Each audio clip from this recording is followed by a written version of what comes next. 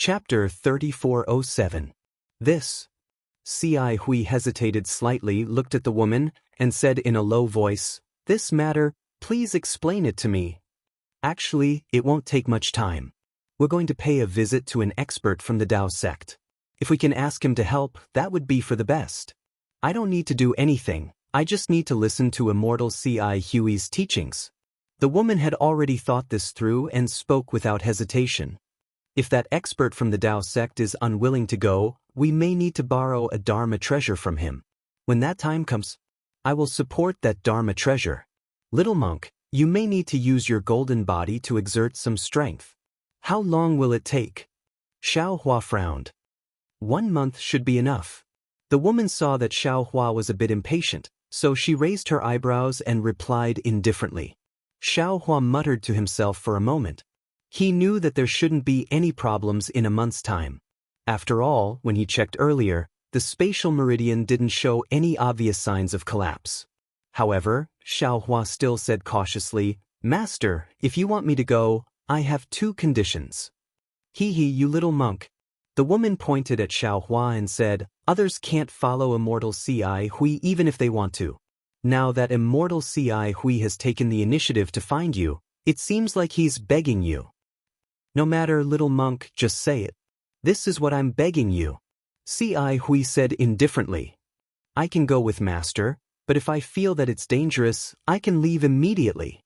Xiao Hua said in all seriousness, "My cultivation is limited and can't be compared to the 2 of you." "Of course, how could there be danger?" Ci Hui and the woman spoke at almost the same time. The woman was clearly a bit displeased. Xiao Hua ignored the woman's reaction and said, "The second condition is that I want to ask if Master knows Jinshan Temple's Silent Void Zen Master?" Jinshan Temple's Silent Void Zen Master? Ci Hui was slightly stunned. She didn't know why Xiao Hua mentioned Silent Void. She nodded and said, "Of course I know. Why are you looking for him?" "I've heard Silent Void Zen Master's teachings before and have some friendship with him. If you have something I can tell you." "Yes, even if you want to become his disciple." "It's nothing. This little monk has been repeatedly instructed by the old monk that there are some matters that I need to discuss with Still Void Great Zen Master. Great Zen Master only needs to tell this little monk the location of Jinshan Temple." How could Xiao Hua tell the truth? Ci Hui smiled. "What's so difficult about that?" He then explained the location of Jinshan Temple and said, "If possible, this poor monk can go with you to visit the great Zen Master." Thank you so much, Grandmaster." Xiao Hua smiled and bowed. "Since that's the case, can you come with us?" the woman urged. Xiao Hua looked at the wooden planks and other objects that had already turned into ashes, as well as the newly added fire marks on the grooves. He sighed and said, "Please wait for a moment. This little monk will return to the temple to take a look. If there's nothing missing, I'll immediately return with you too. Little monk, come back quickly."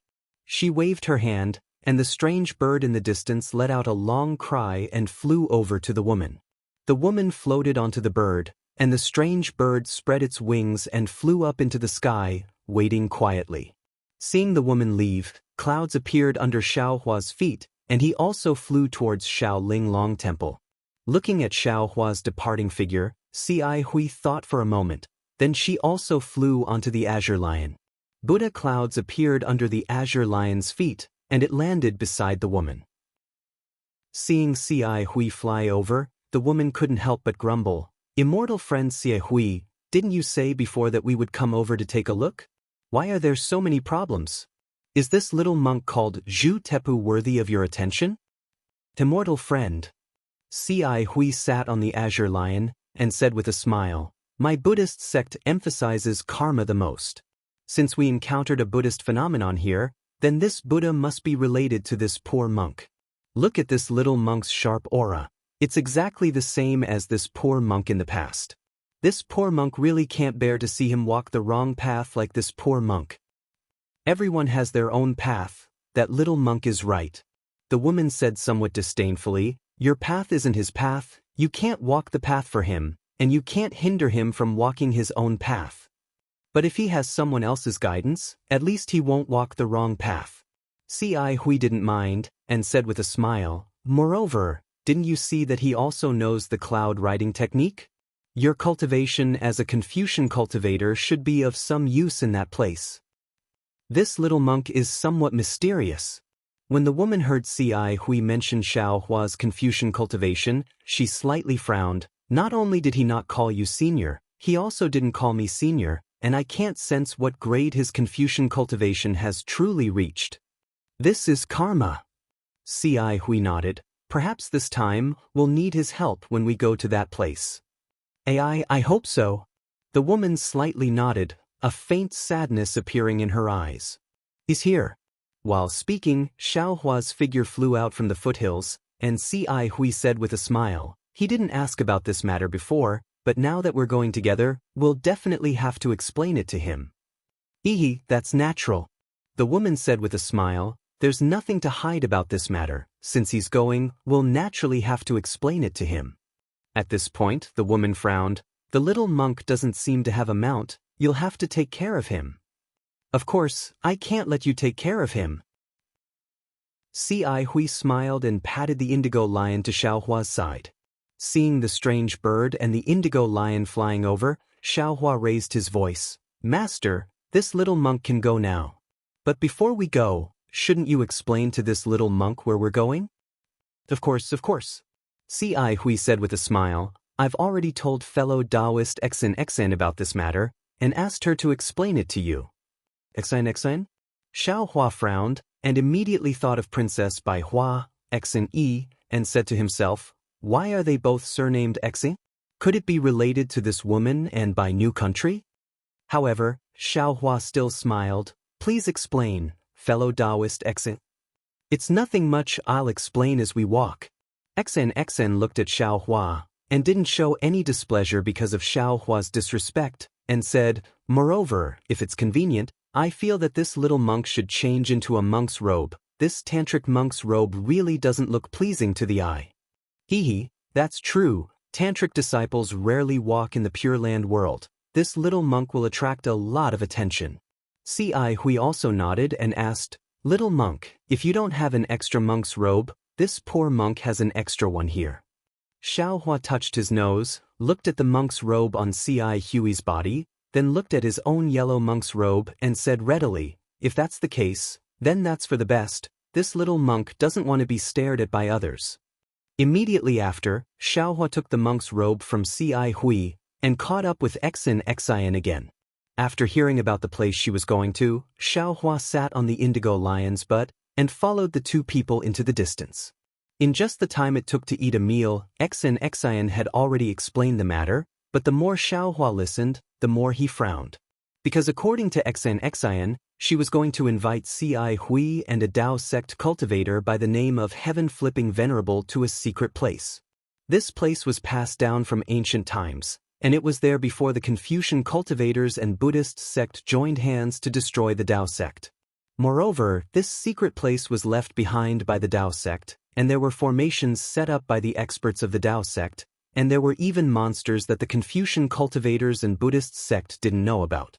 What shocked Xiao Hua the most was that Xen wanted to go to this place for an immortal tool. Yes, that's right, an immortal tool that only immortals can use. As for Xen's identity, Xen didn't mention it, and Xiao Hua also asked, but Xen just smiled and didn't answer. Looking at Xen riding the strange bird, Xiao Hua sat on the indigo lion's butt and fell into deep thought. From Xen's words, Xiao Hua faintly smelled the scent of a conspiracy. Because whether it was Xen's identity, the secret place, or the immortal tool, they all gave Xiao Hua a kind of uneasy feeling. In the Dawn Rain continent, Xiao Hua also encountered this kind of thing, and it seemed that every matter had a bad ending, and every bad ending made Xiao Hua feel like he had a narrow escape from death. Immortal tool, a magic tool used by immortals. Xiao Hua had never heard of it before in the Dawn Rain continent.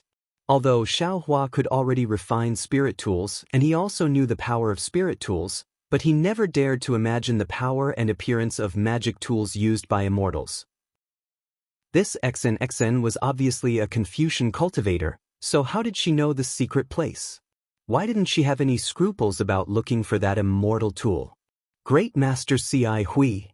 Xiaohua pondered for a long time, but he didn't have any plans, so he could only open his eyes and ask, Immortal friend Exin, what is her identity? You actually followed her to look for the immortal tool, aren't you afraid of falling into her trap? At this time, Ci Hui didn't take out the green lotus and sword, but quietly sat cross-legged in front of Xiaohua. Hearing Xiaohua's words, she slightly leaned to the side and said with a smile, this poor monk also doesn't know what identity immortal friend Exin has. This poor monk met her for the first time in Qingluan Mountain 70 years ago, and then we met a few more times. Although she was a Confucian cultivator, she didn't have any prejudice against my Buddhist sect, and we talked very happily, so we could be considered old friends. A few years ago, she sent a message to this poor monk, saying that she had a big discovery, and wanted to invite this poor monk. This poor monk naturally gladly agreed. Because she wanted to make some preparations, she pushed it to these few days. As for the immortal tool, I only heard about it a few days ago. That thing is a Dao sect cultivator's treasure, and has nothing to do with my Buddhist sect's disciples, so this poor monk only wanted to remind her. Since immortal friend Exin is already prepared, how about this poor monk accompany her? It's that simple? Xiaohua was a bit flabbergasted. This Ci Hui seemed to be too unguarded, right? She didn't even know Xin's origin, yet she followed her and even pulled him in. Looking at Ci Hui, Xiaohua was a bit suspicious whether this young monk was deliberately pulling him down. Chapter 3408. Looking at Xiaohua's puzzled gaze, Ci Hui smiled and said, Little monk, sometimes you can't think too clearly about the matters of the world. If you think too clearly, you won't be able to do anything. This poor monk only knows that he is a Buddhist disciple and has no interest in that so-called immortal tool. And fellow Taoist Exin only invited this poor monk to help her break the formation. As for other matters, this poor monk really doesn't want to ask too much. The problem is, Xiaohua was flustered and exasperated. Master, why are you pulling this little monk? This little monk still wants to cultivate in the temple. Xiaohua was so anxious that he almost called this Xiao out. Ci Hui was still neither fast nor slow as she said indifferently, Little monk, is this your plan? No matter how this poor monk looks at it, you don't look like a Buddhist disciple who can cultivate peacefully? Then tell me, what is a Buddhist disciple who cultivates peacefully like? Xiaohua rolled his eyes and asked in a bad mood.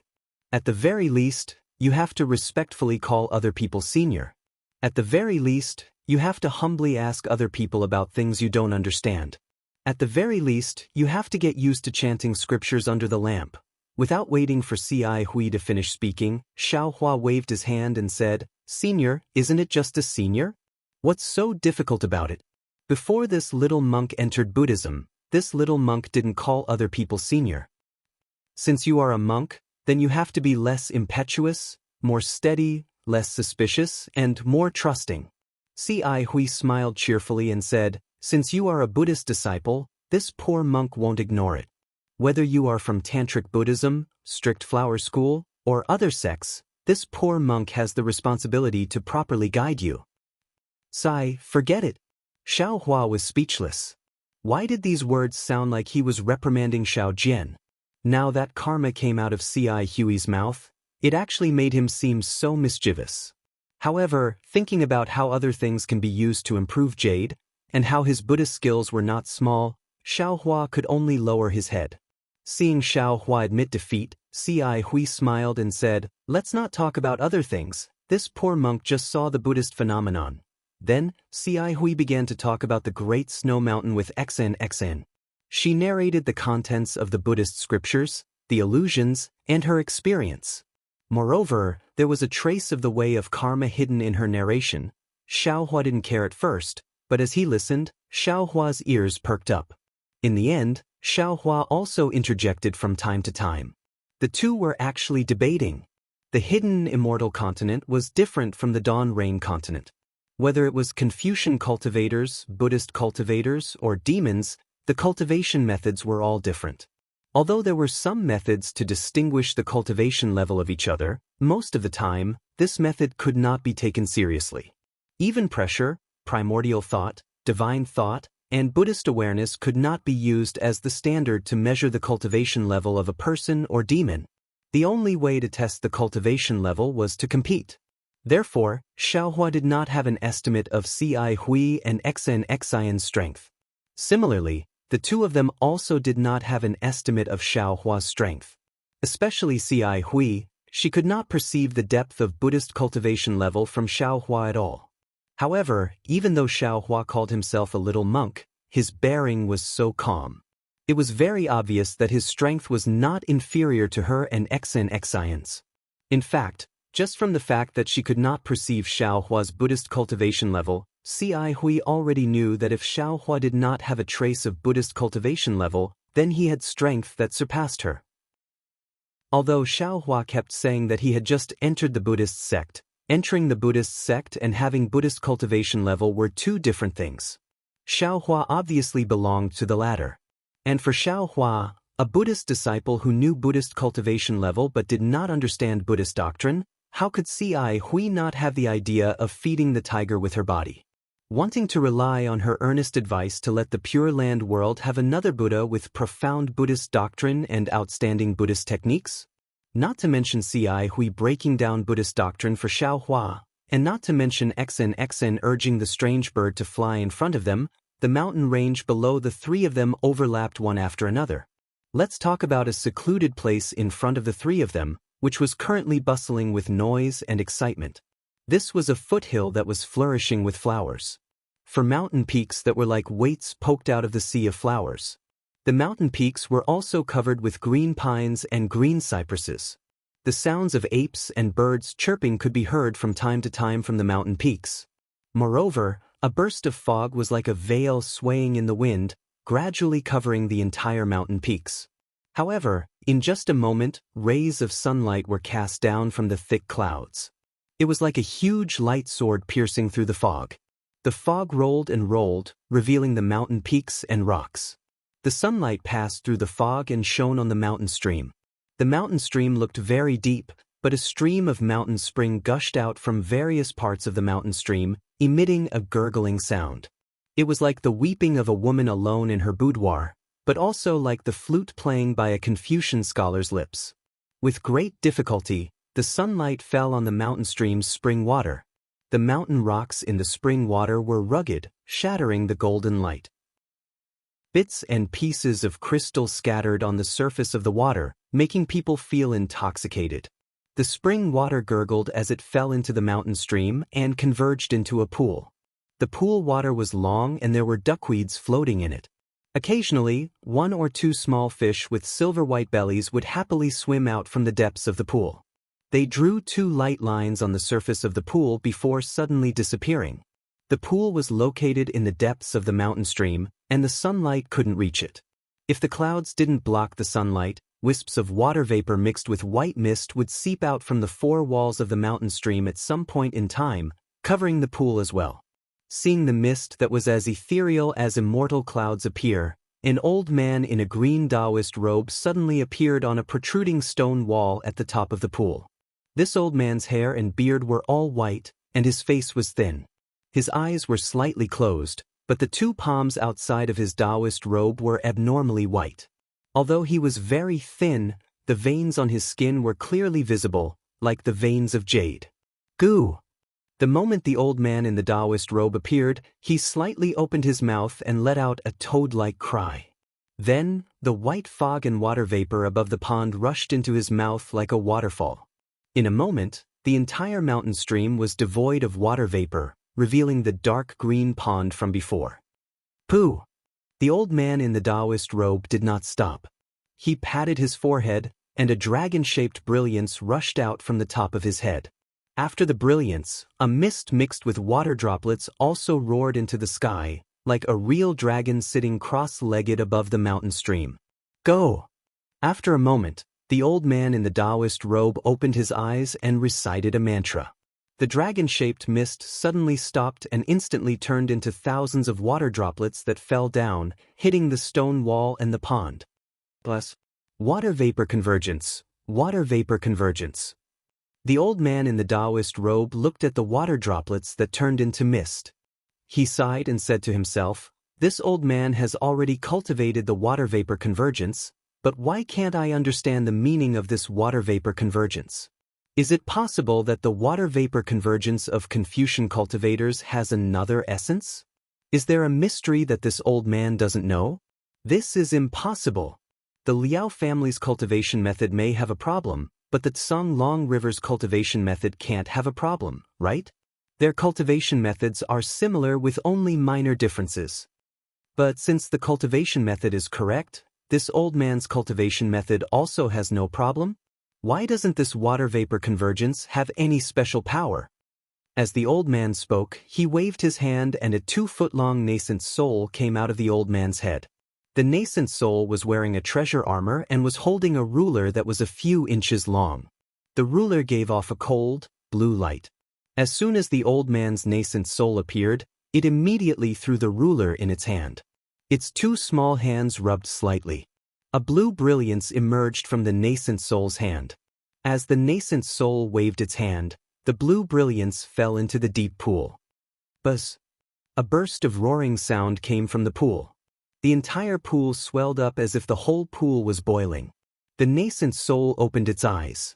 Its starry eyes flashed with a green brilliance. Then the nascent soul raised its hand. The entire pool of water rushed out like a giant python. It was 100 times more arrogant than the water vapor and mist from before. Boom! With a loud sound, the pool of water hit the stone wall. The entire stone wall turned into powder and half of the stone wall shook slightly.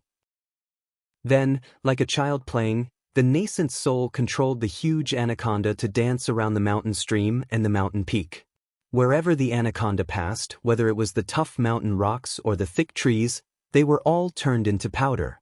Occasionally, the birds that flew over the mountain stream were also crushed by the anaconda and turned into blood foam.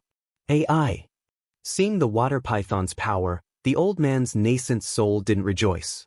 Instead, he sighed and muttered to himself in a sharp voice, "Our Dao sect's simple spell is more powerful than water essence convergence.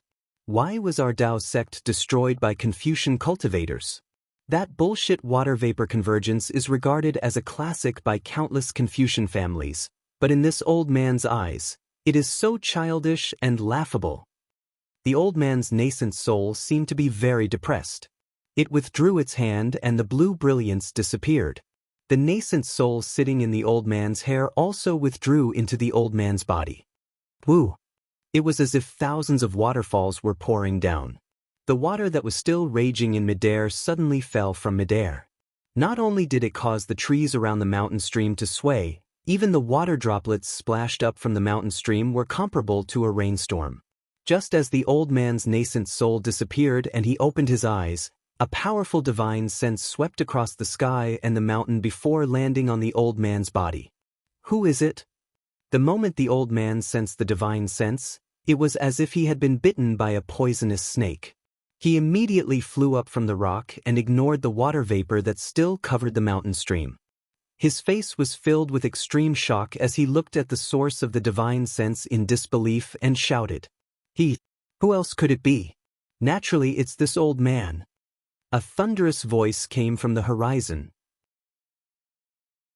Chapter 3409. For you.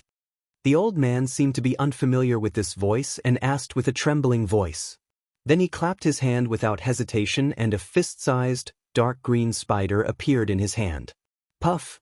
The old man opened his mouth and a ray of blue light landed on the spider. The spider suddenly grew until it was several dozen feet long. At the same time the spider transformed, the old man's body also emitted a brilliance. When the old man landed on the spider's back, wisps of water vapor flew out from the spider's body. Like a fountain, they shot high into the air and landed on the mountain ridges around the mountain stream. Swoosh! Gently, like the sound of water, where the water vapor landed, streaks of water blue brilliance spread out in all directions. In just a short moment, the 4 mountains that were like weights were covered by the water blue brilliance. From a distance, this blue light looked like a spider web, and the spider under the old man was the owner of this web. Ah, little heaven-flipping brat, you're still so cowardly. You're just as the others said. There was no trace of the voice. Even though the old man spread his divine sense out for several hundred kilometers, he still couldn't see anything. However, this voice was so arrogant that it seemed to be right next to the old man. The old man's face became a bit ugly and he coldly shouted, "Which celestial friend has come to visit my four-flat mountain? Since you're here, don't be so sneaky. Otherwise, don't blame this old man for not giving you face." "Ah, this old man wants to come. Do I still need you to give me face?" The voice laughed loudly, causing the blue light to tremble. "Rise." The old man sneered and waved his hand. A water-blue brilliance rushed forward and turned into a flying sword of more than 100 feet in size. With a sound, it swept across the air. Although it didn't hit anything, the spiritual chi of heaven and earth exploded in the space of about 100 feet. The momentum was extremely vast. "Ah, little guy, this old man hasn't arrived yet. Why are you wasting your spiritual energy like this?" The voice still had a hint of mockery as it arrogantly laughed. "Could it be that you're welcoming this old man?" The old man in the Taoist robe bit his lip and spread out his divine sense. He was very cautious as he looked around. He didn't believe the words of this voice. Rumble. In less than half a cup of tea's time, the sound of rolling wind and thunder could be heard from the horizon. A group of gray clouds emerged from that place and flew toward the mountain stream with lightning speed. The old man in the Taoist robe looked at the cloud in disbelief. He quickly spread out his divine sense to see what was inside the cloud. However, just as his divine sense touched the cloud, an irresistible force came from the cloud and tore his divine sense apart. "Ah!" The old man in the Taoist robe let out a miserable scream and quickly retracted his divine sense. His originally shocked face was now as white as snow. "Ha! Just you, a nascent soul cultivator, you dare to spy on this old man?" The voice like rumbling thunder came from the gray cloud. "For you." The old man in the Taoist robe stomped on the spider and a green light surrounded the old man. Only then did he gnash his teeth and shout. As he spoke, the gray cloud had already arrived next to the four mountains. The cloud violently churned and the face of a young man appeared in the air. The mouth formed by the cloud opened as if it wanted to devour the four mountains. He said, "You don't need to know who this old man is. Even if this old man told you my name, you might not know it. All you need to know is that this old man is a Taoist cultivator and you are a disciple of my Taoist sect. This old man is naturally a disciple of the Taoist sect, but this old man doesn't want to interact with other Taoist sect disciples. This old man only wants to cultivate in peace. Although fellow Taoist is a senior of my Taoist sect, you can't force me to do something I don't want to do." The old man in the Taoist robe wasn't afraid at all. He looked at the face formed by the cloud and coldly spoke. Since this old man was suppressed in the eye of the West Ocean, how did the Taoist sects of the three continents become so cowardly?" The face formed by the gray cloud snorted. "There are simply too many cowards like you. You only care about your own cultivation and never care about the lives of others. You hide the arrogant heads of our Taoist sect in your turtle shells. This is why those immature scholars of the Confucian sects and those shameless monks of the Buddhist sects can trample our Taoist sect under their feet. If you all had a strong heart, our Taoist sect wouldn't have fallen to this state." When the old man in the Taoist robe heard this, he was first stunned and then, as if he had been struck by lightning, he stood there in a daze. He looked at the cloud with absolute astonishment and said, "You," several times. However, in the end he didn't dare to call out this person's name. It was clear that this person's name was extremely famous and he absolutely didn't dare to call out his name. I didn't think that after all these years, this old man's name is still so famous. Fandian brat. It seems like this old man found the right person to look for you today." The cloud seemed to be frozen in midair. Although there were gusts of wind, it couldn't blow away a single strand of cloud. The voice that was like rolling thunder was heard again and arrogantly. "Since you know who this old man is, there's no need to call out my name. The South Continent is the territory of that old monk. He has cultivated the 6 Buddhist divine abilities to the extreme. It's not easy for this old man to take the risk to come here. If you call out my name, that old monk might hear it. Hearing this, the old man named Fan Tian bit his lips slightly. His expression was uncertain as he stared at the cloud. No one knew what he was thinking. However, a moment later, a trace of mockery appeared on the old man's face. He let out a cold snort and said, "Senior, no matter who you are or why you're here, I'm not interested at all. In my eyes, there's only cultivation and the heavenly Tao. It's my luck to be able to enter the Taoist sect, but everything in the Taoist sect has nothing to do with me. The rise and fall of the Taoist sect isn't something I can influence, nor is it something you can decide. There's no need for you to say anything more. If you don't have anything else to say, please forgive me. I'm going to cultivate." After he finished speaking, the old man cupped his hands towards the clouds. Then, his body flashed with a blue brilliance as he descended towards the mountain peak below. "Ha!" The cloud didn't seem to be angry and only laughed wildly. "When this old man roamed the 3 continents, you weren't even born yet. You probably know my name, but you don't know my temper, right? To tell the truth, if it was in the past, this old man would immediately kill you because of what you said. Not to mention a mere nascent soul cultivator like you, even astral and spirit-severing cultivators have to be respectful when they see this old man. However, since the Taoist sect has withered and you're a rare nascent soul cultivator in the 3 continents, this old man will tolerate you for a moment. What can you do?" The old man seemed to be absent-minded and turned a deaf ear to the cloud's words. His body quickly sank into the blue light and gradually disappeared. Damn it! When the cloud saw that the old man didn't listen to its orders and was on guard against it, it let out a roar of anger. The entire cloud was like a fountain in a mountain stream and violently swelled. Strands of cloud flowed up and down and quickly expanded. Gray light flickered and turned into black and white at the center of the cloud. The white light soared into the sky and the black light fell. In just a moment, the cloud that was only several tens of feet in size had expanded to several acres in size. Although it wasn't enough to completely cover the 4 mountains, the dark cloud's overbearing aura seemed to have substance as it charged towards the blue light between the 4 mountains.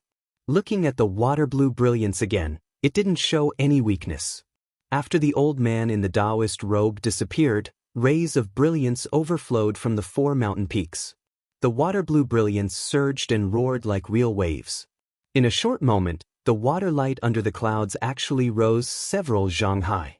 Moreover, as the water waves surged, the rhythm of the water light released by the 4 mountains gradually became consistent. Under the splendor of the water waves, a whirlpool as thick as a bowl was formed under the impact of the intense water light. Ooh! A sound that was even louder than the sound of flowing water came from these vortexes.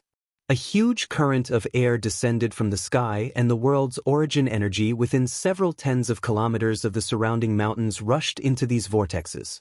As if the wind was helping the waves, the light that was several tens of feet in height rose up once more and soared several tens of feet into the air. Heaven-flipping brat, is this your rippling flood peak formation? From within the cloud, an arrogant voice filled with disdain sounded. It was like the ringing of a golden bell. "You're truly a disgrace to my Taoist sect. Can you not use such fancy things? Although your water light looks extremely powerful, in reality, it has already broken down its power. If you meet a strong enemy, they will be able to destroy your weakness in one move. Your water light looks like gold on the outside, but it's rotten on the inside." Wang Wang. The old man in the Taoist robe didn't reply. However, the tens of thousands of vortexes in the blue light began to vibrate. Before the voice could drift into the distance, the light that was mixed with the thin threads of white light rushed out from the vortexes. Tens of thousands of light pillars condensed into a light pillar that was several tens of acres in size and brazenly attacked the clouds that were also surging towards the ground. The light pillar's power was so great that the hissing sounds between the tens of thousands of small light pillars resounded throughout the world. Interesting. It seems like you still have some tricks up your sleeve. That old voice was still laughing loudly, as if he did not care about such a powerful attack. Sure enough, at the origin of the voice, wisps of pitch-black cloud threads reached down from the cloud layer like densely packed tentacles, welcoming the enormous light pillar. Before the pitch-black cloud threads could come into contact with the light pillar, More completely white cloud threads followed closely behind the black cloud threads and rushed out. Wisps followed by wisps, appearing very strange as they descended. Chapter 34:10. Woo woo. When the light pillar collided with the cloud pillar, it didn't cause a huge wave. Instead, the sound waves that surged between heaven and earth suddenly disappeared, as if something had blocked the source of the sound. Looking at the light pillar that was as bright as a morning star, it seemed to be covered by dark clouds, or even polluted by cloud threads. The black cloud threads first touched the light pillar that was as thick as a bowl, then quickly spread downwards, annihilating the light pillar's aqua blue brilliance. In particular, the weak cloud threads seemed to have the power of 10,000 caddies. When the light pillar's powerful attack came into contact with the cloud threads, it was blocked and couldn't advance even half an inch. The old man in the Taoist robe was slightly shocked. Then, the aqua blue brilliance at the 4 mountain peaks flourished again. However, before the brilliance of the 4 mountain peaks could form a whirlpool to assist in the battle, the white strands of cloud rushed into the pitch-black strands of cloud, instantly dyeing the top of the gigantic light pillar into a grayish-white color. Shwa!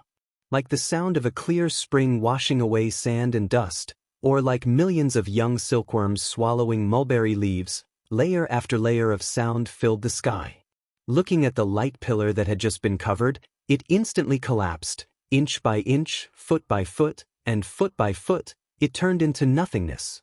Strangely, the light pillar wasn't completely destroyed, but was instead sucked into the gray cloud threads. In a moment, the cloud threads grew bigger and thicker.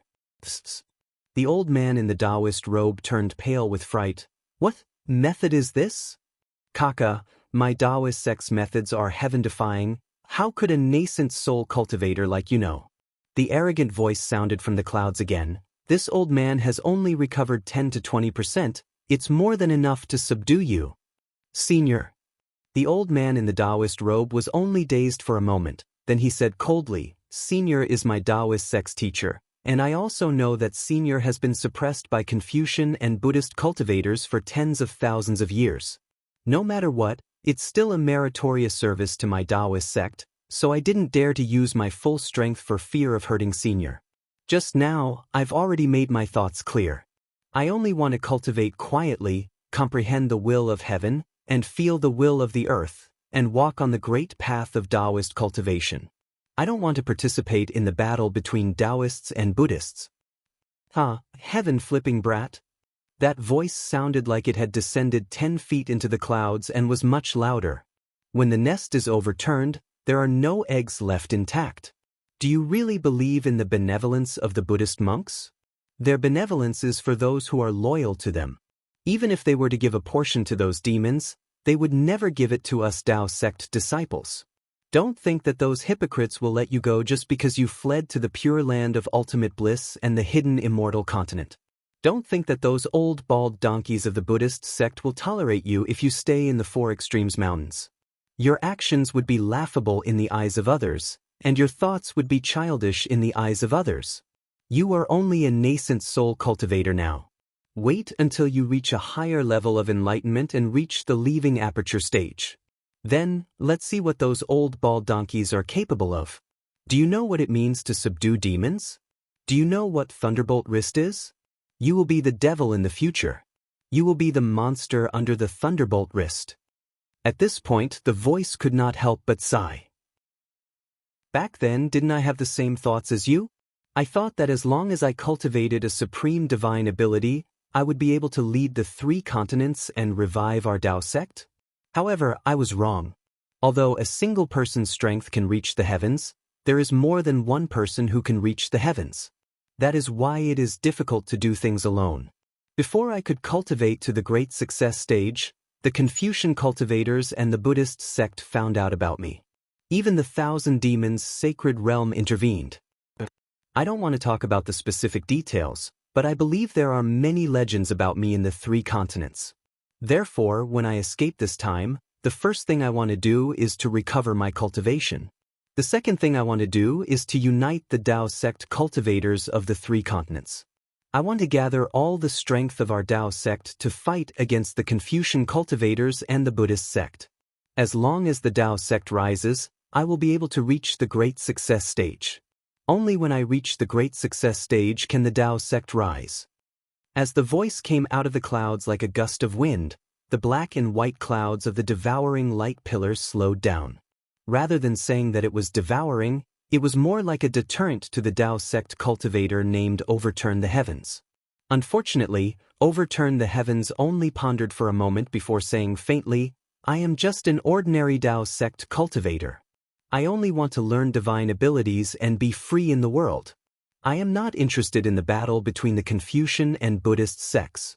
Moreover, I have many good friends in both the Confucian and Buddhist sects. They all know what I am thinking. I don't think I will end up like you, in the state of being unjust and lacking support. You are a man of great talent and vision. You should find other Tao sect cultivators who are as ambitious and idealistic as you. I only want to stay in a corner. You. The voice roared, causing the clouds to sway violently. Little Overturn the Heavens, don't think that I don't have any generals to send. Don't think that I don't care about your little bit of cultivation. Don't think that I don't know the little tricks you have in your heart. Overturn the heavens, didn't that mean overturning the heavens of the 3 continents? Do you think that no one would know that you're trying to hide something? Flipping Sky's voice was still indifferent. Flipping Sky is just a Taoist name. There will be 100 interpretations among 100 people. According to what Senior said, it should be a complete upheaval, right? It can't be overturn the heavens, overturn the heavens, overturn the heavens, but it means to freely overturn the heavens and earth. There's no point in saying anything more. This old man has already tolerated you for a long time. The reason why I'm not willing to kill you is that you're a talented cultivator with great potential in my Tao sect. Moreover, you're in the Pure Land world and your identity isn't eye-catching. I want you to do something for me. Since you don't like toasting, then this old man can only let you taste the taste of a forfeit. After saying that, the black and white clouds suddenly emitted a bright light, and pressed down several times faster than before. The splendor of the blue light pillar suddenly dimmed by a lot. Your Excellency, you're forcing my hand. Flipping Sky's voice was not afraid, and he also changed the Senior to Your Excellency, as if Flipping Sky had other means to fight to the death. Little Flipping Sky, this old man has already said what needs to be said. If you're willing to die together with this old man, then it's your honor. But since this old man dared to come, why would I be afraid of your insignificant means? Flipping Sky snorted coldly. Ka ka ka. A strange sound came from the depths of the blue light, and then layers of pale light emerged from the blue. In an instant, the light pillar that was more than 10 acres in size actually condensed into a white ice pillar, and an indescribable coldness was emitted from this ice pillar. This coldness was so terrifying, not only did the vegetation and rivers within the 4 mountains more or less turn into ice beads, even the surface of the mountain rocks had crystallized. As the light pillar condensed into an ice pillar, the devouring of the black and white clouds came to an abrupt stop. Layers of clouds rolled on top of the ice pillar, and could not press down even half an inch. Not only that, with a loud whoo sound, the ice pillar that was more than 10 acres in size slowly shook, and the pale white splendor overflowed rapidly. A fist that was more than 10 acres in size gradually took shape, and punched towards the huge cloud in the sky, as if it was going to shatter the sky with a punch. Hee, this is the ice bead, right? The voice in the cloud sneered, this thing is merely a pellet in this old man's eyes. You? Use your sea measuring ruler. Only your natal magic weapon can resist this old man for a moment. Flipping Sky's expression was as usual, and he was not moved at all. He did not even say a word, and only focused on urging his mana. Following this sneer, the huge cloud layer suddenly shrank, and the black and white clouds condensed together once again. The clouds rolled and the wind howled. However, other than the howling of the wind, the clouds did not emit any power, and even the brilliance commonly used in Tao sect's remarkable powers did not appear. Compared to the punch below the clouds, which had the power to destroy the heavens and earth, the difference was too great. Below the clouds, the frozen fist shot up 1,000 feet, and every strand of ice that flickered with a pale white brilliance contained a huge amount of heaven and earth's spiritual energy. Below the ice pillar, a white bead the size of a bowl was spinning around. Below the white bead, there was a 3-foot baby that looked exactly like Flipping Sky. His face was flashing with a green brilliance, and his chubby hands were trembling slightly as he rubbed them together. The ruler that he was holding previously had disappeared. When the clouds had shrunk to a certain extent, they suddenly became transparent. Inside, an exceptionally bright white and black brilliance was born, just like 2 different colored suns. As soon as the brilliance was born, the clouds instantly stopped shrinking and then rolled at an extremely fast speed. A huge black and white hand, several acres in size, was formed from the clouds and grabbed towards the huge fist that was soaring into the sky. Puff! The huge hand grabbed onto the huge fist, and there was a loud noise. Countless waves of air rolled, and the spiritual energy that had gathered in the sky instantly turned into a gust of wind that whistled and blew away. Within hundreds of miles, sand and pebbles were blown away, and everything was chaotic. Not only that, although the huge fist was unusually cold and contained a terrifying amount of heaven and earth's spiritual energy, once it came into contact with the huge black and white hand, it immediately melted like an ice pillar under a raging fire. Almost as soon as the palm landed, the fist disappeared, and in the blink of an eye, more than 40% of the ferocious fist had disappeared. Yin Yang Illustration Handbook. Not only did you break free from the Yin Yang Illustration Handbook suppression, you actually refined it? An extremely surprised and small voice cried out in disbelief.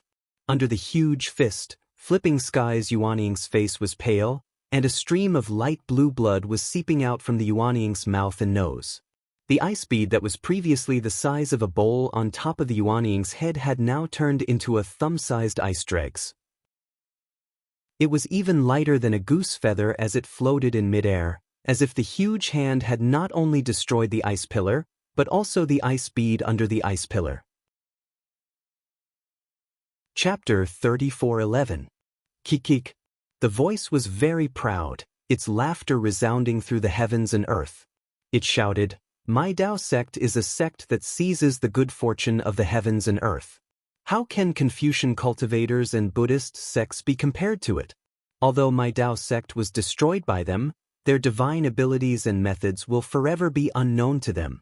Although this old man was suppressed by them due to a moment of carelessness, this old man also profited from the disaster and had the opportunity to use my Tao sect's supreme secret technique to entrust my primordial spirit to the Yin Yang Illustration Handbook.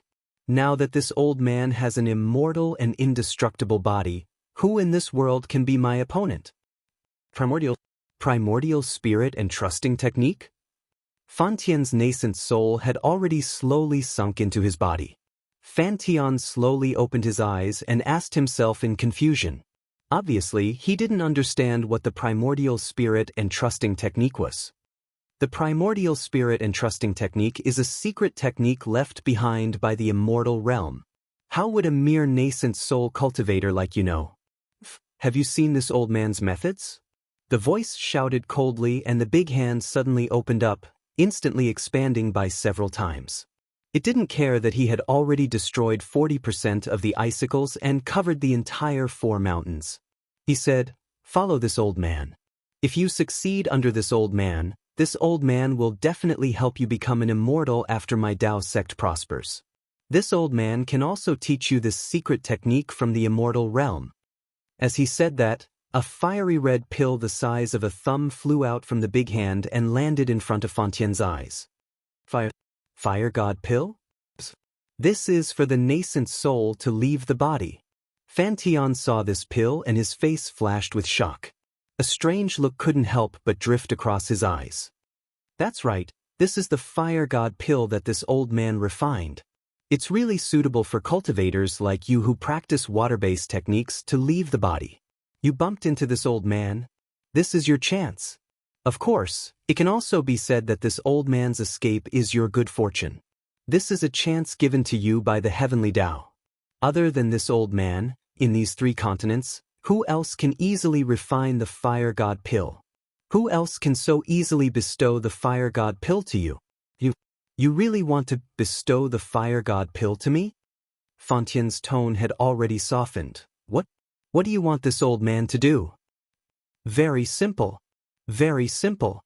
It's as easy as lifting a finger for you. The voice was resolute and unquestionable. It's just that this old man can't say it now. You'll know when you follow this old man. As he spoke, the giant hand made a grabbing motion. The entire ground shook, and the 4 mountains seemed to be uprooted from the ground. Sigh. Flipping Sky looked at the fire god pill in front of him, then looked at the violently shaking icicles and the 4 trembling mountains. With a sigh, he really couldn't resist this temptation. After sighing, he opened his mouth and spat out a breath of clear air onto the ice seed pearl. Buzz buzz. The ice seed pearl, which was originally like ice dregs, began to rotate. Waves of brilliance splashed out, and gradually turned into a sparkling and translucent white pearl. The splashed brilliance fell on the icicles, and the entire icicles collapsed with a loud bang. This collapse was very strange. It was from the outside to the inside. The outermost part of the icicles that connected to the 4 mountains was the first to melt. Woo! Without waiting for the icicles to completely disappear, the giant hand made a grabbing motion in midair. The icicles between the 4 mountains, along with Flipping Sky himself, were all caught by the giant hand. Amidst the howling winds, the dark clouds rolled and flew into the distance. In a moment, they disappeared, leaving behind only the 4 bare mountains and the mess between the mountains. Just as the dark clouds passed, there were immediately thousands of gusts of wind descending from the sky. The chi of heaven and earth within a few hundred miles surged back and forth. After a full half a day, the wind stopped. However, the countless chi of heaven and earth in this space had already triggered a celestial phenomenon. When the wind stopped, the dark clouds were densely gathered again. Without waiting for the moonlight to shine, there was a heavy downpour. Hail the size of a fist poured down, covering the area within 100 miles, especially between the 4 mountains. The sky was pitch black, but within the pitch black, there was a kind of transparency. That transparency was the layers of water light. Flipping Sky's ice seed pearl condensed the water-based chi of heaven and earth within a few hundred or even 1,000 miles. The giant hand formed by the Yin-Yang Illustrated Handbook suddenly absorbed the chi of heaven and earth, causing a loss of the chi of heaven and earth. The Grand Duke of Heavenly Tao, the surrounding chi of heaven and earth gathered here. How could a normal celestial phenomenon withstand so much water-based chi of heaven and earth? Now, the chi of heaven and earth had all condensed into hail within the raindrops. It fell crazily, and a rare mountain torrential rain suddenly appeared. Fortunately, Flipping Sky was cultivating in the wilderness, and there were no traces of people. Within 10 days, the wind and rain were dense, and there were no casualties. Another 4 to 5 days passed, and the wind and rain stopped. It was a sunny day, and the sound of waterfalls could be seen from the 4 mountain peaks. It was already another paradise. Especially between the mountain peaks, there were large and small ponds and lakes everywhere. Even if Flipping Sky came back again, he probably wouldn't be able to recognize the earth-shaking changes here. Since even Flipping Sky couldn't recognize this new scenery, then Xn, Ci Hui Boy, and Xiao Hua, who was accompanying Ci Hui Boy from afar, wouldn't be able to recognize it. The 2 beasts stopped in midair, and Xn floated down from the strange bird. She stepped on the auspicious cloud and landed in the middle of the 4 mountain peaks. She released her Yuan Shen and looked at it again and again. She reached out her hand and took out a diamond-shaped crystal object. Although she held it in her hand, she hesitated and didn't release it. Ci Hui Boy saw Xn's doubts and also jumped down from the azure lion. She flew in front of Xn and said with a smile, "Xn Tan Yu, is there anything wrong? You didn't hesitate at all along the way, and there was no deviation at all. Why did you stop here? This is the communication magic tool of the Taoist fellow Immortal, right? Why didn't you send it out?" Xn smiled bitterly and turned to look at the water under the scorching sun. She said, CI Hui Immortal friend, release your Buddhist awareness to check it out. Of course, if you have a Buddhist magic like Heavenly Eye, you can also use it. You can find some clues at that time. CI Hui raised her eyebrows and didn't release her Buddhist awareness. Instead, she said with a smile, "Since Tan Yu has found something wrong, why don't you tell me? Why do I have to do something unnecessary?" Hearing CI Hui's words, XN didn't know whether to laugh or cry. A trace of helplessness flashed on her face. She said, "You Buddhist disciples are good at everything except this. You don't have any curiosity. Didn't you see the great change in the chi of heaven and earth here? The ponds between the 4 mountain peaks are also newly formed? Don't tell me you don't want to see for yourself what caused such a huge change?" "I don't want to." CI Hui still smiled and replied faintly, "There are 10,000 truths for everything in the world. The truth of every matter is different. Outside of this truth, there are also endless illusions. But if the world only sees illusions, who can discern the only truth? Even if I have Heavenly Eye or Destiny Connection, I can't see all the truths one by one. Amitba, only my Buddha knows all the truths. If my Buddha lets me know, I don't need to pray, I will naturally know. But what if my Buddha doesn't let me know? Even if I wear out iron shoes, it's absolutely impossible for me to know the truth." XN didn't have any reaction facing CI Hui. She seemed to be used to these words.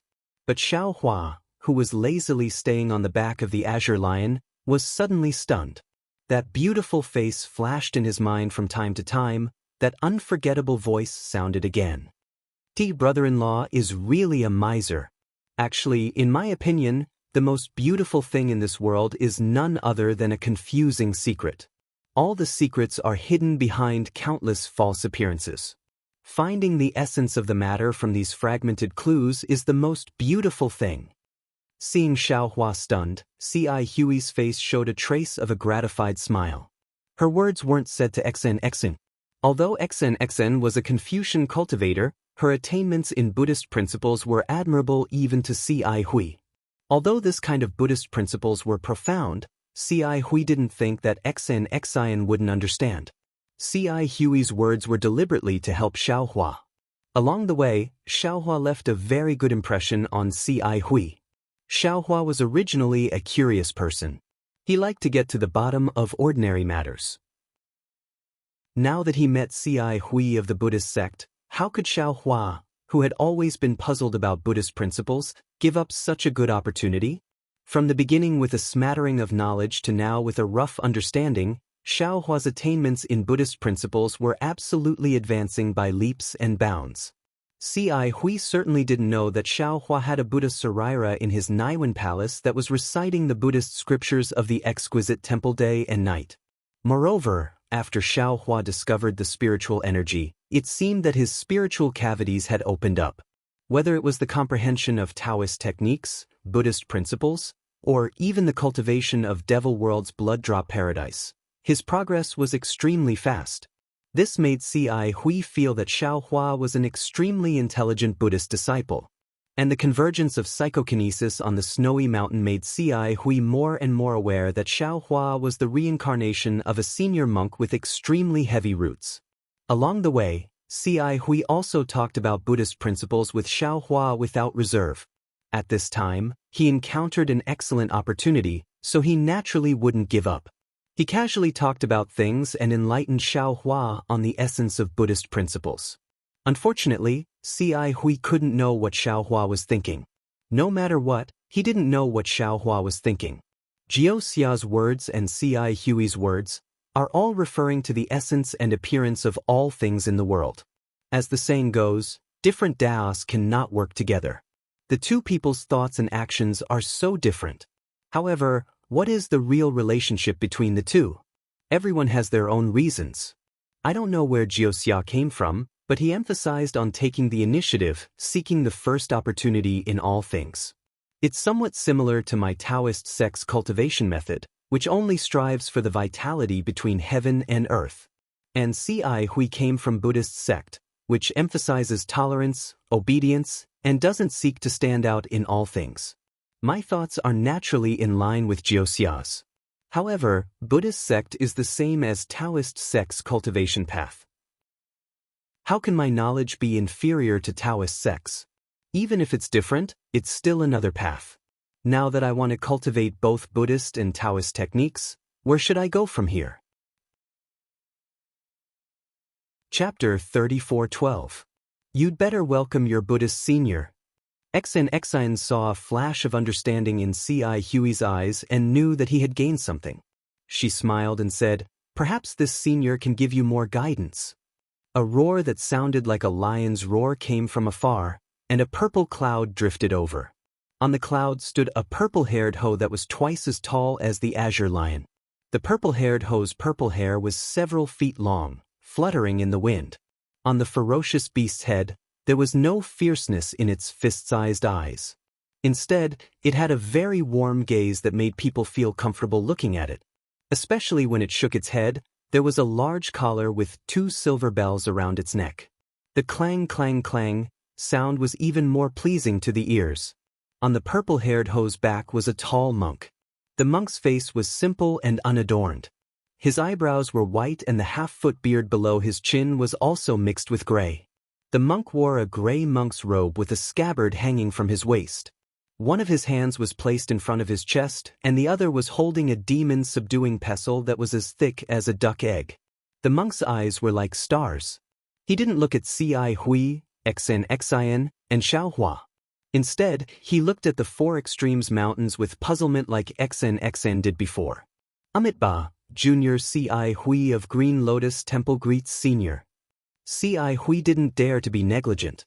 Before the monk withdrew his gaze, he stepped forward and bowed with his palms together. Seeing C.I. Hui step forward, Xiaohua also braced himself and bowed. Junior Bodhi of Small Exquisite Temple greets Senior. However, Xin wasn't in a hurry to go over. With a smile on her face, she waited for the Buddhist disciples to greet each other. The monk nodded slightly and said, "I'm Gu Zhen of Red Lotus Temple. Are you here to find Dao Sect's venerable Fantion?" Hearing the old monk say his Dharma name, Xia Hui didn't dare to be negligent and hurriedly replied, "Grandmaster, yes. We're here to find venerable Fantion for some matters." "What's the matter?" Gu Zhen frowned and asked faintly, "You're a Buddhist disciple. Why are you so close to the remnants of Dao Sect?" This C.I. Hui was a little embarrassed and said in a low voice, "I don't know Lord Fanton, but I came here with this female Tan Yu. I am Xin, a Confucian cultivator. Greetings, Grandmaster Gu Zhen." Xin didn't show any uneasiness on his face as he stepped forward and bowed. Which sect is this little girl from? Or which up-and-coming aristocratic family? Naturally, Gu Zhen knew a little about the hidden Immortal continent. Hearing that the surname Xin was not a special family of Confucian cultivators, he nodded and asked. Xin smiled and said, "This one's birth is not worth mentioning, so it's best if I don't make a fool of myself. Fellow Taoists C.I. Hui and this little monk were all invited by me. They don't know Venerable Overturning Heaven. However, may I know why Grandmaster Gu Zhen is here?"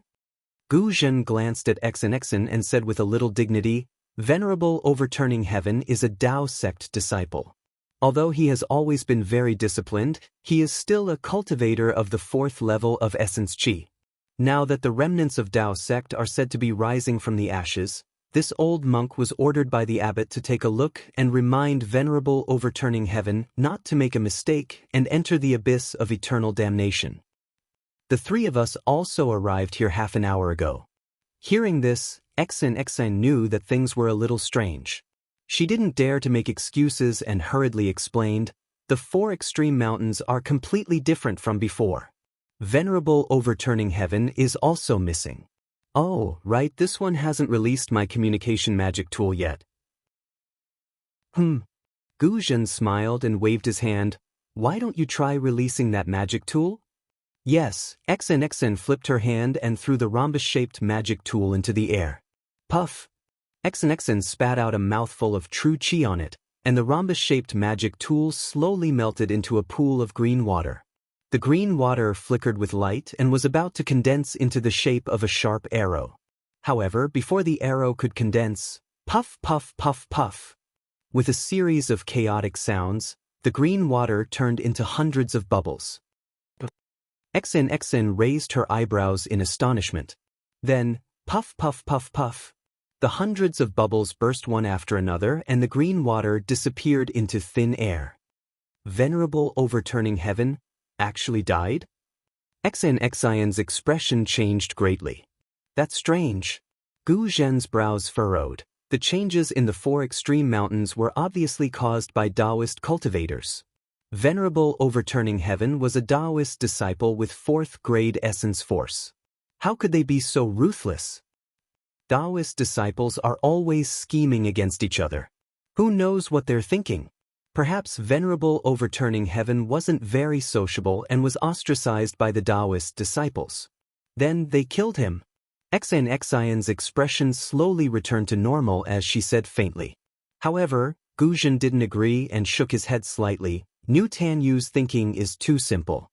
Although it was an internal conflict between Taoist disciples, for a 4th grade essence force cultivator to be killed so easily, his opponent must be a 4th grade essence force cultivator or even higher. Since when did Western Paradise have such a powerful Taoist cultivator? Hee.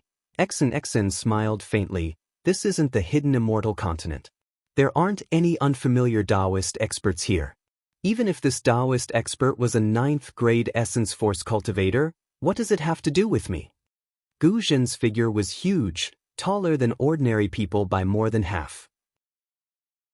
His hands that were exposed outside of his monk robe were like palm leaf fans and the demon subduing pestle in his hand was several times larger than usual. His bell-like eyes swept across XNXIN, but she couldn't see his expression. However, XNXIN's body trembled slightly and she hurriedly lowered her head as if she was frightened. After that, Gu Zhen paid no further attention to XNXIN and flew to the center of the 4 extreme mountains. The purple-furred Ho also shook its head and followed behind, completely ignoring the azure lion and the strange bird. Roar! Seeing the center of the 4 extreme mountains, the purple fur Ho let out a loud roar that shook the surroundings. Gu Zhen waved his hand and placed the thick demon subduing pestle on the purple fur Ho's back. The roar was even louder than the purple fur Ho's. Gu Zhen's roar was very powerful.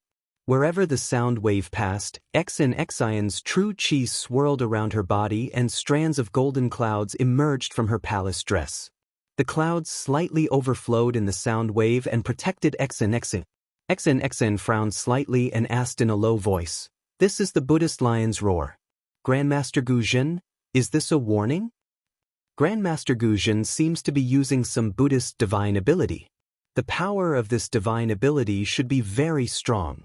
C.I. Huey's face was still filled with respect as she answered in a low voice, "This lion's roar is a warning to the Taoist cultivators who might be hiding nearby to quickly show themselves if they don't have any evil intentions. Should we leave for a moment?"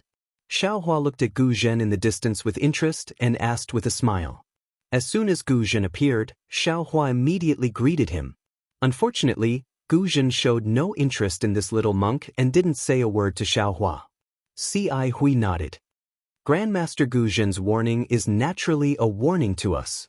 Let's leave this place first. With that, C.I. Hui stepped onto the indigo lion. The indigo lion didn't back down and let out a roar. Then, it waved its tail and flew out of the 4 extreme mountains with C.I. Hui. XNXN got on the strange bird and Xiaohua also stepped onto an auspicious cloud and slowly flew out. Woo! As soon as the 3 of them flew out of the mountain, the Buddhist light in the 4 extreme mountains shone brightly. Gu Zhen's body grew bigger and bigger. Then, a Dharma body comparable to the mighty Vajra emerged from Gu Zhen's body. Roar! At this moment, the purple-haired Ho let out a loud roar and flew a few hundred feet away from the Dharma body. Then, he opened his mouth and a fist-sized alms bowl flashed with faint Buddhist light and rushed into the air.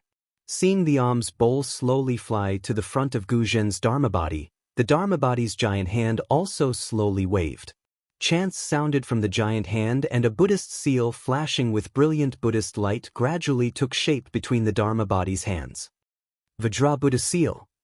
C.I. Hui raised her eyebrows and exclaimed in a low voice, "Grandmaster Gu Zhen is a Buddhist Dharma protector?" Hee. Grandmaster Guzhen holds a demon-subduing pestle and has a tall and sturdy figure. If he's not a Buddhist Dharma protector, then what is he? Xen smiled. However, Grandmaster Guzhen's Vajra Buddha Dharma body is actually so powerful. This is beyond my expectations. Amitba. As a Dharma protector, one's heart has sunk into oblivion. This life of cultivation can't be brought into the cycle of reincarnation. It can be considered a life of illusion. Buddhist Dharma protectors have always been respected. Grandmaster Guzhen is willing to sacrifice himself for others. This little monk truly admires you. Ci Hui couldn't help but sigh. Guzhen activated his willpower and struck the alms bowl with Vajra Buddha seals. The alms bowl grew larger and the chants became louder and more hurried. It was as if thousands of Buddhas were chanting at the same time on the Four Extremities Mountain. Withdraw. When the alms bowl grew to over 100 feet in size, Guzhen's Dharma body raised his hand as if he was stretching. He grabbed the alms bowl and exerted force with his arms. The alms bowl slowly flipped over in the air with its mouth facing downward. Guzhen's hands left the alms bowl and formed another Buddhist seal. As the seal fell, the alms bowl flashed with Buddhist light as if it was breathing. Then, a faint golden Buddhist light rushed out of the alms bowl and landed on a huge lake in the shape of a fan. The lake was rippling with blue waves, but when the blue water touched the Buddhist light, it immediately flew out of the lake. The alms bowl sucked the water in the lake in like a dragon drinking water. Xiaohua saw that there were other places covered by Buddhist light in the deep pool, and the water was being sucked away at a speed visible to the naked eye. He was puzzled and blurted out, "Senior Martial Brother Ci Hui, this old monk."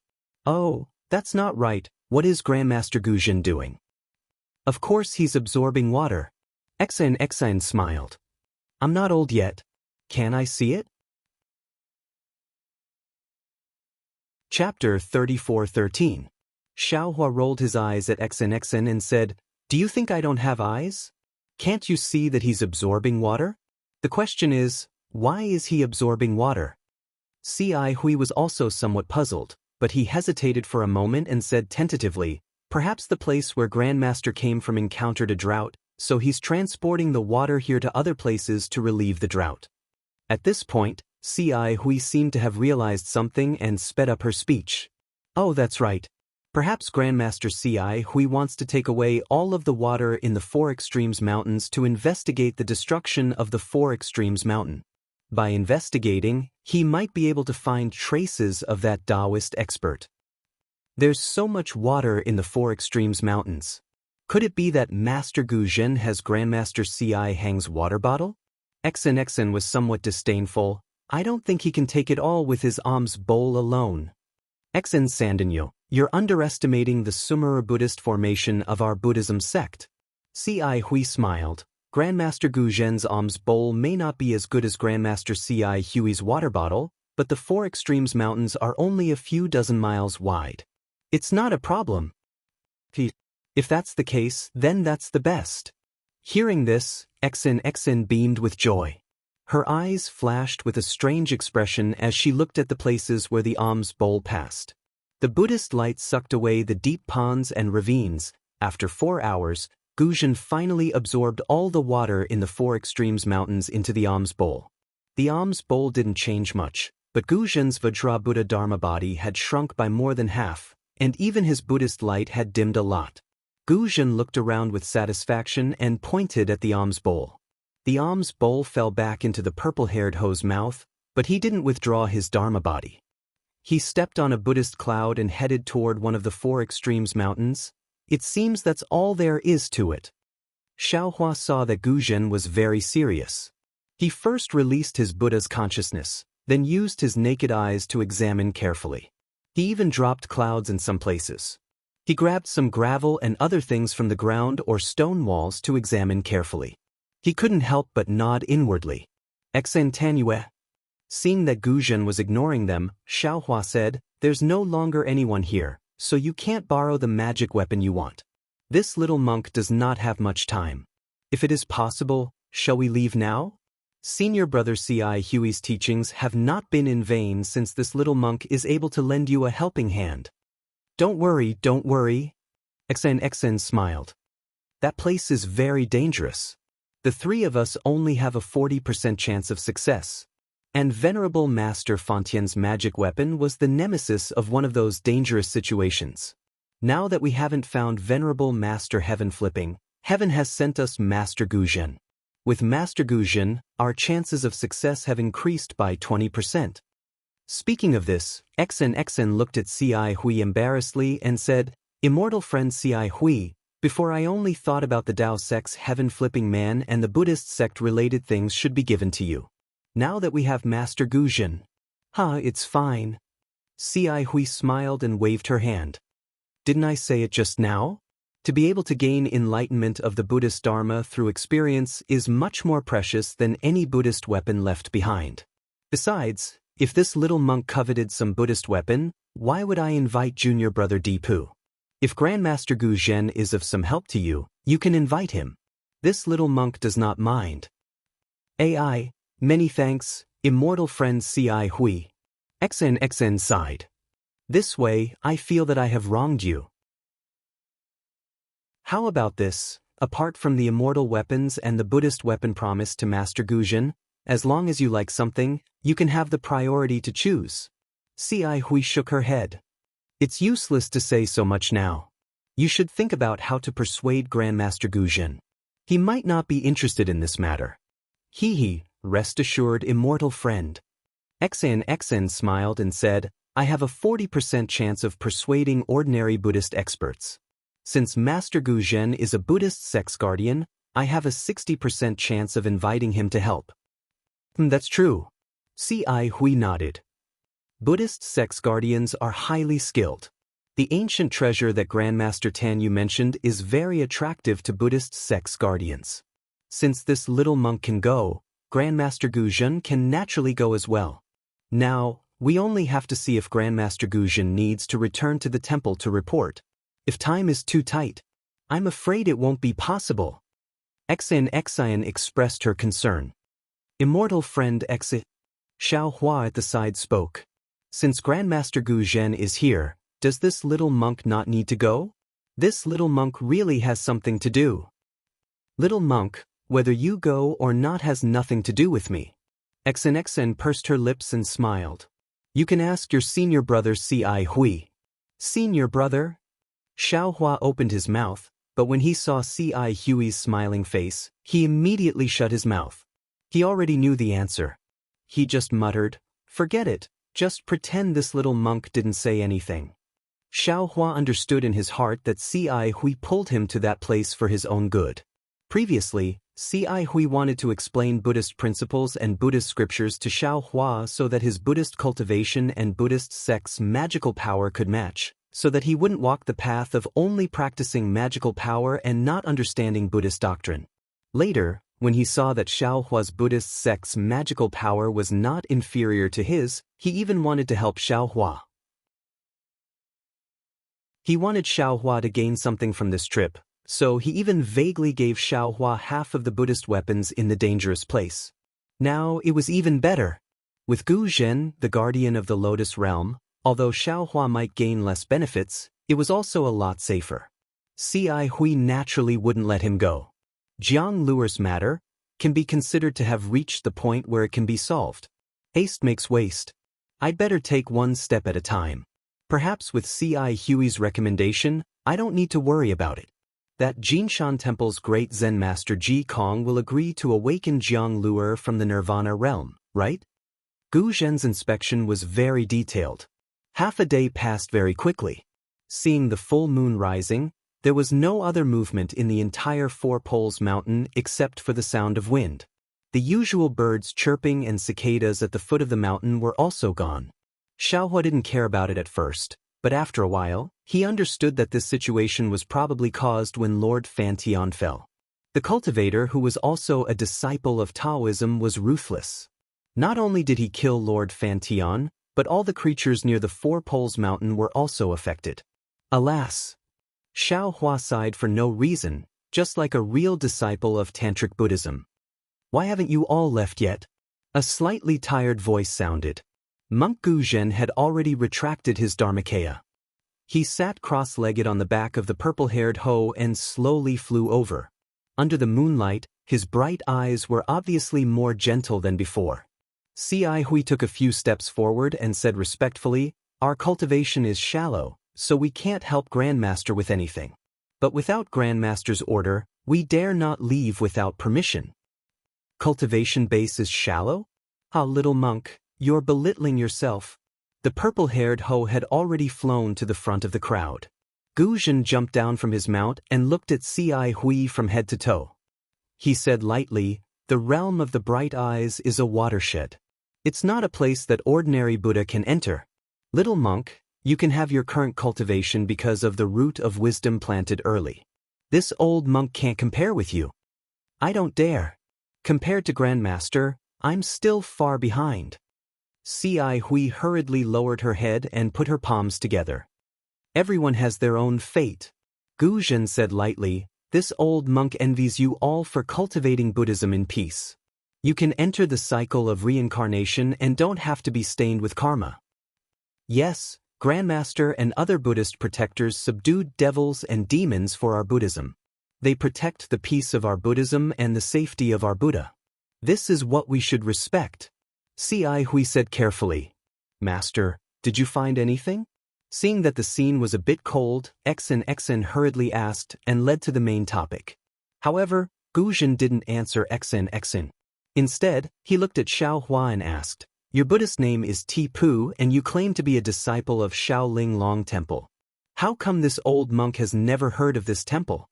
You just entered our Buddhism and you're actually also in the realm of the bright eyes. Could it be that you're also walking the path of a protector?" Xiao Hua put his palms together and said with a smile, "The Shaolin Long Temple that disciple mentioned is a small temple in the mountains. It's normal that Grandmaster hasn't seen it. As for whether disciple is walking the path of a protector, disciple doesn't know. But these few days, I've been talking about Buddhism with senior brother Ci Hui. I haven't heard him talk about it. It shouldn't be." "Grandmaster," Ci Hui hurriedly explained, "Junior brother Tipu has deep roots in wisdom. He hasn't entered our Buddhism but he's already cultivated to the realm of the bright eyes. He's also quite accomplished in the cultivation of Buddhism. It's just that he hasn't been fated to enter our Buddhism.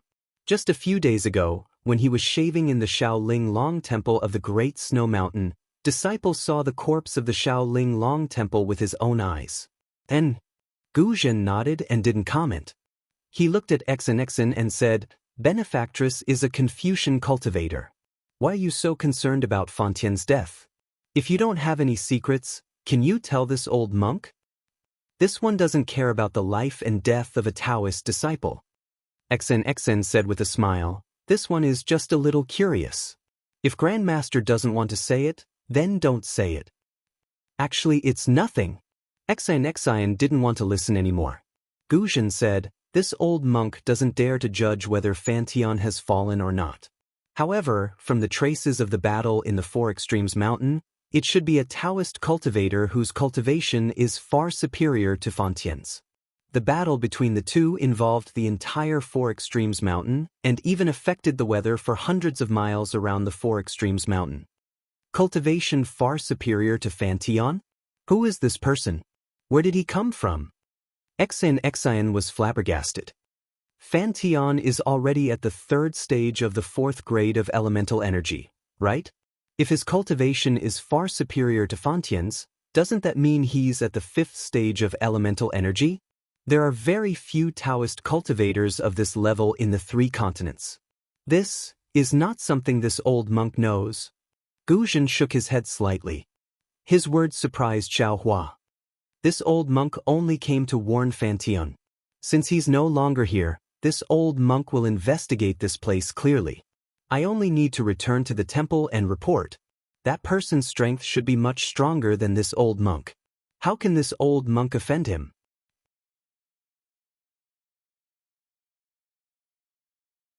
If this isn't an extremely brilliant Taoist formation, then a huge change has occurred in the Four Extreme Mountains. Master Heaven Flipping Master is already no longer in the Four Extreme Mountains. This place is definitely not a Taoist illusory formation. After XNXN finished speaking, Ci Hui spoke up. This little monk has already used Buddhist perception to examine this place. These mountains and rivers are all real, and there isn't a trace of illusion at all. Junior brother Tipu, what do you think? Xiaohua seemed to be very familiar with the title of Junior brother Tipu. He also smiled and said, "That's right. This little monk has also used Buddhist perception to examine this place. My Buddhist perception is the most observant. If there is any Buddhist formation, defensive formation, or magic circle, even if it can't be broken, it can still find a trace of a flaw. Moreover, this place is full of vitality, and there isn't a trace of pretense." Then a huge change has occurred in the four extreme mountains. It's hard to predict Master Heaven Flipping Master's life and death. A trace of gloominess flashed through XNXIN's eyes. She didn't know if it was because of Master Heaven Flipping Master's fate or because she had come at a bad time. Ci Hui continued, the great change in the four extreme mountains is a man-made disaster, not a natural disaster. Although this little monk can't cultivate all 6 divine abilities, this little monk knows that the one who dealt with Master Heaven Flipping Master was a Taoist disciple. Master Heaven Flipping Master is most likely dead. Why is fellow Taoist Ci Hui so sure? XNXN stared at Ci Hui and asked curiously. My Buddhist faction's disciples don't know how to use Heaven-Earth Origin Qi, and your Confucian faction's disciples don't know how to use Heaven-Earth Origin Qi.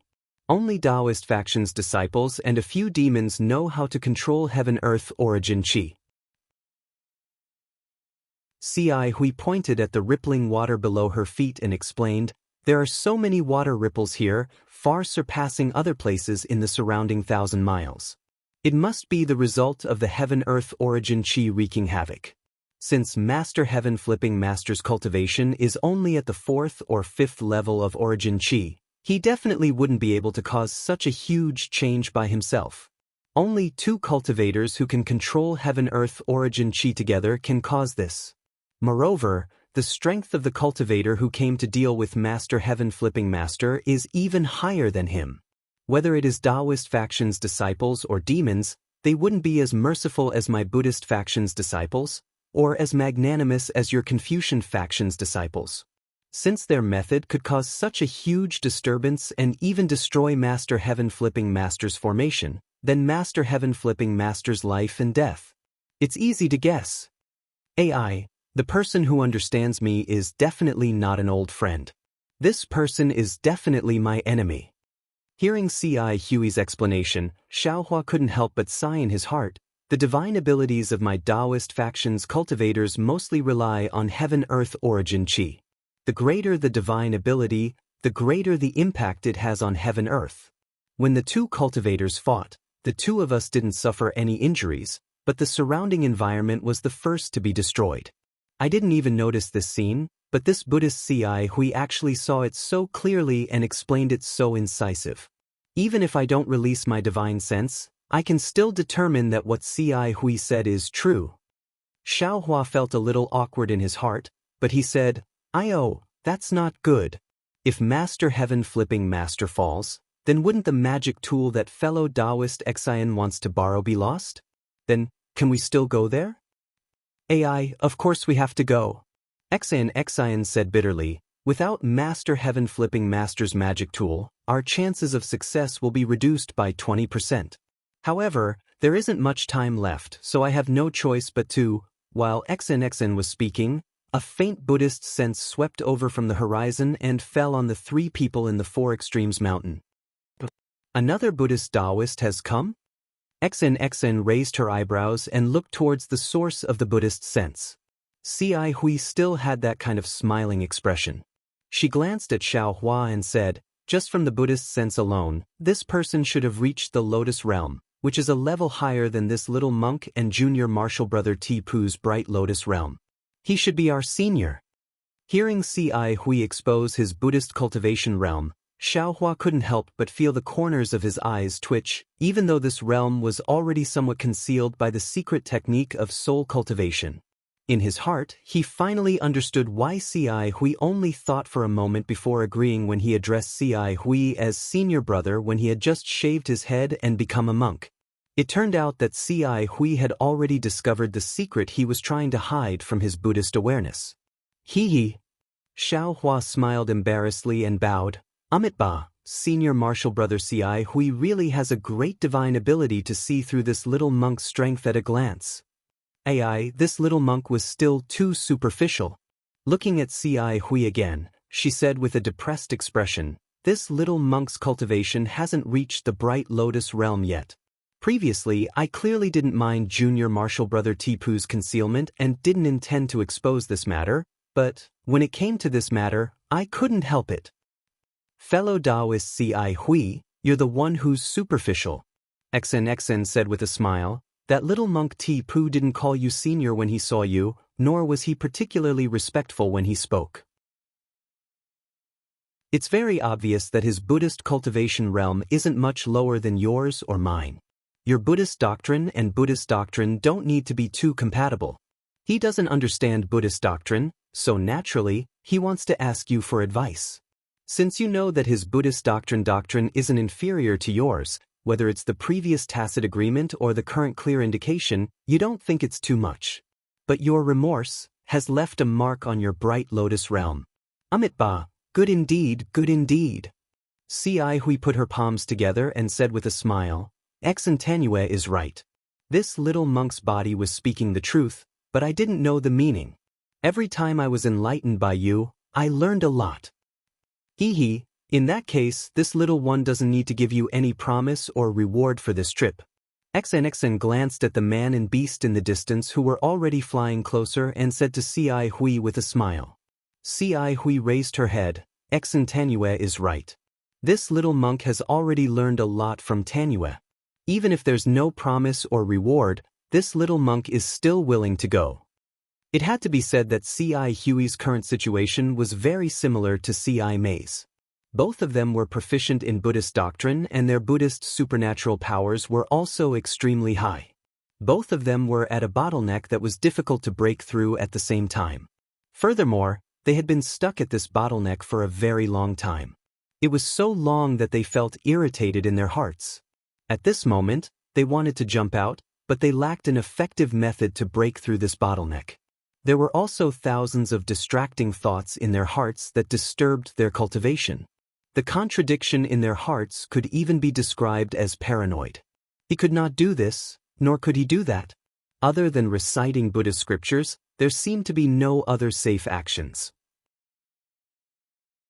Of course, reciting Buddhist scriptures was a slow and steady path, but C.I. Hui didn't want to rely on this kind of ordinary method. Like C.I. Mei, he needed to find an opportunity to break through the bottleneck from the outside world. C.I. Hui didn't know much about Xian's background, but from their previous contacts, Xian's behavior was more mysterious, and his speech and behavior were also elegant. In particular, the gap between Buddhism and Confucianism didn't exist in Xian's eyes.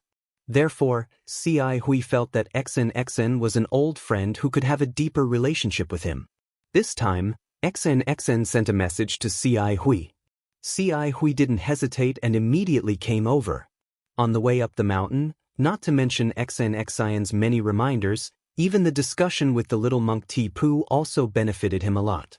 This really made him feel that this trip was not in vain. Chapter 34:15. Xn hurriedly asked, Master Guzhen, are you going to return to Jianghu Temple? Heh, I don't think I need to tell you where I'm going, do I? What Xn said to Guzhen earlier, Guzhen returned the same words. However, Xn was not surprised. With a smile on her lips, she replied, If I have a chance to let Master Guzhen get rid of the drawback of not being able to bring karma into samsara, I wonder if Master Guzhen is willing to take it? What do you mean, benefactress? Guzhen wasn't as ecstatic as Xn thought. Instead, he frowned and the monk robe on his tall figure trembled slightly. This trembling wasn't due to excitement, but a kind of alertness. Even C.I. Hui was puzzled by Xn's words. He said, Xantanue, Being a Buddhist guardian is a kind of sacrifice. Grandmaster Gu Zhen and the others often have no choice but to kill demons and protect Buddha. Tanyue, you don't need to use this to provoke Grandmaster Gu Zhen's Buddhist heart. Before Ci Hui finished speaking, Xen pursed her lips and smiled. Fellow immortal Ci Hui, do you think I'm joking with Master Gu Zhen? Do you think I don't know some secrets of Buddhism? Little girl, Gu Zhen said coldly, just say what you want to say. Why beat around the bush? I've long offered my body to Buddhism and the Buddha fruit to the Buddha Lord. I'm no longer interested in the secret arts of breaking away from being a guardian and condensing karma. I don't know how many secret arts your Buddhism sect has.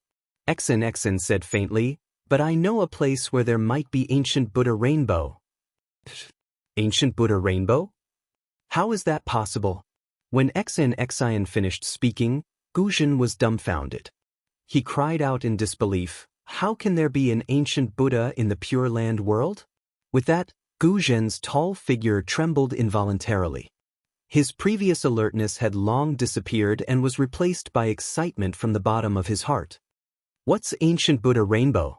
Seeing Gu Zhen so nervous and excited, Ci Huiyan naturally knew that this thing was really useful to Gu Zhen. However, he had never heard of ancient Buddha color. The ancient Buddha luster is a 7-colored relic condensed by the reincarnation of the ancient Buddha Lord. This relic contains the supreme willpower of the Buddha Lord. However, because the negative karma in it was not pure, it was abandoned when the Buddha Lord reincarnated. Xen glanced at the speechless Gu Zhen and explained, the Buddha Lord's karma is so powerful. Who can resist the Buddha Lord's karma? Therefore, no one dared to use this 7-colored relic. However, after the 7-colored Saraira was placed between heaven and earth for 100,000 or even millions of years, the karma in it would be tempered by the mind power of the Pure Land. In the end, only the mind power of the Buddha Lord in the Saraira would be left. Although it was only a wisp or half a wisp, it was powerful enough to allow a bodhisattva to attain fruition. If Master Gu Zhen condensed this thing, the half-wisp of mind power would be enough for him to condense a protective relic and protect the relic's negative karma during his reincarnation, ensuring that he would not lose his mind. Such a thing? Why didn't Xen Tanyue mention it before?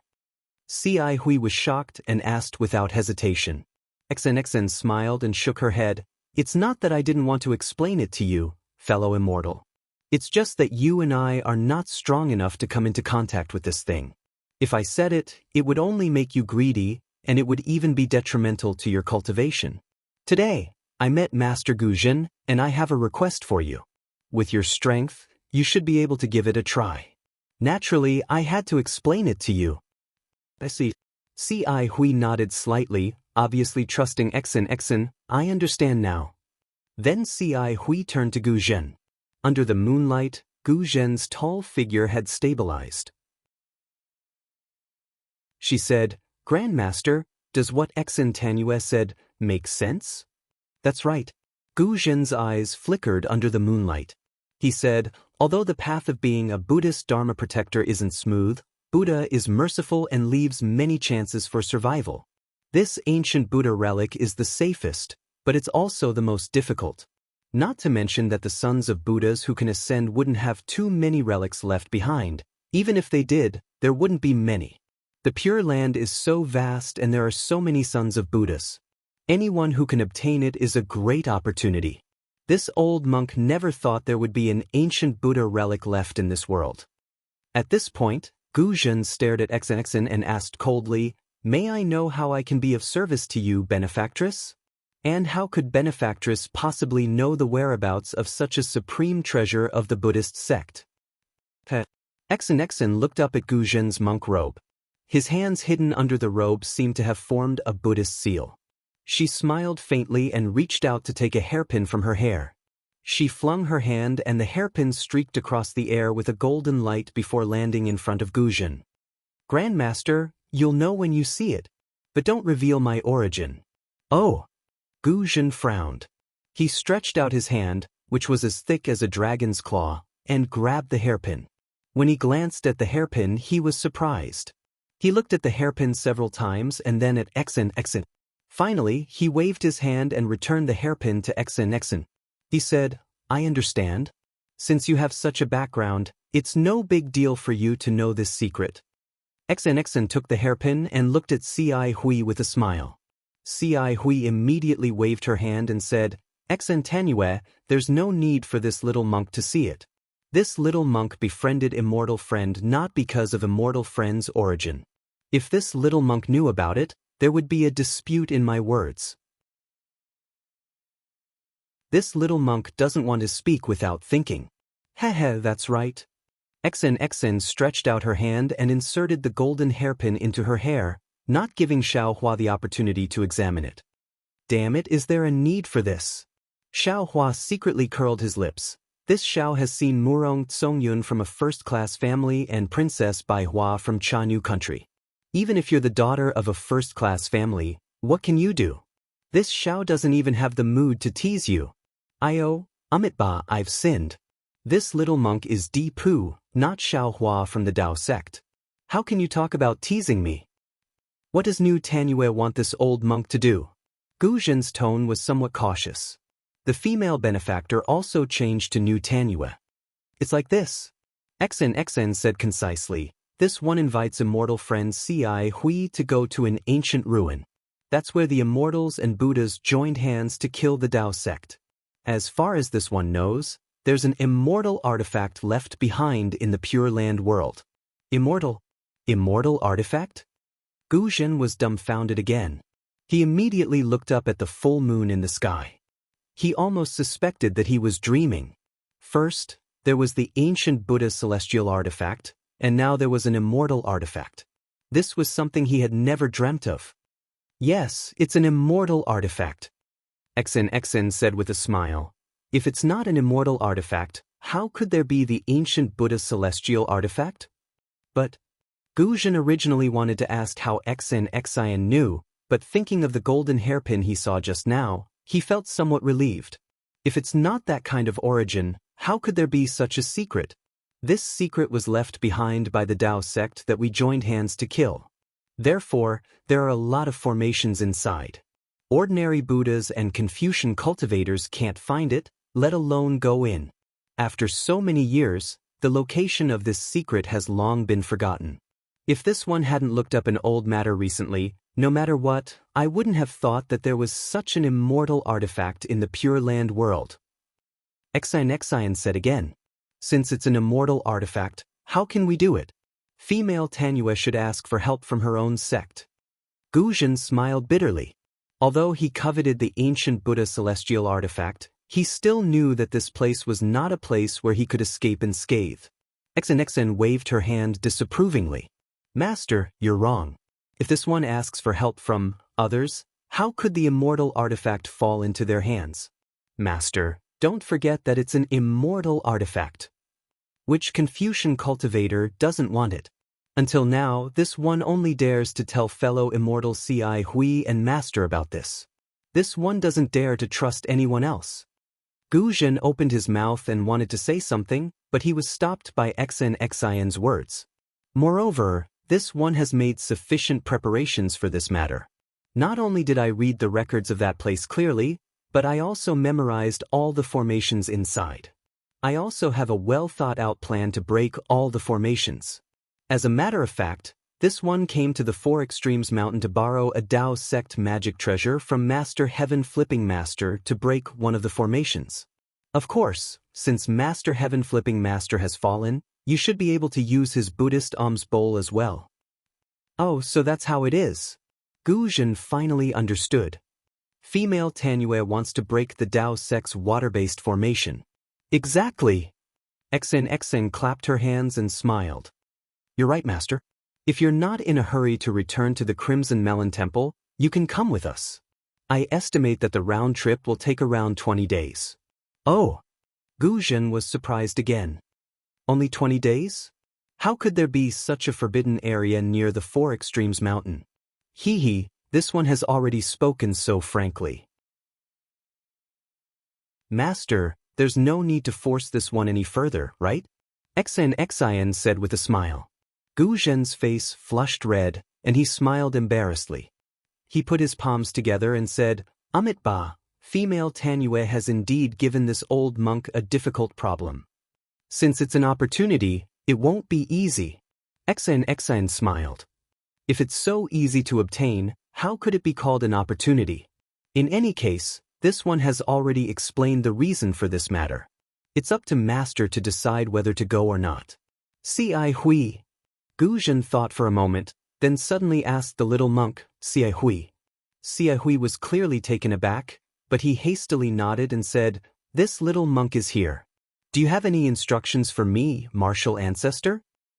Do you know where that secret is? Gu Zhen asked. Chapter 34:16. Ci Hui glanced at Xin and said with a smile, Xin Tanyue didn't tell me the details, but I know the general location. It'll definitely take less than 20 days. Since that's the case, I'll go with Xin Tanyue. Hearing that, Gu Zhen made a decision. I just need to return to Jianghu Temple within a month. Good, Xin clapped and said, with an expert like Master Gu Zhen, I'll have more confidence. Gu Zhen waved his hand. I have some useless Buddhist abilities, so I don't dare to hope for any immortal tools. I only hope to obtain the ancient Buddha Kai Li under new Tanyue's guidance. Oh, in addition to that, I don't need anything in the forbidden area. I won't ask about the specific distribution. Amit Ba, thank you for your help, Grandmaster. Ci Hui knew these words were meant for him, so he didn't dare to neglect and hurriedly thanked him. Since you've decided, we'd better hurry over. Xin urged, we'll try our best to leave more time for you.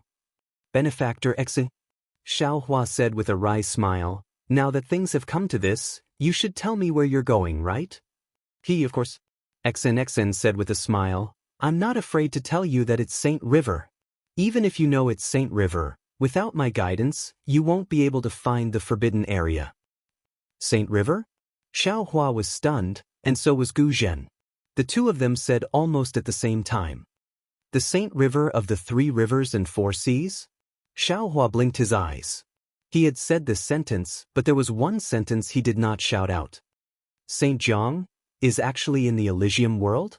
Gu Zhen followed Xiaohua and said, Is it the Saint River that Saint River hides the Emperor's sword, and the Emperor's sword comes out to suppress the 9 provinces? This is beyond old monk's expectations. That's right, it's that Saint River. Xin said proudly, in the 3 continents, besides the Saint River of the Pure Land world, who else dares to call themselves Saint River? Alas, I go to Saint River almost every year. Why didn't I know there was such a forbidden area at the bottom of the river? Gu Zhen sighed. Ci Hui, on the other hand, was very calm. She smiled and shook her head. Grandmaster, the Saint River crosses the Pure Land world. It is known as the origin of the 2 seas. How did you find the forbidden area in such a huge Saint River?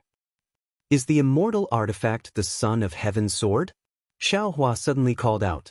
Xin looked at Xiaohua, rolled her eyes, and said sarcastically, Little monk Tipu, the sage Jiangtsong's Son of Heaven's sword is just a legend.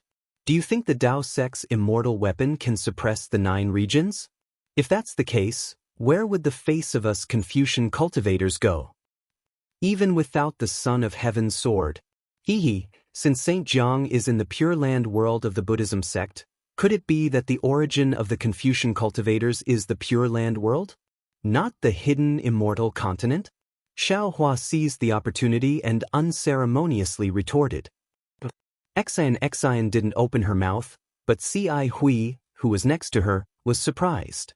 She said in surprise, if it weren't for junior brother Tipu, this little monk would never have thought about this. This Saint Jiang is clearly the name of Confucian cultivators, so why is it still called this in the Pure Land world? Even the name hasn't been changed. It's really puzzling. Speaking to this point, Ci Hui somewhat apologetically said to Xin Tanyue, don't blame this little monk for being curious. This little monk has always been engrossed in Buddhist cultivation, so I don't know much about these secular things. Suddenly hearing this today, I feel a bit strange. It's not that I'm being disrespectful to you Confucian cultivators. Xin smiled and said, Fellow Immortal C.I. Huey's attitude is normal. Haggling over every ounce is not good for your cultivation. As for why St. Jiang is in the Pure Land world and why the name of St. Jiang is contrary to the name of the Buddhism sect, this involves a great ancient secret. This little one only vaguely heard about it. As for the specific truth, I'm afraid it has long been annihilated in time and space. If even female benefactor doesn't know, then I'm afraid not many people in this world know. Gu Zhen obviously had the same idea as C.I. Hui. He also didn't care about Saint Jiang or Buddha Jiang. He casually said, and then looked up at the full moon and urged, since female benefactor doesn't know what that immortal tool is, it's not too late for me to wait until we reach Saint Jiang. Yes, let's hurry on our way. On the way, this little one will tell the two fellow immortals what I know, so that we can carefully plan and avoid any mistakes. Xian naturally echoed. She waved her hand, and the somewhat lazy strange bird in the distance immediately shook its black and white feathers and flew over. Strange, since the Son of Heaven's sword is so powerful and is said to be able to shake the 9 regions, why is it not ranked in the top 10 imperial tools? Xiaohua's curiosity was greatly aroused. He followed behind Xian and asked, since there is a saying that Saint Jiang hid the Son of Heaven's sword, then is the Son of Heaven's sword in Saint Jiang now? If it's not there, then where is the Son of Heaven's sword? Oh, the Son of Heaven's sword, the Son of Heaven is the Son of Heaven. In this world, who can wield the Son of Heaven's sword? Xiaohua's question was even more powerful than the Buddhist sect's secret incantation. Hearing it, Xian covered her face and ran away. She jumped on the strange bird and soared into the sky, escaping without a trace. Ai, this is an impatient little girl. Xiaohua very regretfully stood in the air and shrugged his shoulders. This scholarly family's upbringing is indeed a bit lacking. Don't they know that not answering other people's questions is impolite? Hee hee, junior brother Tipu. The azure lion flew to Xiaohua's side. C.I. Hui sat upright on top of it and said with a smile, previously, junior brother mentioned Vairocana? This little monk just happened to have some understanding, so I'll discuss it with junior brother now. Ah, very good. Xiaohua laughed loudly. His figure flew up and landed on the azure lion's back. He sat down cross-legged. The azure lion raised its head and roared. Blue clouds appeared under its feet and it chased after the purple fur hoe that had already flown away. Xiaohua often heard people say that when drinking with a bosom friend, 1,000 cups were too few, and when talking to a friend, half a sentence was too much. He didn't like spiritual wine very much, so he had never had 1,000 cups of wine competition with others. However, there were quite a few cultivators who didn't get along with him. However, when it came to a monk like C.I. Hui, Xiaohua had never met him before. There was no need to talk about Li Zongbao, who didn't say a single word for a long time. There was also no need to talk about Zhang Qingxiao. Although this guy talked a lot, every word he said didn't deviate from the devil sect. He was abnormally arrogant. As for the other people, they didn't make Xiaohua feel relaxed and free. It seemed that in front of C.I. Hui, he could talk about anything. He and C.I. Hui could debate about the Dharma for several days in a row, citing scriptures and arguments. Sometimes they argued until their faces and ears turned red, but when they talked until their mouths and tongues were dry, they would look at each other and smile. Perhaps no one could convince the other, but the two of them had gained a lot in their hearts. C.I. Hui's attainments in the Dharma were very deep, but he was also very humble. In front of Xiaohua, he didn't have the slightest trace of arrogance. Every time Xiaohua said something, every question he asked, he would definitely answer, and he would tell everything he knew. This made Xiaohua's understanding of the Dharma become deeper and deeper in these 10 days. Every time Xiaohua gained something, he would be exultant and share it with C.I. Hui. It was as if he was a real monk. Xiaohua was close to C.I. Hui, so how could C.I. Hui not admire Xiaohua? Seeing that Xiaohua's Dharma cultivation was getting deeper and deeper, the smile on the corner of his mouth also became more and more intense. He felt very gratified that he had brought Xiaohua out of the Shaolin Long Temple in the Great Snow Mountain. If such a little monk with the root of wisdom was left on a barren mountain, The Buddhist sect would have one less famous senior monk in the future. Alas, the Buddhist sect is really amazing. This Xiao really underestimated them in the past. On this day, Xiao Hua and Ci Hui debated for a while and mentioned a slightly obscure Buddhist principle. Ci Hui didn't know how to explain it for a while, so he closed his eyes and pondered. Xiao Hua also temporarily rested. He raised his eyes to look at the purple-haired Ho and the strange bird flying in front of him, then he released his Buddhist sense again to explore the situation below. He sighed endlessly in his heart. This Dharma is broad and profound, and the profoundness within it is endless. Even if there are monks who don't cultivate the Dharma, they can still benefit a lot from it. If compared to Confucian cultivators, Dharma is literature, and Dharma is martial. The two can be separated from each other, but they can also complement each other. If compared to my Dao sect seems to be much weaker in this aspect. Dao sect scriptures are mostly about cultivation, about overcoming the heavens with oneself. If this Xiao didn't come to the 3 continents, how could I jump out from the bottom of a well? How could I know the mysteries of Confucian cultivators and Buddhism? Those prejudices against Buddhism from before, presumably also have to be removed.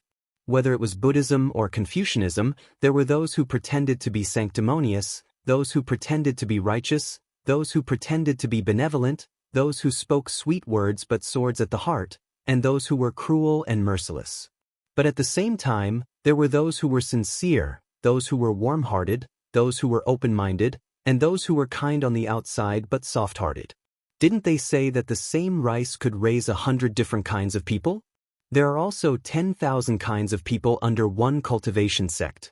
This is human nature, and it has nothing to do with the cultivation method. It's just that, since this Xiao is a cultivator, he must cultivate properly. Since this Xiao has the opportunity to learn from others, then he must learn from different cultivators. Learning from each other's strong points is the way of cultivation. After thinking through this, the prejudice against Buddhism in Xiao Hua's heart gradually disappeared. He unconsciously relaxed, as if he had broken free from some kind of invisible shackle. Then, he released his Buddhist sense and casually looked at the ground.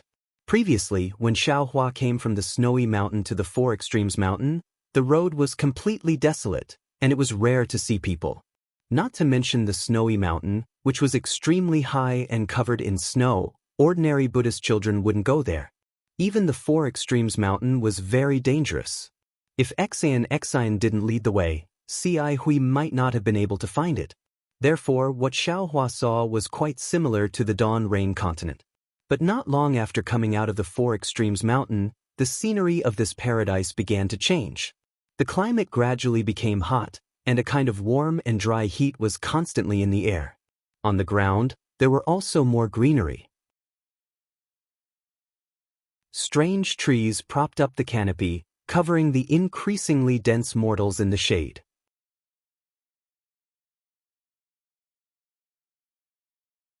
Chapter 34:17. This strange tree was different from Dawn Rain continent and hidden Immortal continent. The thick tree trunk was like a pagoda in a temple, stacked up layer by layer. This tree trunk was also bare, no branches could be seen. Only when it reached the top of the tree crown did it extend several zhang-wide branches in all directions.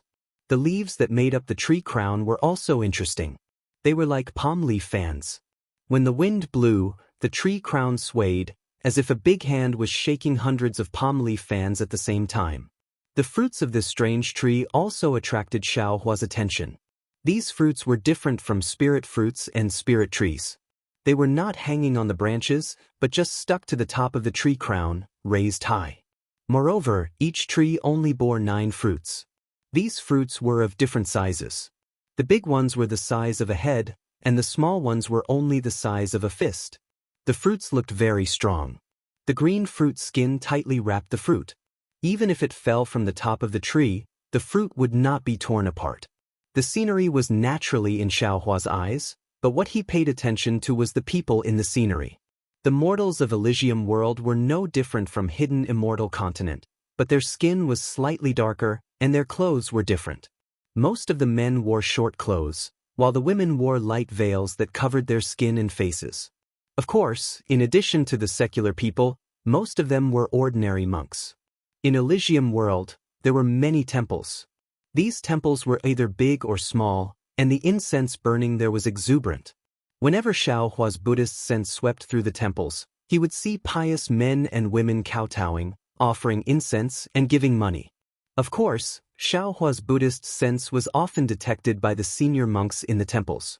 At the beginning, Xiao Hua hurriedly withdrew his Buddhist sense, fearing that it would cause a misunderstanding. But after a long time, Xiao Hua found that not only did the Buddhist sense not have any hostility toward the temples, but it was also very kind.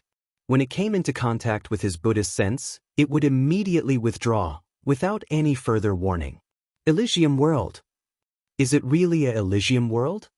Looking at the pious faces of the men and women, looking at the smiles on the faces of the monks, Xiao Hua sighed again.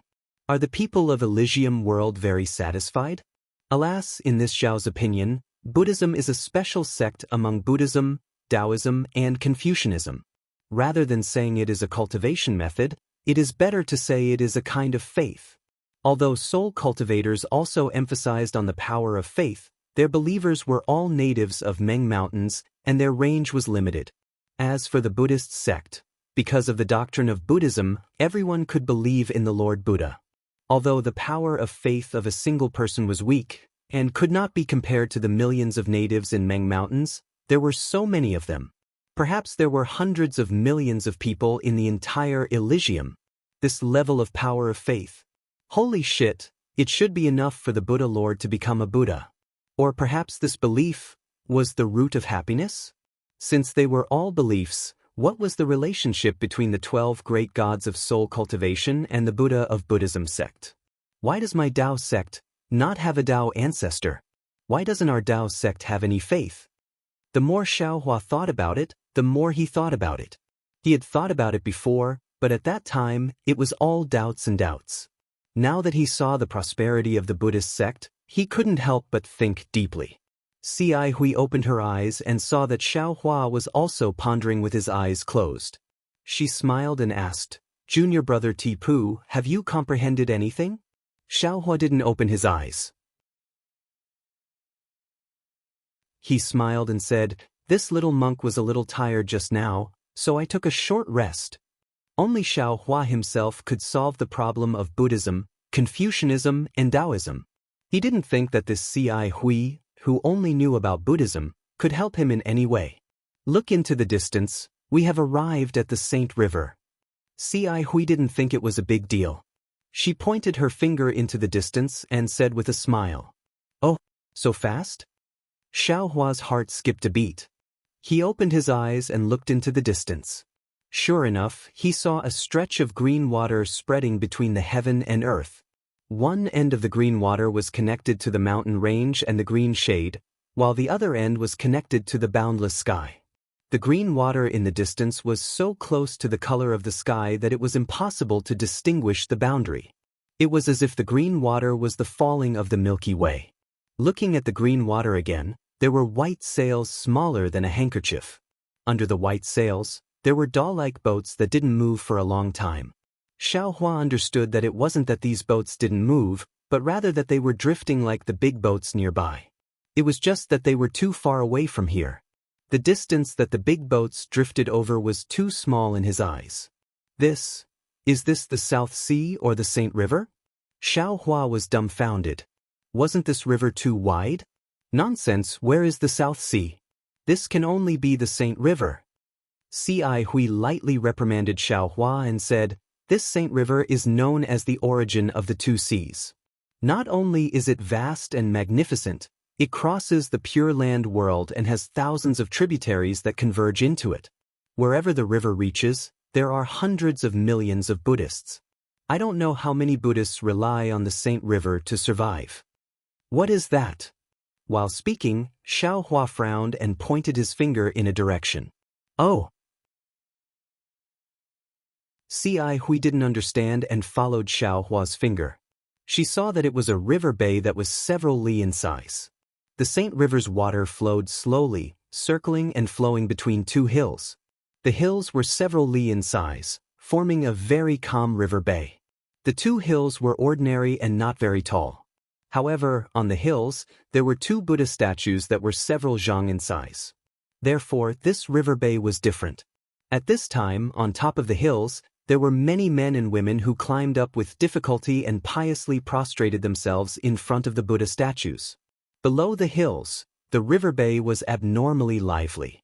What Xiaohua said was a group of more than 10 people. Everyone in this group was wearing plain clothes. There were also some women with white flowers on their temples. In front of the group, there were several people carrying something that looked like a flower basket. However, in the flower basket, there were not only flowers, but also an old man who was lying naked in the flowers. The old man's hands were crossed in front of his chest. His eyes were tightly closed and his face revealed a kind of serene smile. This group of people walked to an empty spot at the side of Riverbend and slowly came to a stop. The few people at the front put down the flower baskets, and the 10 people at the back rushed forward. The woman plucked the white flowers from her temples and threw them into the flower baskets. Then, everyone worked together to lift the flower baskets and sent them into Riverbend. Although the river water in the river bay was gentle, it was still flowing. After the flower basket entered the river bay, it immediately floated into the river bay along with the river water. The flower basket was originally made of rattan. Just as it floated out several zhang, the river water immediately rushed in. The river water increased and gradually lifted the old man's body. Then, the flower basket gradually sank. Amitabha.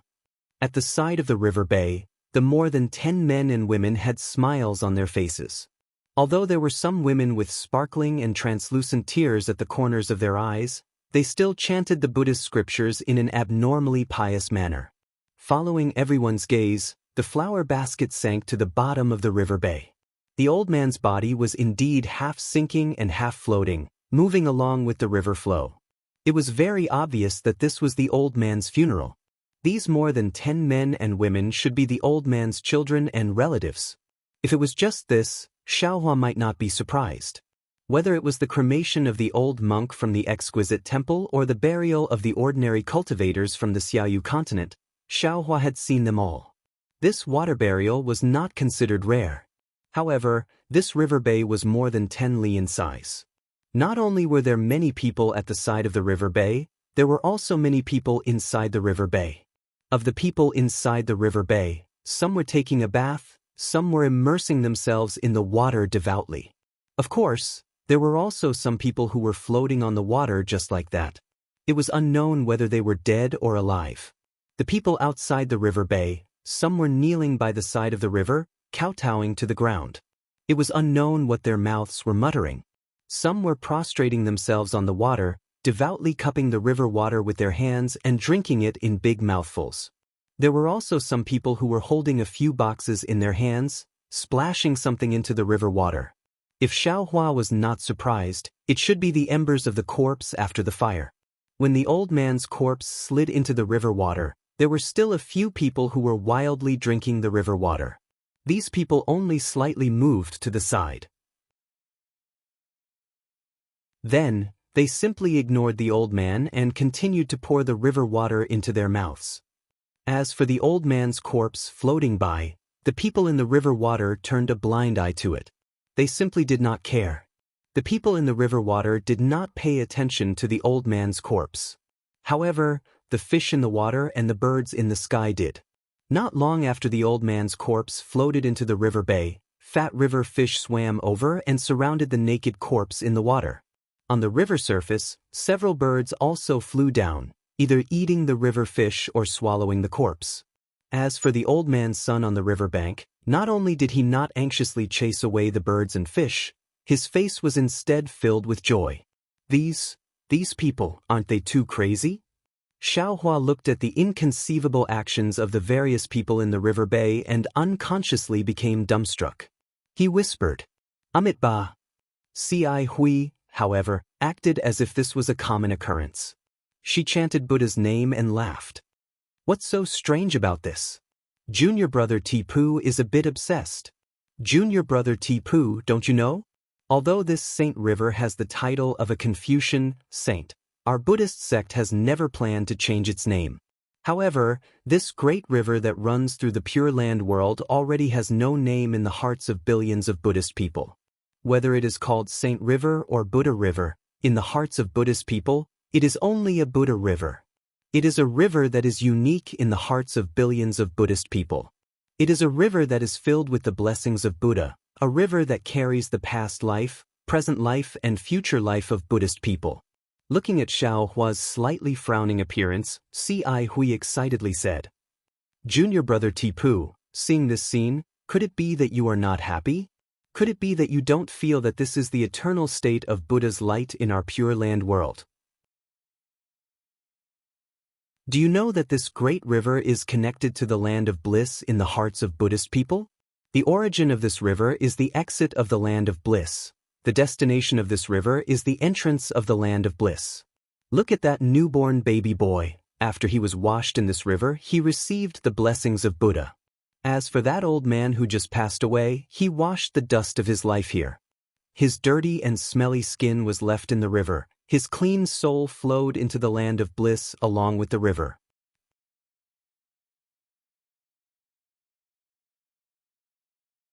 Chapter 34:18. This. Xiao Hua bitterly smiled and slightly shook his head. Isn't Saint River the source of the two seas? When did it connect to the land of bliss? That's the truth. Ci Hui vigorously nodded and pointed at the distant white sails on the river. This is something that cultivators like us can know. However, how many of these Buddhists can walk along this Saint River? Even those fishing boats on the river have never gone from the West Sea to the East Sea, right? How do they know where this Saint River came from and where it went? Even if they have never seen it and never went there, they might not have never heard of it, right? Xiao Hua continued to argue. They naturally have heard of it, and they even know that this river is called Saint River. Just like what Junior Brother said before, this saint is a special name for Confucian cultivators. It has nothing to do with my Buddhist sect. But do they believe it? Will they even listen? Ci Hui smiled. Not to mention that there are hundreds and thousands of such legends. They are devout Buddhists of my Pure Land world. Their hearts have long been illuminated by my Buddha's light. They will not tolerate other filth. Hundreds and thousands of legends, they only believe my Buddha's words. Amitabha, this little monk understands.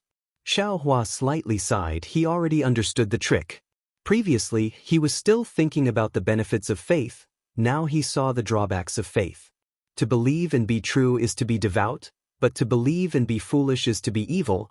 But who is devout and who is evil? How can Buddhists know?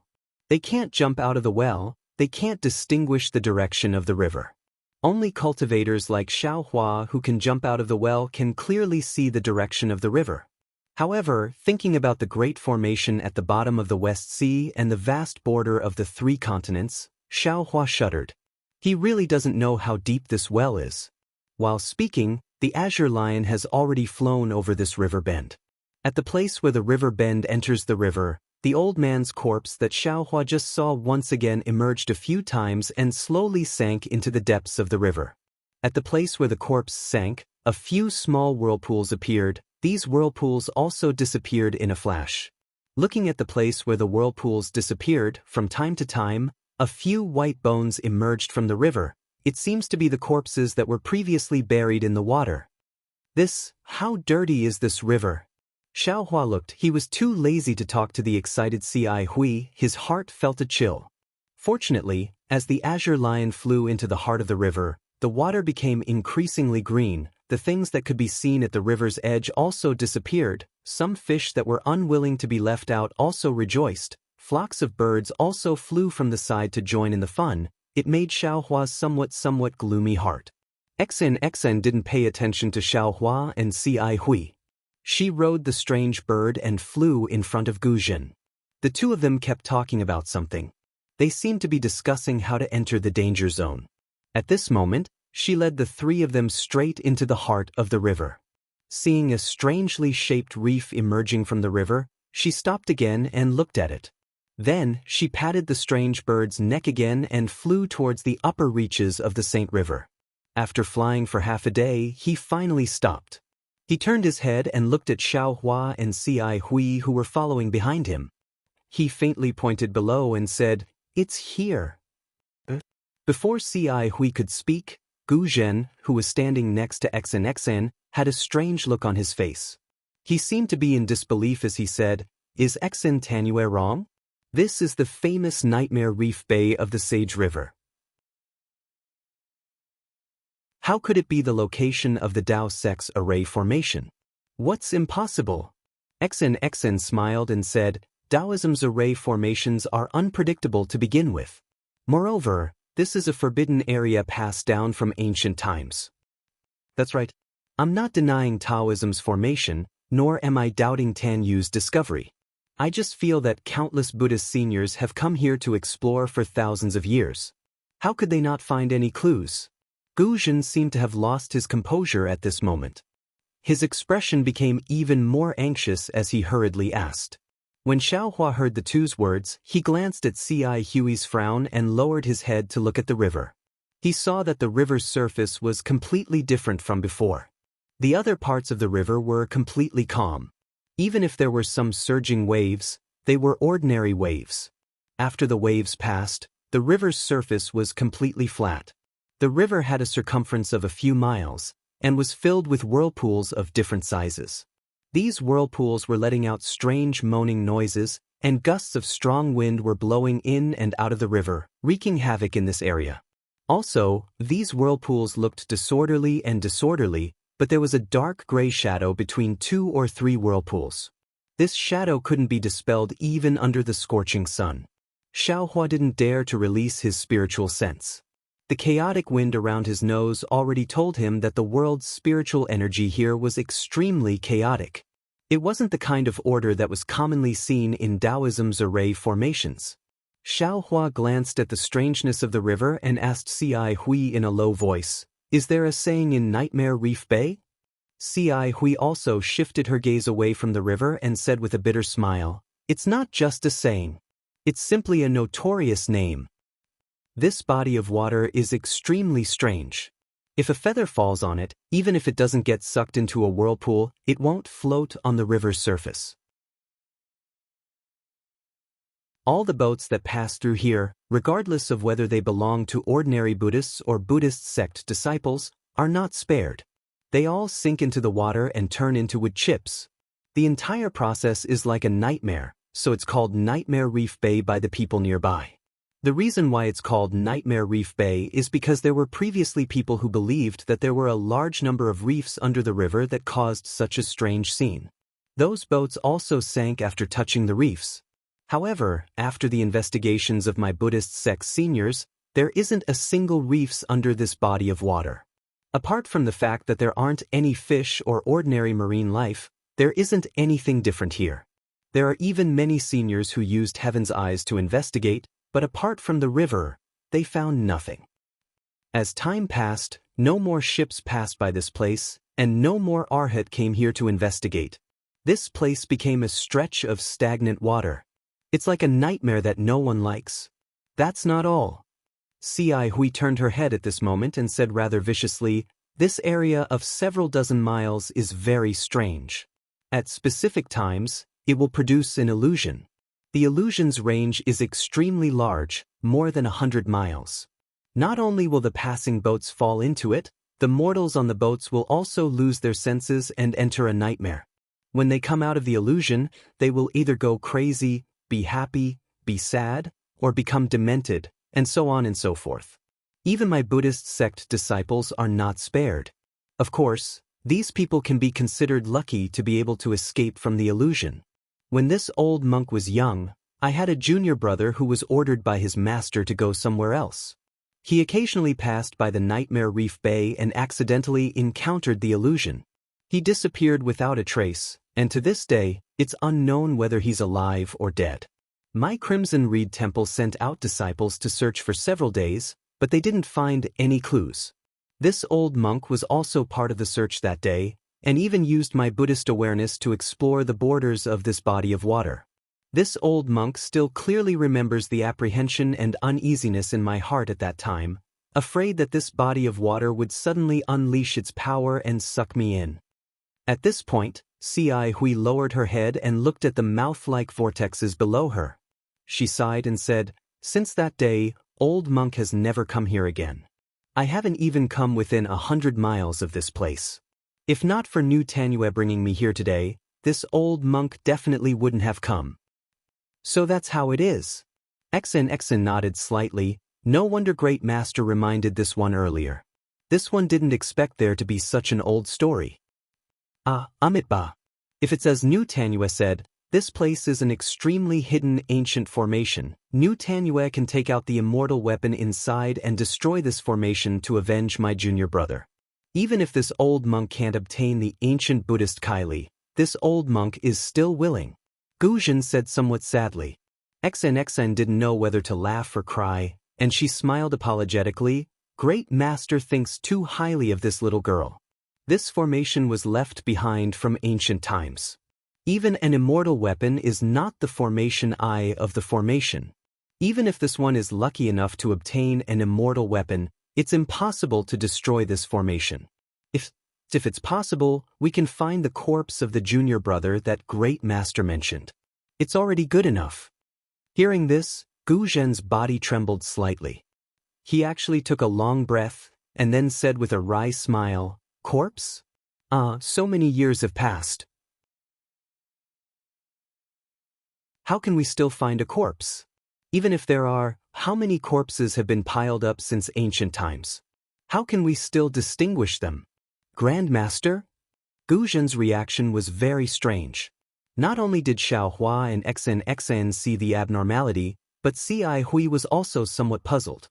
She asked in a low voice, "Is there something wrong with you?" It's nothing." Gu Zhen grinned. This old monk just has a slight feeling and thought of the past. Then, Gu Zhen urged again, "New Tanyue, how do we enter this ancient formation?" "Great Master, don't worry." XN said with a smile. "This little girl naturally has a way to enter the formation. It's just that it takes time to enter this formation, so we'll have to wait here for a while." Gu Zhen raised his thick white eyebrows and asked in a low voice, "Could it be that we have to wait for that illusion to appear?" Xiaohua's heart also thumped, seeming to understand something.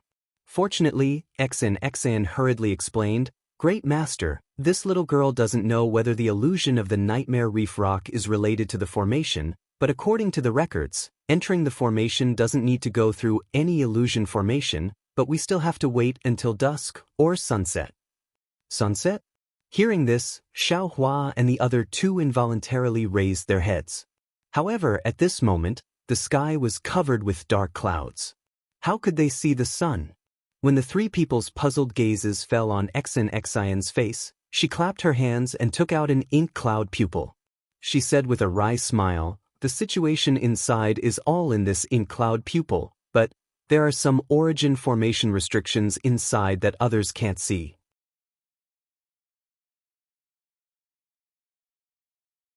Chapter 34:19. It doesn't matter. Gu Zhen waved his hand and said, "Since this old monk knows your identity and has accompanied you to this place, we must enter this formation. Since others can't see Mo Yun Tong, this old monk naturally can't see it either, so there's no need for me to look. Everything inside will be done according to Nutanyu's instructions." "What about fellow immortal Ci Hui?" XN smiled and looked at Ci Hui. Ci Hui shrugged and answered very seriously, "Nutanyu has held on to this Mo Yun Tong for a long time, right? She seems to have never wanted this little monk to look at it. Since that's the case, why should this little monk look at it?" Xiaohua found Ci Hui's shrugging action very familiar. "Isn't this what I often do? I don't know when monk Ci Hui secretly learned it from me." However, Xiaohua just looked and didn't say anything. He blinked his eyes and looked at the water below him. In his opinion, XN must be treating him as nothing like before. Little monk Tipu, unexpectedly, XN raised her hand and held the Mo Yun Tong in front of Xiaohua's eyes. She smiled and said, "Do you want to take a look?" Xiaohua was slightly stunned. He looked at XN in disbelief and said, "Benefactress still remembers this little monk. This little monk thought you wouldn't ask about it like before." "How could that be?" Everything before didn't involve entering the formation. Now that we're going to work together to enter the forbidden area, how can this one not ask for your opinion? Xan said seriously, although the result is the same as not being able to see it, this one still has to ask. My little monk master wants to take a look.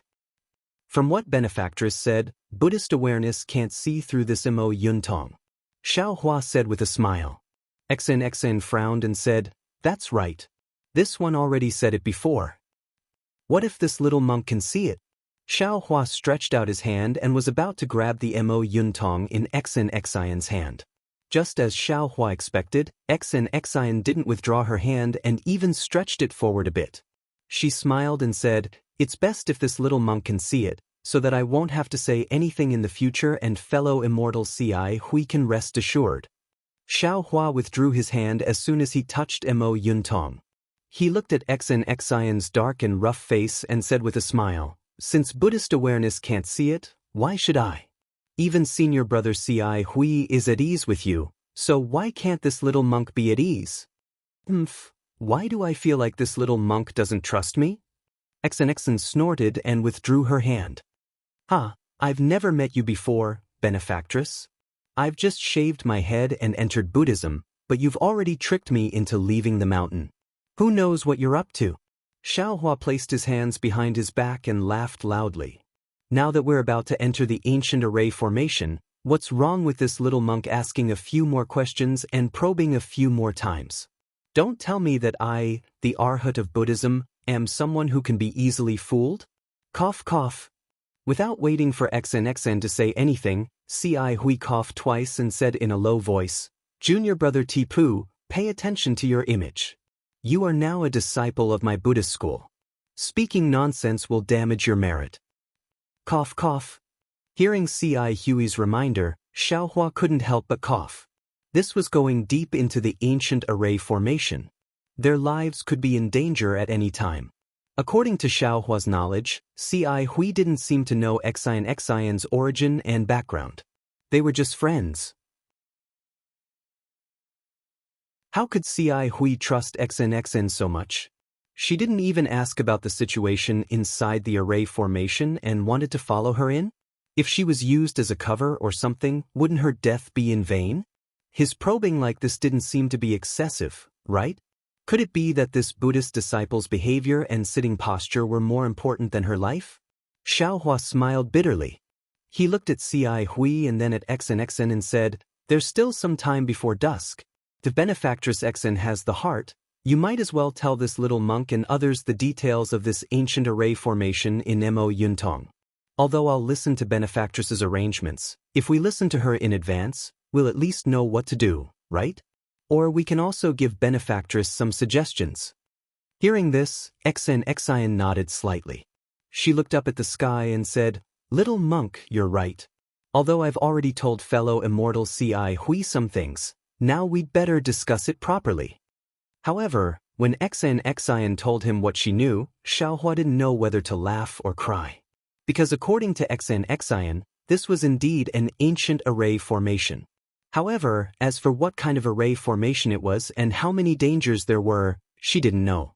Of course, it was impossible for her to know what kind of ancient array it was. What she knew was how to enter the magic formation, and that there was a fairy weapon left behind by the immortal realm in the magic formation. As for why Xan was confident that she could break into the magic formation and get the fairy weapon, it was because Mo Yuntong had recorded several dangerous parts of the magic formation, and she had prepared several imperial weapons and celestial devices according to Mo Yuntong's description. Great Aunt, Xiao Hua almost blurted out, you want to break into the ancient array formation and obtain the immortal tool with these things? You're too imaginative, aren't you? You think I want to? Xan clenched her teeth, her face slightly flushed. She took out Mo Yuntong again and shouted, this Mo Yuntong was originally incomplete. When I checked it, I also forcibly broke the restriction. It's already good that I know these things. If you can do it, you can see for yourself. In that case, Xiao Hua waved his hand and said, little monk suggests that we treat this as a sightseeing tour. Little monk will pretend that he didn't hear about this array formation.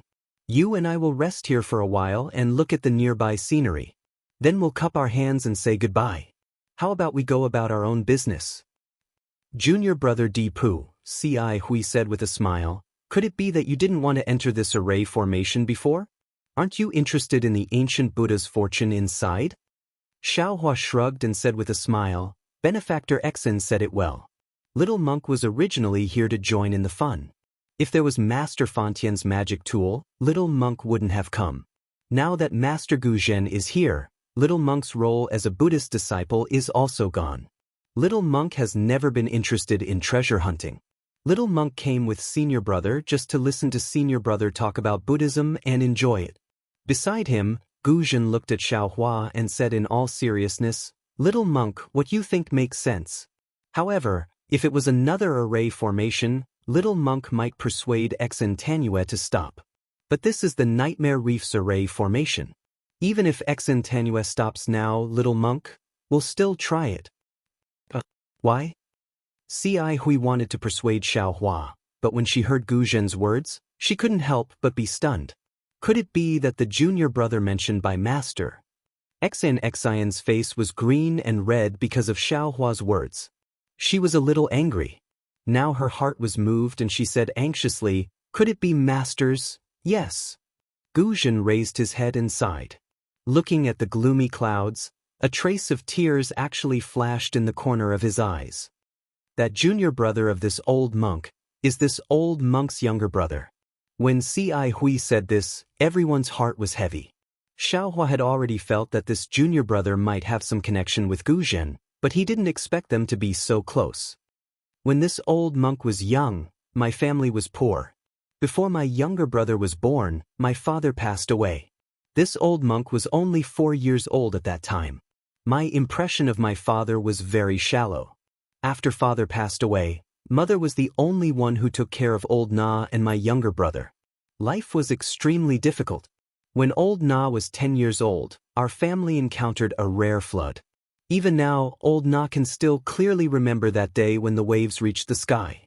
Mother only had time to remove a door plank before the entire house was engulfed by the flood. That door plank was very small and could only fit this old monk and my 6-year-old younger brother. My mother could only hold the corner of the door plank with her hand. Guzhen took a deep breath and said tirelessly, after drifting with the flood for more than half a day, my mother's strength was already exhausted. But this old monk was young at that time and didn't know about this. Plus, the flood had already overflowed and I had already lost my cool. When my mother told me to look after my younger brother, this old monk didn't think the worst of it and only nodded. But, before her mother could finish her warning, a fist-sized beam came along with the flood and smashed her mother into the flood. This old monk was stupefied. My younger brother cried and wanted to crawl under the flood under the door plank. It was at that moment that this old monk knew that in this life, I was the only one my younger brother could rely on. This old monk seemed to have suddenly grown 10 years older. I hurriedly held my younger brother in my arms and coaxed him, saying that it was mother who went to the bottom of the river to catch fish for us. See? Even Xiaohua, who was used to seeing life and death parting, felt his nose sour. Beside him, Exin Xian's eyes were even redder. Fortunately, when the middle of the night passed, the masters of Jianghu Temple and other places had already arrived. The lucky survivors were all rescued. Because this old monk and my younger brother had no home to return to, we followed our masters to Jianghu Temple. After a few more years, this old monk and my younger brother shaved their heads and became monks at the same time. This old monk's Buddhist name was Guzhen and my younger brother's Buddhist name was Gunyen. Gunyen was exceptionally intelligent since childhood, far surpassing this old monk by 100 times. At a young age, he cultivated into the mortal realm. Therefore, he obtained the favor of the Sutra Depository Elder, who prepared to accept him as a disciple and personally instruct him. It was on the eve of the apprenticeship ceremony that this old monk received the abbot's decree to deliver a letter to a place. This matter was originally this old monk's, but this old monk was naturally reciting Buddha's Diamond Sutra and became lazy. When Gunyen saw this, he volunteered to go in this old monk's place. At this time, Gu Zhan's emotions were already somewhat out of control. Who knew that once he left, he would never come back? Later, not only did the seniors of the temple search for him many times, this old monk also secretly sneaked into this place. However, they also found nothing. From then on, whenever this old monk thought of mother's entrustment and thought of Gunyen dying for this old monk, my heart would ache. After that, this old monk even made a vow in front of Buddha, that in this life I would find Gunyen's corpse and comfort my mother's spirit in heaven. For this reason, this old monk ignored my master's advice and stepped into the guardian domain. I learned the power of the Diamond Sutra and cast the body of Buddha, eliminating evil and protecting Buddha. This is because I want to rely on my Buddhist divine ability to one day enter deep into the nightmare reef.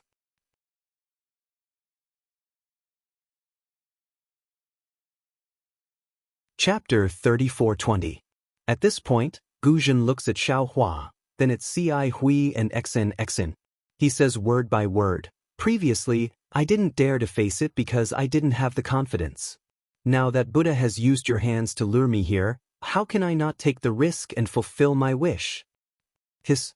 Xiao Hua gasps and murmurs, "Amit, it can't be such a coincidence, right?" After hearing this, Ci Hui's face turns solemn. She looks at Gu Zhan and says, "Martial ancestor, although this little monk's Buddhist cultivation is shallow, I have some attainments in Buddhist magic. This little monk is not talented, but I'm willing to follow martial ancestor inside to explore." Xen clenches her teeth and says in a low voice, "Sad things all have similar reasons. Since we're all in the same boat, this little girl is also willing to accompany great master inside. Although this little girl doesn't know much about arrays." At this point, Xen suddenly realizes something. She turns to look at Xiao Hua and scolds, "Little monk, how dare you make fun of me?" Seeing that Xen scolds him without waiting for him to express his determination, Xiao Hua becomes furious. "Little girl, what do I have to make fun of you? If you want to go, then go. If you don't want to go, then don't go. Junior brother, pay attention to your manners. You're now a Buddhist disciple." Ci Hui hurriedly says, "Don't violate the precepts of anger and make Buddha unhappy. Who said that you have to understand the array thoroughly before entering?" Tfemo Yuntong explained the array clearly, then how could the immortal tool still be inside? Xen stared at Xiao Hua and said, "Just like you said, if we can explain the details of the array clearly, then we'll be going on a sightseeing tour. It's because you don't want to go in, that's why you're accusing me." Hee. Xiao Hua smiles, showing his snow-white teeth. Xen's words are reasonable. As long as there's a danger zone, it's already good to have some information about it. How can you understand the situation of the danger zone in detail? The reason why Xiao Hua doesn't want to go in is that he doesn't want to be a shield for others. And now, Gu Zhan was determined to go in, for the sake of his heart, not for the sake of his long-cherished wish. Xiao Hua would definitely help such a kind person. Moreover, this was the Dao sect's formation. Even if Xiao Hua was not proficient in formations, he was still a genuine Dao sect disciple. With him around, wouldn't the three of them have a greater chance of survival? Seeing Xiao Hua smiling and not answering her question, Xen felt embarrassed. She stamped her feet in the air and said, "Little monk, are you going or not? If you're going, then let's get it over with. If you're not going, then hurry up and leave." Xiao Hua faintly smiled, looked at Ci Hui and said, "Senior brother Ci Hui, do you think this little monk should go or not?" Ci Hui smiled but did not answer. She used her index finger to point at her own chest. "Cruel and unscrupulous?" Xiao Hua stared blankly and asked curiously. Ci Hui's figure swayed slightly, and she managed to stand firm in midair. She said angrily, "Ask your conscience." "I do have a conscience, but I can't find my moral integrity." Xiao Hua stretched and said, "When you need this little monk, tell this little monk. If you don't, then this little monk will hide behind senior brother." This little monk has a glib tongue. Why is he so similar to those pale-faced scholars of Confucian cultivation? Xen smiled. "Don't worry, with Master Gu Zhan here, you won't be needed. You can just follow along and watch the show." I hope so. Xiaohua shrunk his neck. Fellow immortal C.I. Hui. XNXN rolled her eyes at Xiaohua and said to C.I. Hui, "This one remembers that you know Buddhism's heavenly feat, and your cultivation is quite amazing."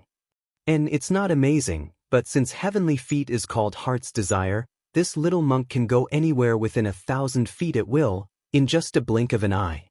C.I. Hui nodded without reservation. This is also one of the main reasons why this one invited fellow immortal. XN said, "The first stage of this array is the most difficult. The array will only open for a few breaths of time, and in this few breaths of time, the entire water area within a few miles will be sealed. If not for a special ability, it's impossible to enter. And as long as someone enters the array during this few breaths of time, the entrance of the array will stop. Of course, this period of time is also very short, but for us who are around the 4th grade of origin energy, it's nothing much." "And this little monk understands?" C.I. Hui nodded. "This little monk is willing to take the lead and tear open the entrance of this array." "Good," XNXN nodded happily, and then explained to C.I. Hui in detail for a while. The two of them didn't talk behind anyone's back, and they didn't transmit their voices, so Xiaohua heard everything clearly.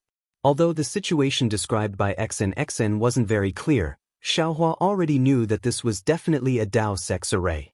XNXIN's words weren't false, and he couldn't help but feel a bit sad. This time, this Xiao seems to have been forced to do something beyond his ability again. After XNXIN and C.I. Hui's discussion, the three of them put away their mounts. XNXN took out the ink cloud pupil and placed it on her forehead to look for a moment, then released her origin energy and searched within a few miles, and then brought the three of them to fly towards the east side of the thousands of whirlpools. Ooh! Just as the four of them were flying, suddenly, a loud whimpering sound rang out, and within a few miles, waves of ghostly wailing and wolf howling could be heard. Xiaohua lowered his head to look, and the large and small whirlpools suddenly trembled rapidly. This was the source of the commotion, and the speed at which the spiritual chi of heaven and earth was absorbed increased. The hurricane formed by the spiritual chi of heaven and earth fell into the water, and when it rushed into the whirlpool, it condensed into a sound. Swoosh!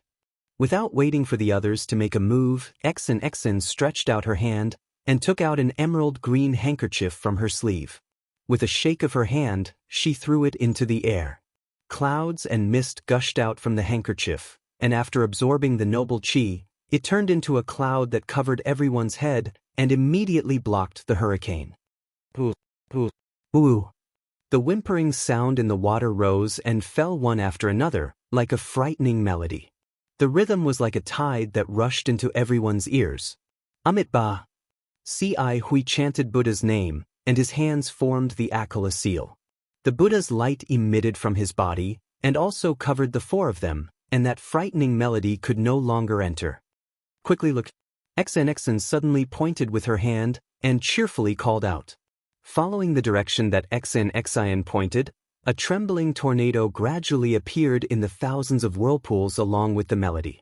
These tornadoes gradually gathered, and when they reached a height of 100 zhang, they suddenly whistled, like a wind dragon rushing to the western horizon. That hurricane was so big, first it was dozens of li, then it was hundreds of li. The spiritual chi of heaven and earth in this area was sucked into it, and it was like an unyielding wind dragon roaring as it rapidly expanded and directly rushed into the thick clouds. Swoosh! The hurricane rushed into the clouds, and a hole of dozens of li in size appeared to be insignificant in the endless clouds. However, it was also very mysterious. From this insignificant hole in the clouds, a ray of light shot out, like an orange sort of light falling on Xiaohua and the others, and sprinkled over the dozens of li of water around the nightmare reef. Xiaohua narrowed his eyes and looked at the hole in the clouds. In the slanted horizon, there was a touch of the afterglow of the setting sun, and it was rather reluctant to part with the grayish-blue dusk. The ancient array is indeed extraordinary. Xiaohua sighed slightly.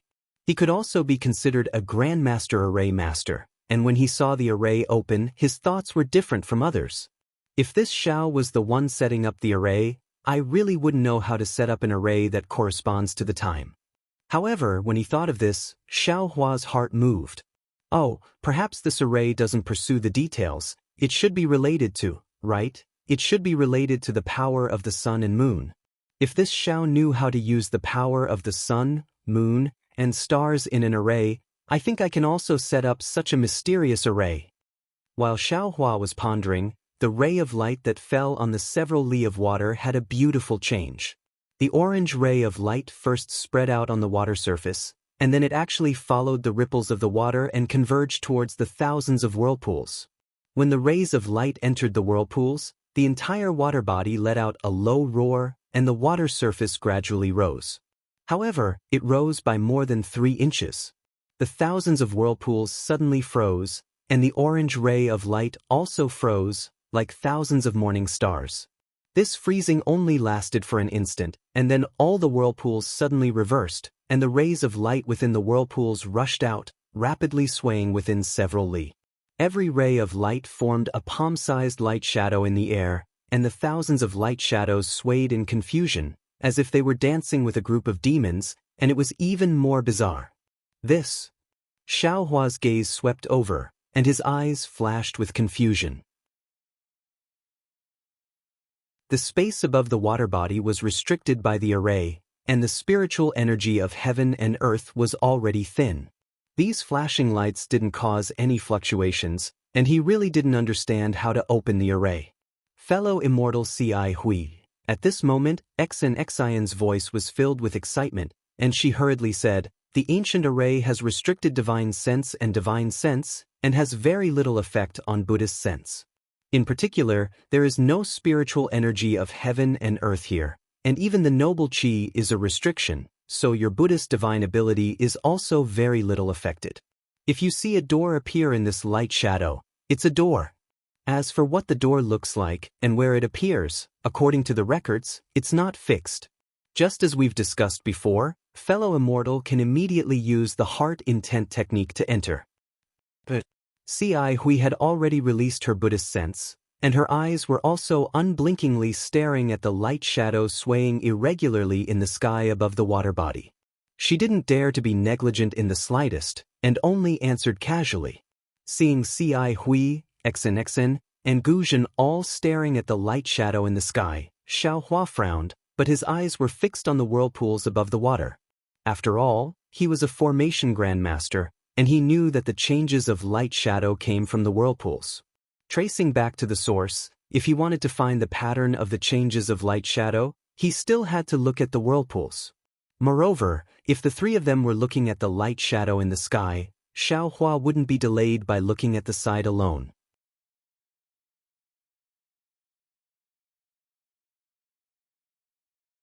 Chapter 34:21. After looking at it for a moment, Xiao Hua's eyes became a little dizzy. Those vortexes were spinning rapidly. Anyone who looked at them for a long time would feel dizzy. Damn it, Xiao Hua shook his head and closed his eyes, but there seemed to be more than a dozen vortexes in front of him. However, the vortexes in front of him were black and white and had already stopped spinning. Suddenly, Xiao Hua's mind lit up and he almost cried out, "Spinning?" Since the light shadow was in the vortexes and the vortexes were spinning, then the spinning was naturally the source of the light shadow. Thinking of this, Xiao Hua raised his eyes and looked again. He saw that the more than a dozen vortexes were spinning at different levels, at different heights, and at different speeds. He couldn't see any pattern at all. Xiao Hua looked for a moment and seemed to see something. The rotation of the more than a dozen vortexes was changing at every moment, and every change affected the light shadow in the air. However, after Xiao Hua looked for a moment and even released his Buddhist sense to carefully observe for a while, he had no choice but to give up. After all, there were tens of thousands of vortexes. There were tens of thousands of spinning vortexes inside, and each rotation seemed to have an extremely subtle pattern. When these tens of thousands of patterns were put together, it wouldn't be an exaggeration to say that it was a mess. Wanting to find a way to enter the array formation in a short time was indeed somewhat unrealistic. When Xiao Hua raised his head and looked at the light shadow and the 3 people who were concentrating, Xiao Hua smiled bitterly. Alas, this Xiao is a bit of a dead end. This Xiao isn't here to set up the array, let alone to break it. I just need to find a way to enter the array. Since this Xiao knows that the light shadow is spinning, I don't need to look at the changes of the light shadow like them.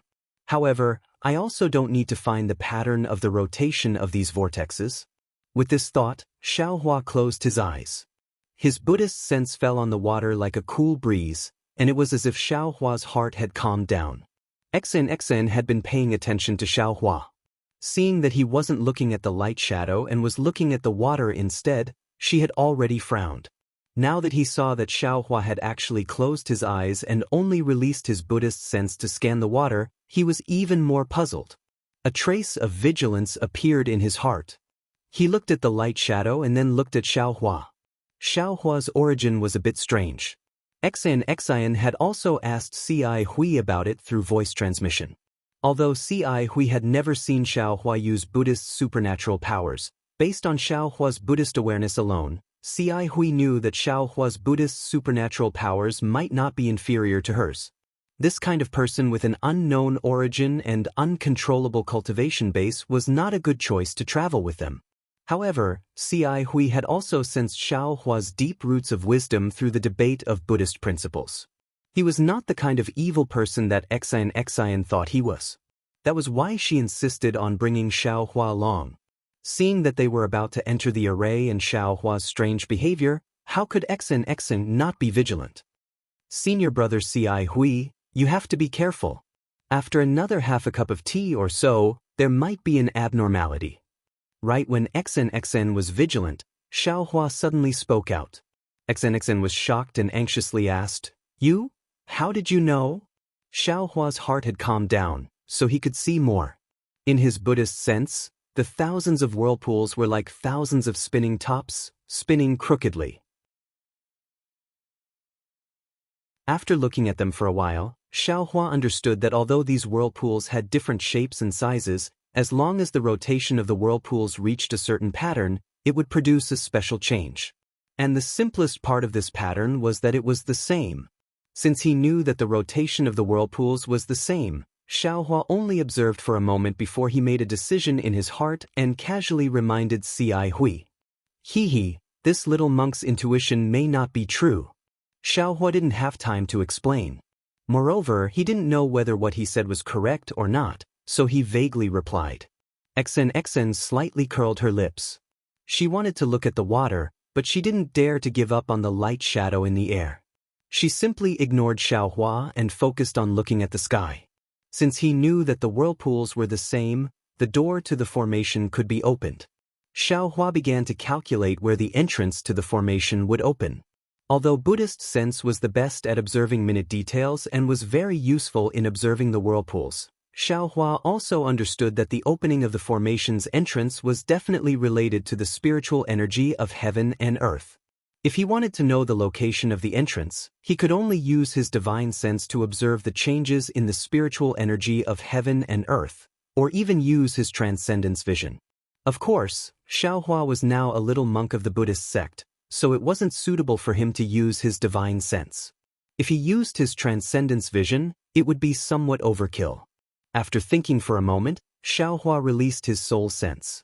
Sure enough, after scanning with his soul sense, Xiaohua understood that the spiritual energy of heaven and earth above the water had been confined. Looking at the thousands of whirlpools, he saw spiritual energy of different sizes. However, these spiritual energies were condensed into threads, directly coming out from the center of the whirlpools. They wantonly swayed in the air like thousands of branches, messy and disorderly. The time it took to drink half a cup of tea quickly passed. As time passed, these threads condensed from spiritual energy of heaven and earth began to move in an orderly manner, gradually moving in front of Xiaohua and the others. An irregular shape of several feet in size gradually appeared. This is the formation's entrance? Xiaohua was overjoyed. Just as he was about to open his mouth to warn them, he suddenly froze, a layer of cold sweat appearing on his back. No. How could it be so simple? If such weak soul sense could discover the formation's entrance, then wouldn't the Taoist sect's divine sense be able to discover it easily? Why would we need to look for some light portal? Hurry! Over there. Just as Xiaohua was hesitating, Gu Zhen's voice rang out, pointing at a place several li away from the group. Xiaohua hastily raised his head.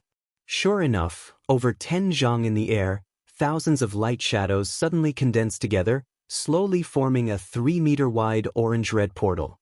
Along with Gu Zhen's voice, C.I. Hui's body flashed with faint Buddhist light. She put her palms together, chanted Amitabha, and raised her left foot slightly. It was with this raise of her left foot that C.I. Hui's figure disappeared before everyone's eyes. A wisp of Buddhist light streaked through the air, rushing toward the portal in the air. Let's go! As soon as C.I. Hui's figure disappeared, Xian urged them once more. Xiaohua and the others didn't dare delay, each urging their own cloud to follow. As they flew, Xiaohua's soul sense swept out once more, only to see that the portal formed by the world's spiritual energy was gradually disappearing. In the gap that hadn't completely disappeared, there was a wisp of red light flashing through. Hurry, hurry! Xiaohua had just retracted his soul sense when he heard Xian's urgent voice. Raising his head, he saw that several kilometers away, a door had already appeared. But just like the previous lights and shadows, the door began to crumble as soon as it appeared. After all, it was several kilometers away. Even with Xiaohua's lightning escape, there was no way he could make it in such a short amount of time. Isn't this just a test of luck? Xiaohua smiled bitterly. If we're lucky, it'll be right next to us. If we're unlucky, it'll be like today. How can we possibly get in? Without waiting for the Buddhist light to reach the portal, Xiaohua and the others had only flown a few li away. The 1 zhang wide portal had already collapsed into 1 qi, and the orange light was about to disappear. But at this moment, the Buddhist light suddenly flourished and then disappeared. When Xiaohua and the others hurriedly looked at the portal, a faint Buddhist light flashed, and C.I. Hui's figure appeared there with the Buddhist light. Damn it! This is the heavenly feat. Xiaohua was shocked. Isn't this the teleportation of the physical body? That's right. Nascent soul teleportation is a divine ability of nascent soul cultivators, and only nascent soul cultivators can teleport. The physical body of a nascent soul cultivator can't teleport. But this C.I. Hui's heavenly feat allowed her to instantly fly a few li away. She was even more powerful than a late nascent soul cultivator of the Dao sect. While Xiaohua was shocked, C.I. Hui seemed to have received Xian's instructions. As soon as she appeared in front of the portal, she immediately rushed in. Fortunately, although the portal was only 1 qi wide, C.I. Hui had the appearance of a child and her figure was also short, so it was easy for her to enter. C.I. Hui's figure disappeared into the portal, and the portal immediately stopped collapsing. However, the light around the portal was still shaking with all its might, as if a shabby wooden door was trembling in the wind and would collapse at any moment. Good! Xian almost clapped her hands. Then she urged the auspicious cloud and said, "Let's speed up too." This portal won't last long. In fact, there was no need for Xian to say more. When Xiaohua and Gu Zhen saw the portal in such a state, they had already urged the auspicious cloud under their feet to rush forward. The distance of several li wasn't too far, but now that they were in such a hurry, it felt like an insurmountable moat. Fortunately, C.I. Hui entered the door first. Although Xiaohua didn't know that C.I. Hui was inside the door's brilliance flickered and collapsed like paper several times. However, every time, it would stand up straight as if it had been reignited from the ashes, waiting for Xian to arrive first. Xian didn't stop at all. She turned her head and called out, "Master Gu Zhen, I'll go in first. You can come in when you arrive." Without waiting for Gu Zhen to speak, Xian plunged into the small portal and disappeared with a flash of green energy. Xiaohua didn't fly very fast. He followed Gu Zhen. When the two arrived in front of the portal, Xiaohua looked at the small and twisted portal, then looked at Gu Zhen's tall figure and said with a wry smile, "Master, how do we go in? What's so difficult about that?" Gu Zhen laughed and chanted the name of Buddha. Amitabha. As Gu Zhen's voice fell, Gu Zhen's body also flashed with a faint Buddhist light. Without any sound, Gu Zhen's figure slowly shrank. He lifted his foot and walked towards the portal. Step by step, Master Guzhen actually turned into a 1 chi tall human figure and walked in safely. Everyone has their own tricks. At this moment, Xiaohua also sighed with emotion at the wonders of the Buddhist sex methods. The bones in his body made a slight sound. His figure shrank a little and he also rushed into the portal. As Xiaohua entered, the portal finally couldn't hold on anymore. It twisted a few times and turned into pieces of inexplicable orange-red light and shadow that scattered in the air. Of course, the orange-red light and shadow didn't last for long. In a moment, the thick clouds in the sky closed and darkness enveloped the water region. The waves in the water region retreated and the whirlpool rotated again. Whimpers like the cries of ghosts filled the dark night sky again.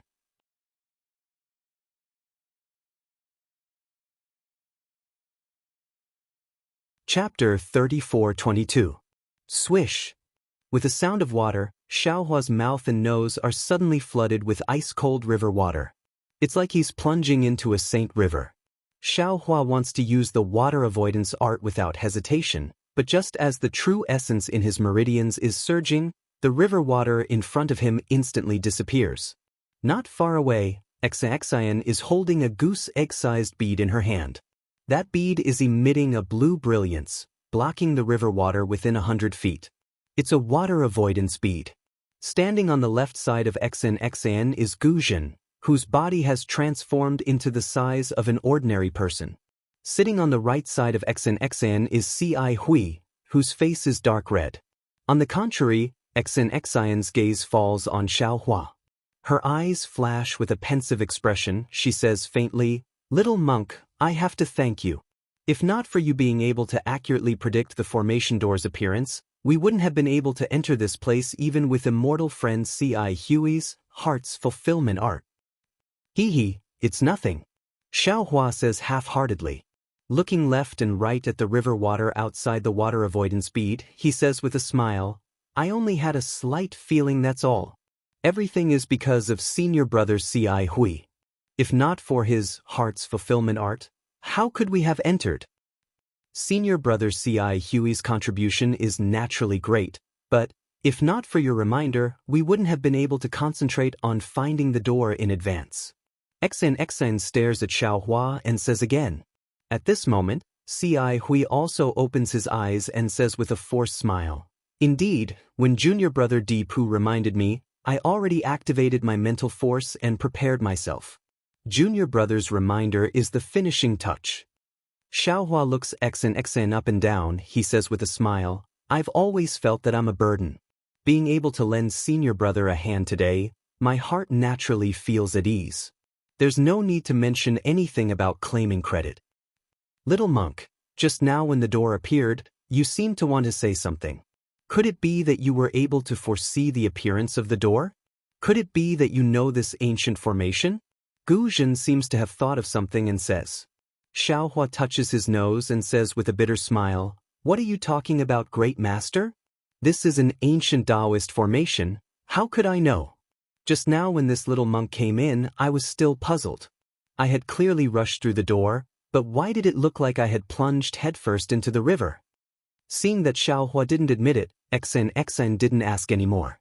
She only said, "Little monk, if you know anything, you can tell us. We are now one body, we must advance and retreat together. Don't hide anything." Yes, I understand." Xiaohua nodded his head like a chick pecking rice. For this little monk's own life, this little monk will also tell you everything he knows. Xian snorted coldly, then reached out her hand and took out a jade box. She turned to Hui and asked, "Fellow immortal Hui, are you done resting? We don't have much time, so we need to hurry." Hui slowly got up and nodded. "Tenue, don't worry. I'm fine now." Hui, fly behind this old monk." Guzhen looks at the water curtain on the left. Outside the water curtain, there are some strange swimming fishes and some grayish-black seaweed. There are no bones to be seen. He doesn't know whether to be happy or sad, so he says in a deep voice, "You rashly used the relic's psychokinesis, shaking the relic's foundation. You should use more heart to nourish it, It's not good to use psychokinesis again. Yes, thank you, martial ancestor. Ci Hui slightly nods. The Buddhist light around her body flickers. She should be following the instructions to cast the spell. New Tanyue, where do we fly to next? Guzhen asks Xin Xian again. Xin says with confidence, Great Master, don't worry. This is the bottom of the Sage River, thousands of feet deep. We are surrounded by river water, so it's hard to determine our direction. Although we have the water avoidance pearl, we can't fly at will. Once we touch the formation's restriction, we can't go forward anymore. I have a secret talisman of the Taoist gate here, it's time to use it.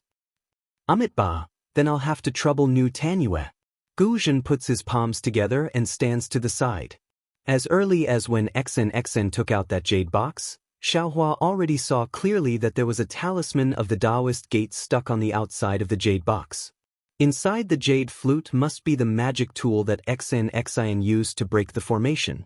Xin raises her eyes to look at Xiaohua, then spits out a mouthful of true qi on the jade box. That talisman stuck on the box immediately floats up, flashes in midair and turns into a pile of ashes.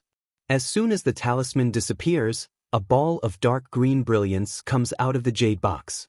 A wave of magic power familiar to Xiaohua is transmitted along with the brilliance. What magic tool is this?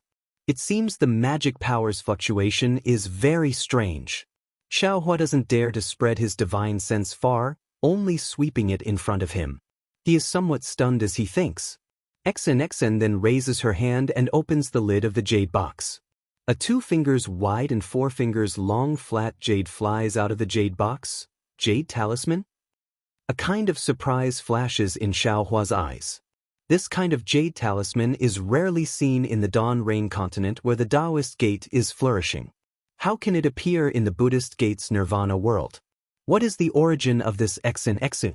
Is it possible that a disciple of a Confucian family can use the Taoist gate's jade talisman?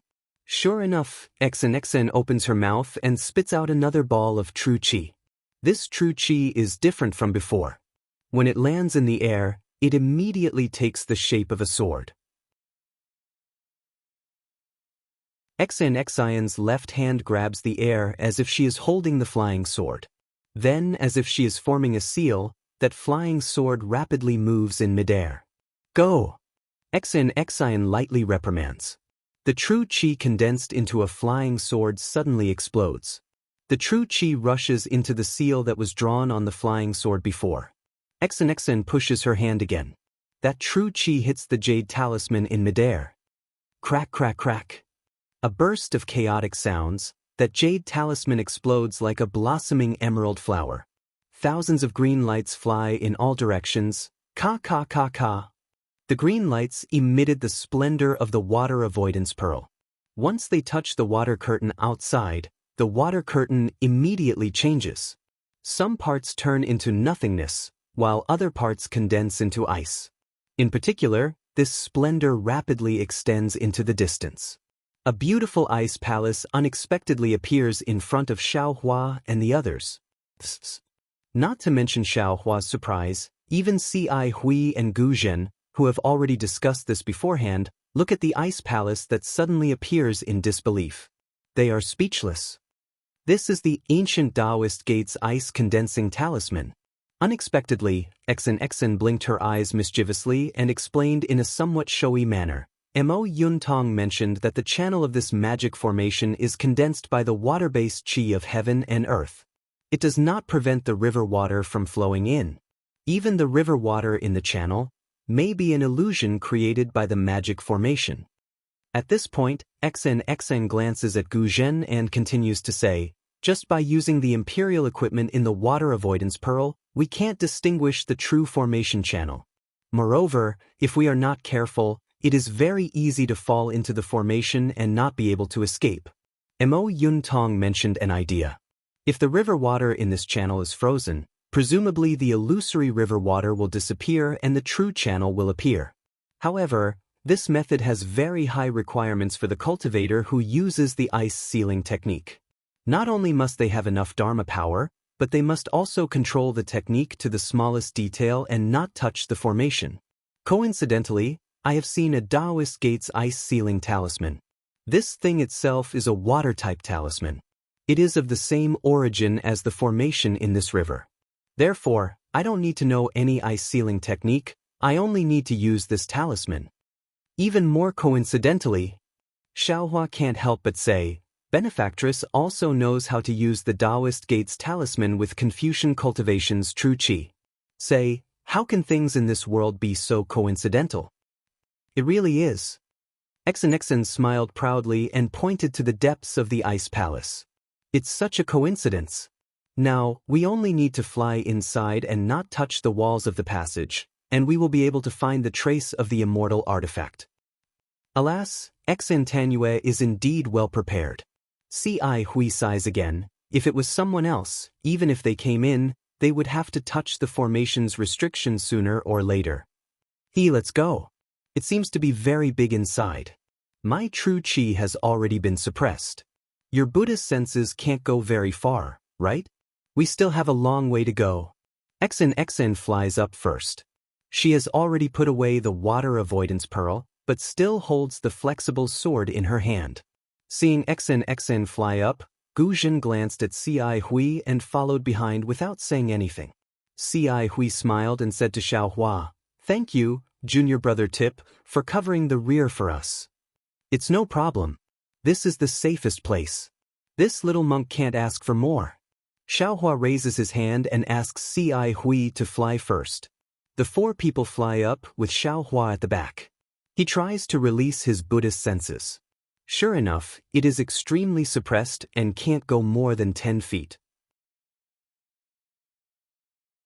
Moreover, the formation channels in the four walls also block his Buddhist senses, so it can't go out at all. But fortunately, Xiaohua feels that his soul sense is not suppressed too much.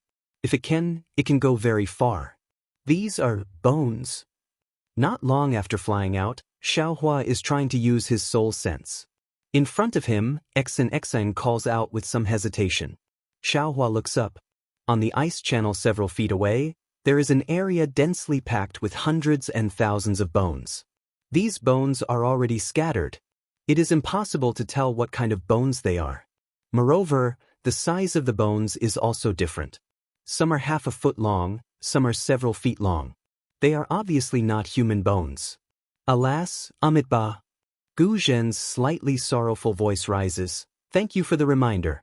This old monk has already seen it. Although this old monk is already prepared, when faced with these bones, my heart is complicated. This formation must be the skeleton of my younger brother. This formation is so miraculous. With this old monk's current cultivation, this old monk can't deal with it. How can he escape at that time? Forget it. Since this old monk can face his skeleton, this old monk can recite the rebirth mantra several times. This old monk has already fulfilled his lifelong wish. After saying that, Guzhen sits cross-legged in front of the ice wall formed by the bones. He puts his palms together and devoutly recites the rebirth mantra. Strands of elemental energy are sent into the ice wall along with Guzhen's chanting. Unfortunately, the ice wall has no reaction at all. It is like a clay ox entering the sea.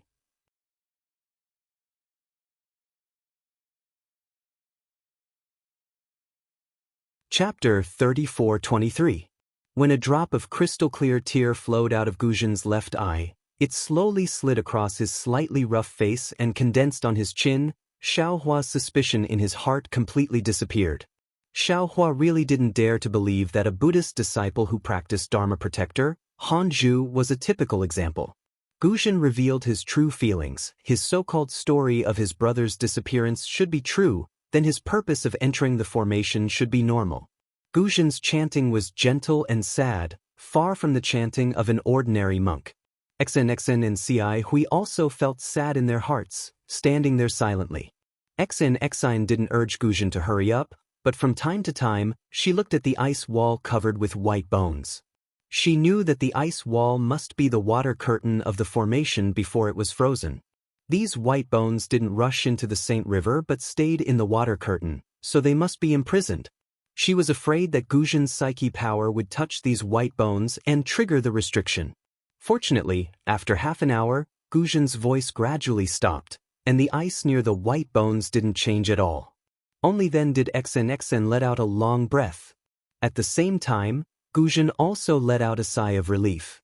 After Guzhen finished chanting the rebirth mantra, he stood up and chanted Amitabha 9 times in a row, as if he had put down a heavy burden. His eyes, which were full of killing intent before, also had a trace of vitality. Seeing this, XN said with a smile, "Congratulations, Master Guzhen, for untangling the knot in your heart." "Thank you, XN Tanue, for fulfilling my wish." Guzhen hurriedly tidied his monk robe, put his palms together and bowed solemnly. "If I didn't meet you, I don't know when I could be free." "This is Buddha's mercy," XN said with a smile. "Master, you have contributed a lot to Buddhism. Buddha saw that you were burdened by the knot in your heart, so he pointed out the supreme path for you, but it has nothing to do with me. Heavenly flowers with others, lingering fragrance in my hand."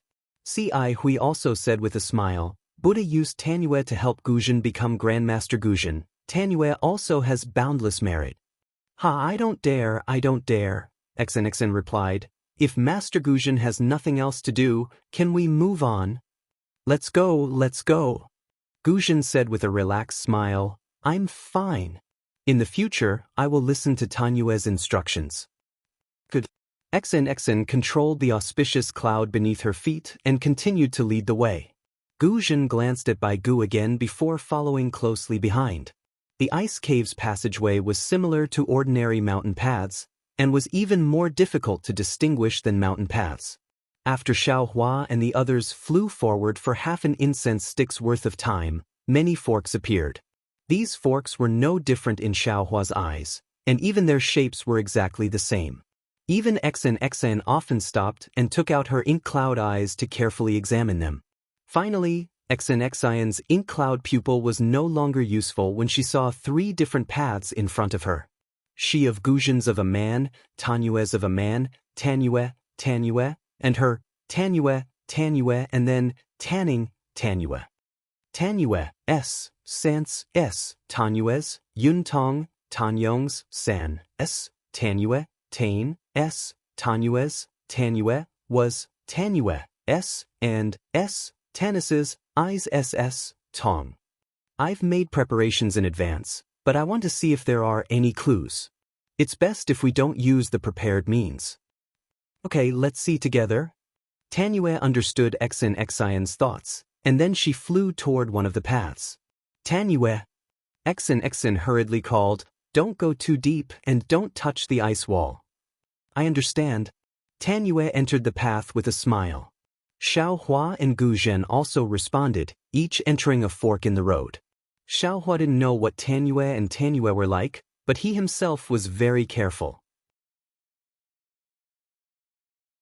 After flying for hundreds of feet, another 4 paths appeared in front of him.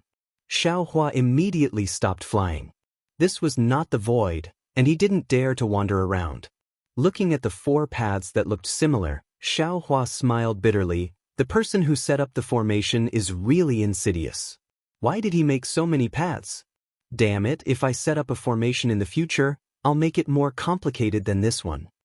After venting his anger, Xiaohua turned around and was about to fly back, but when he turned around, a huge shadow pressed down from above his head. Who? Xiaohua was surprised, and without hesitation, he waved his hand and held the wishful staff in his hand. However, when he took a closer look, he laughed again. He saw that outside the ice wall above his head was the water of the Sage River, and the huge monster was a huge river fish that he had never seen before. The river fish swayed its huge tail slightly, and it didn't notice Xiaohua in the formation below. Ha! Xiaohua looked at the river fish's leisurely appearance, smiled slightly, put away the wishful staff, and continued to fly back. However, after flying for a while, he began to mutter in his heart, "This formation is really strange. Not to mention that it's completely arranged at the bottom of the Sage River. The passage in this formation is so close to the river water, and there's something strange about it. If I were to encounter danger and desperately break through this ice wall, wouldn't I be able to escape the formation? However, is this formation so easy to break through? Xiaohua thought as he flew, and soon saw Xian's figure. Suddenly, Xiaohua's heart lit up, and he realized, Grandma, I was almost fooled again. How can I directly see the formation outside? Outside this ice wall must be an illusion of the formation, which is to lure people into the river water. Once they touch the formation, they will definitely die. Alas, thanks to Xian's frozen talisman. Right, speaking of the frozen talisman, this jade talisman is really powerful, even stronger than my fire talisman. I just don't know if the Xian family has a refining method? Little monk. When Xiaohua's heart was filled with greed, Xian raised her voice. Have you found a way out? Xiaohua smiled and shook his head. This little monk's luck has always been bad. I only encountered 4 forks and turned back, not daring to go forward. Ha, it's already good. Xian laughed. If you were the only one who encountered 4 forks, then this path is the right one. Hearing this, Xiaohua shook his head. There's no need to plan for the best. Senior brother Ci Hui and Grandmaster Guzhen's passage must also have 4 forks. Xian raised her eyebrows, not forgetting to probe. Could it be that this little monk knows how to set up a formation? Xiaohua pursed his lips. Even a child would understand this kind of little trick. How could the person who set up the formation not know? Do they still need this little monk to know how to set up a formation? Sure enough, not long after, Ci Hui and Grandmaster Guzhen also returned, explaining one by one. The 2 of them were a bit stronger than Xiaohua, so they each chose 2 passages and went deeper. However, later on, they both returned. It was really as Xiaohua said, they also encountered 4 forks. After hearing this, Xian smiled bitterly, saying, Actually, if we patiently explore these forks, we may be able to find a way out. Unfortunately, we have only just entered the formation, the difficult part is still inside, we can't waste time here. As she spoke, she reached out and took out a purple object that was only 3 inches long. That object was similar to sandalwood, emitting a faint trace of a meaty aroma. There was also a burnt black color on it, as if it had just been extinguished. 6 directions divine concealment incense? Xiaohua's eyes lit up. The name of this ancient object very easily appeared in his mind. At the same time, some other memories appeared. Immediately after, Xiaohua raised his eyebrows, secretly surprised. Then he suddenly understood. These memories were all given to him by the ghost cultivator Huang Yi, but before the spiritual energy was not clear, the spiritual cavities were not completely opened. Now, these memories, along with the understanding of the green-robed Xiaohua and the other primordial spirits, were being absorbed by Xiaohua at an accelerated rate. What is this? Ci Hui naturally did not know, and asked in a low voice, somewhat surprised, It seems to be my Buddhist sect's sandalwood?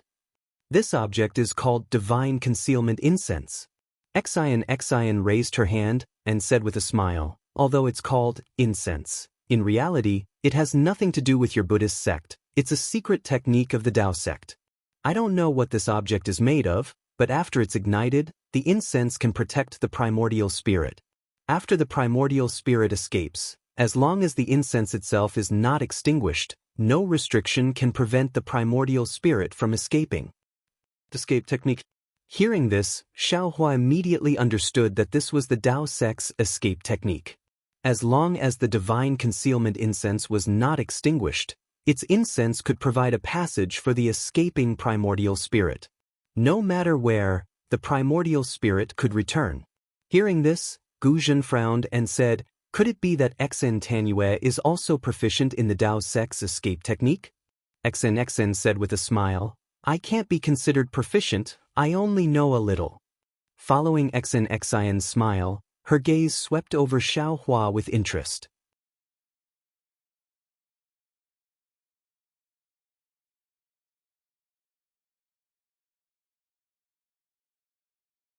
Chapter 34-24. Xian, be careful? Ci Hui didn't quite understand and only instructed. XNXN opened her mouth and spat out a mouthful of true qi onto the incense. The tip of the incense flashed brilliantly and ignited.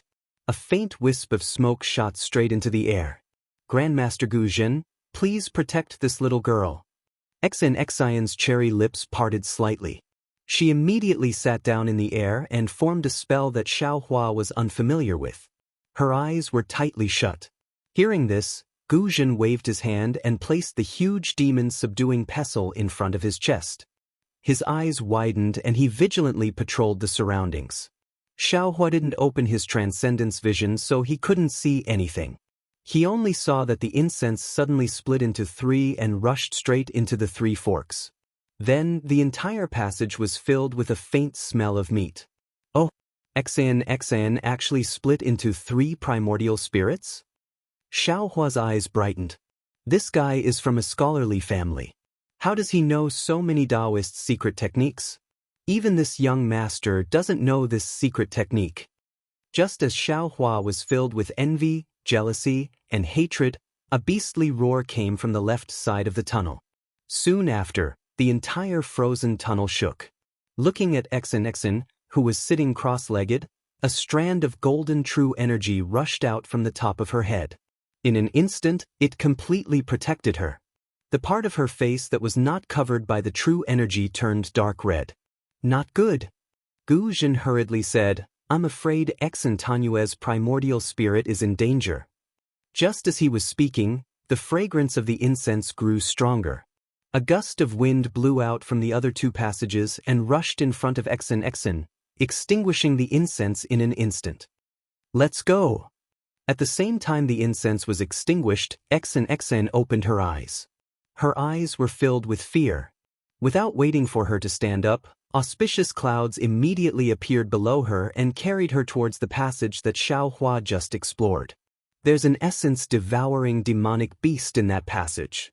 Hearing the name of an essence-devouring demonic beast, Guzhen's expression changed.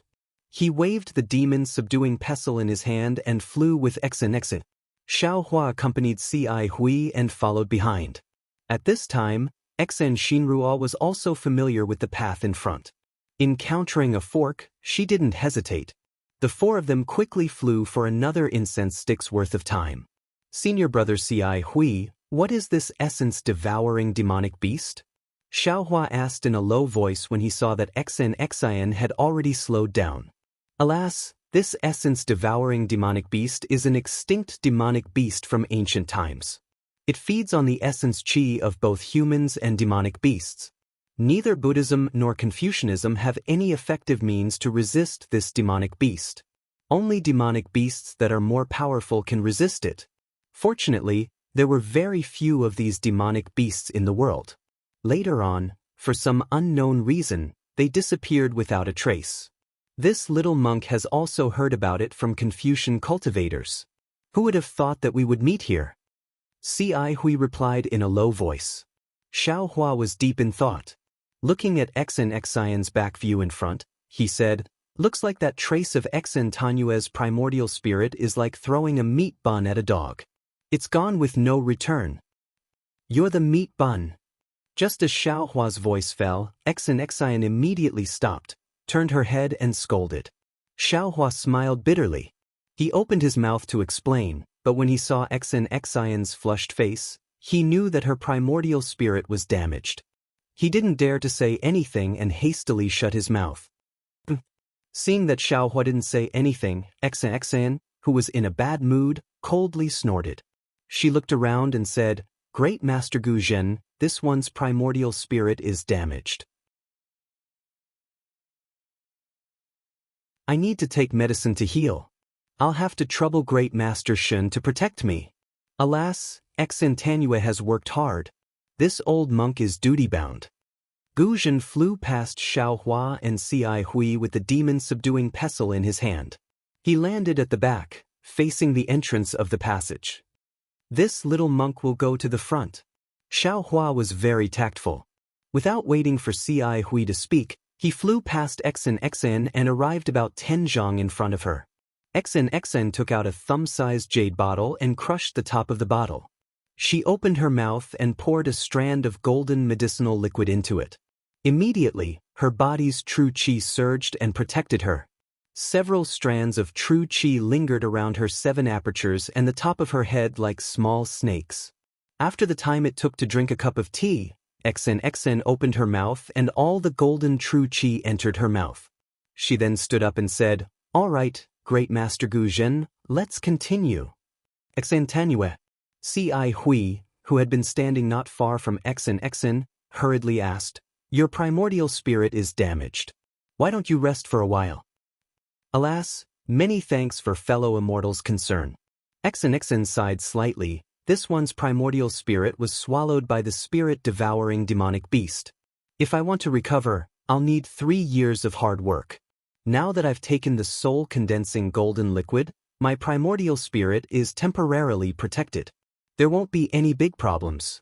There's no difference between resting more and resting less." "All right."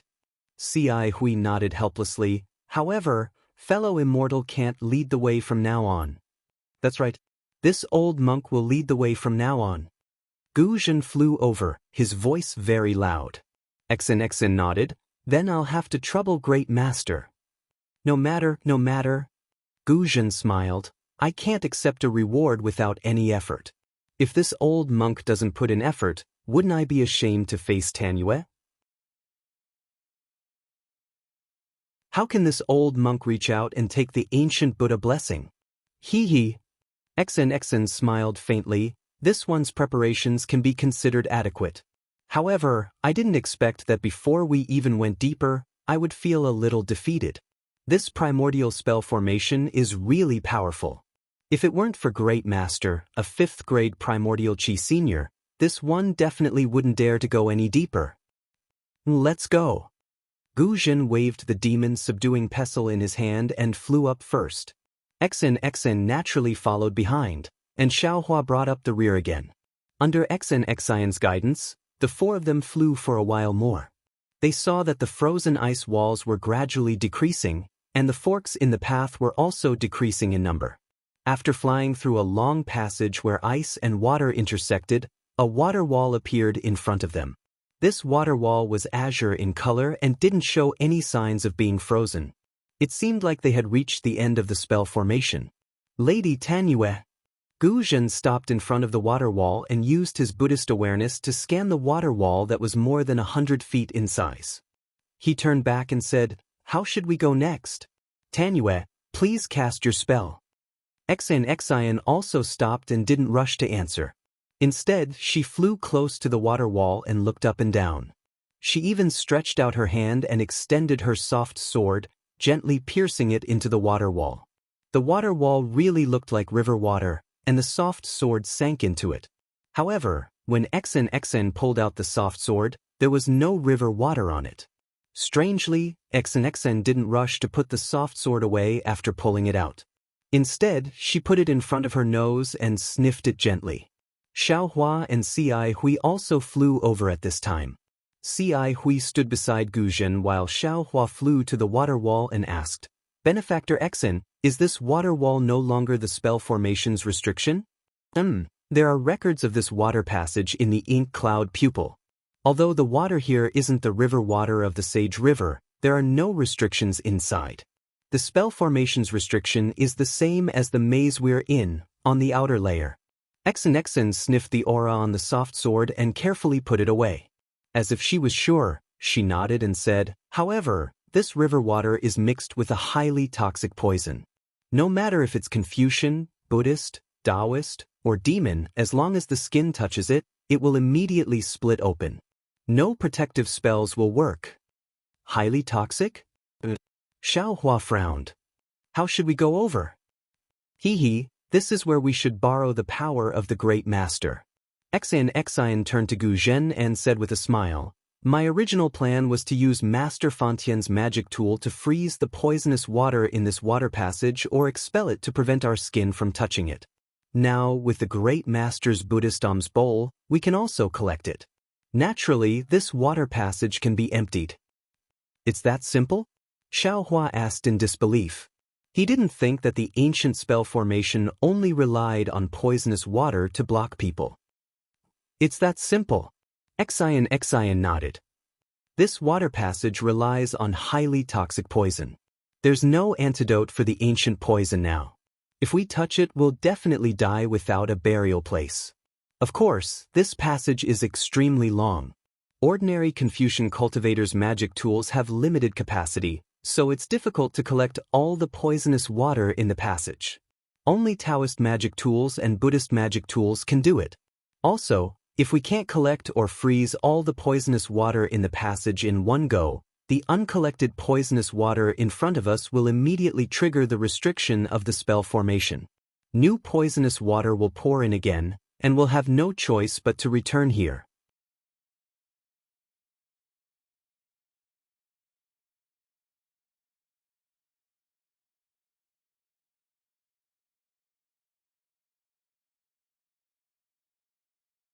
Why is Grandmaster's speed increasing again and again? What do you know? Xen sneered. The water in this tunnel needs to be filled at all times. If the Grandmaster keeps the water, then the Grandmaster will have to pour even more water in. This water needs to be poured in from the front. The more water the Grandmaster keeps, the more water will pour in, and the more force the Grandmaster will use to push the Grandmaster in. As you can see, it's not that Master Guzhen is consuming too much karma, but that the formation is pushing the alms bowl with too much force. Master Guzhen has no choice but to speed up.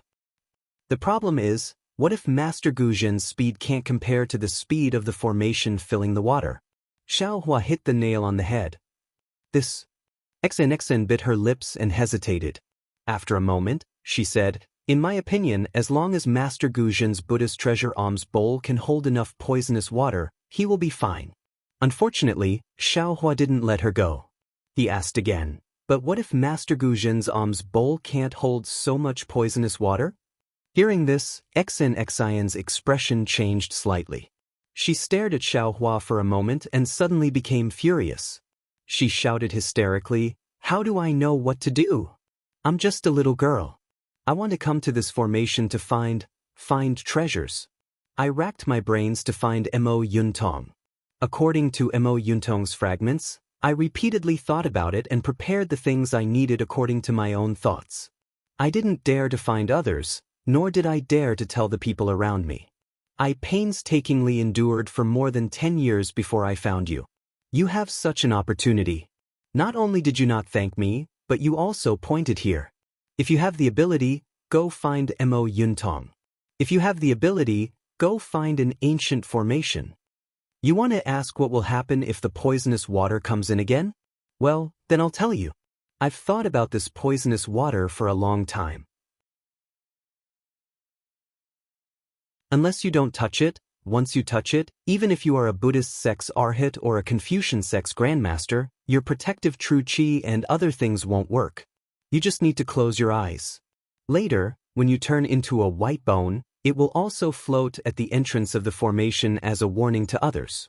Of course, if you can speak at that time, don't let anyone in. Xian's voice wasn't soft. Her tone was very fast, as if she was anxious and angry. Looking at her face, the redness had gradually faded. Instead, it was a little pale and there were some tears in her eyes. She looked extremely wronged. Xiaohua was a little dumbfounded.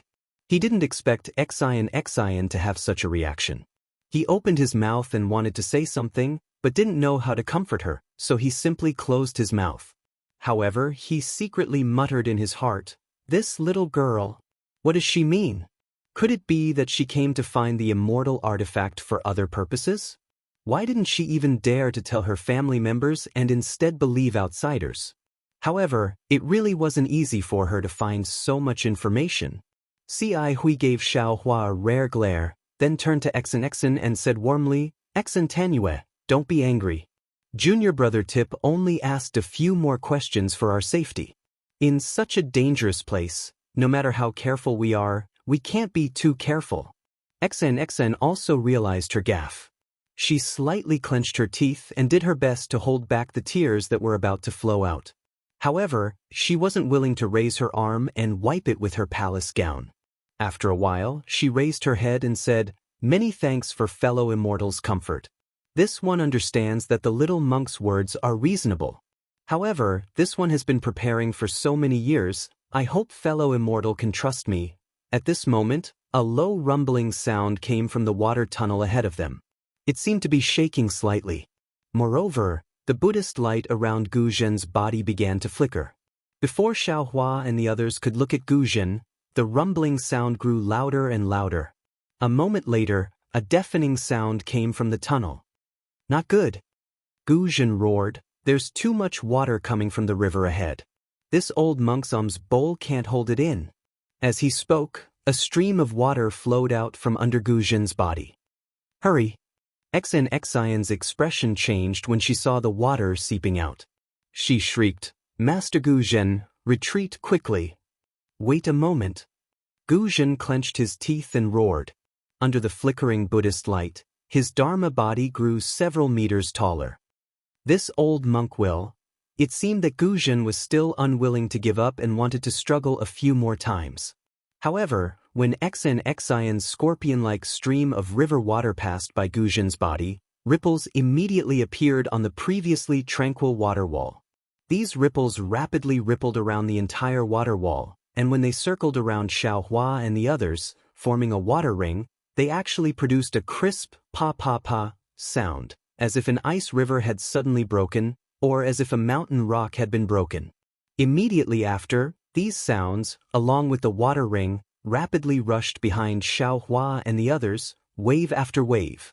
The crisp sound was like the sound of a life-threatening drum. It spread farther and farther, echoing in the water tunnel and knocking on the hearts of Xiaohua and the others. "This is bad." Xiaohua's face immediately turned pale. He thought of the collapse of the space tunnel in the vein of space.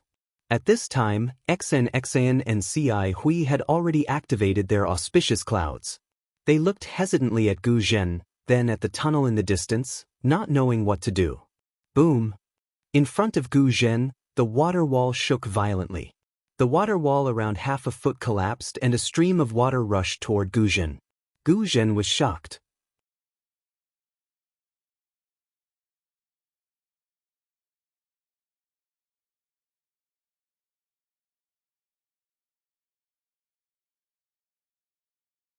Not only was the water bottle on the verge of breaking out of his control, the suction force of the water bottle was also about to break out of his control. Damn it, the person who set up this formation is really sinister. Xiaohua unconsciously cursed in his heart. This poisonous water can only be frozen and collected. Collecting is just like right now. However much this Xiao collects, the formation will replenish that amount. Just like what Xian said, this force is superimposed. In the end, it will be unimaginably powerful. If not for this Xiao's astonishing divine power, others would have already been crushed to death by the poisonous water. But what about after being frozen? Escaping through the layer of ice? The person who set up the formation must have some other backup plan. What is this backup plan? When I set up the formation? As Xiaohua pondered, he actually began to think about how to set up the formation. It must be said that this was the biggest difference between a formation master and an ordinary cultivator. At this moment, Gu Zhen's slightly tired voice came. "Tipu, this old monk's telekinesis can still support this formation, but my arms are already exhausted. I can't control the alms bowl. What do you think we should do?" "Alright." Hearing this, Xiaohua stretched out his hand and flew forward. He shouted, "This junior will take this alms bowl. Grandmaster, you can use your telekinesis as much as you want." As soon as the alms bowl entered his hand, another heavy force pressed down on Xiaohua's arm. Xiaohua's body suddenly fell straight down from more than a few feet. Only then did he stop and continue to fly forward.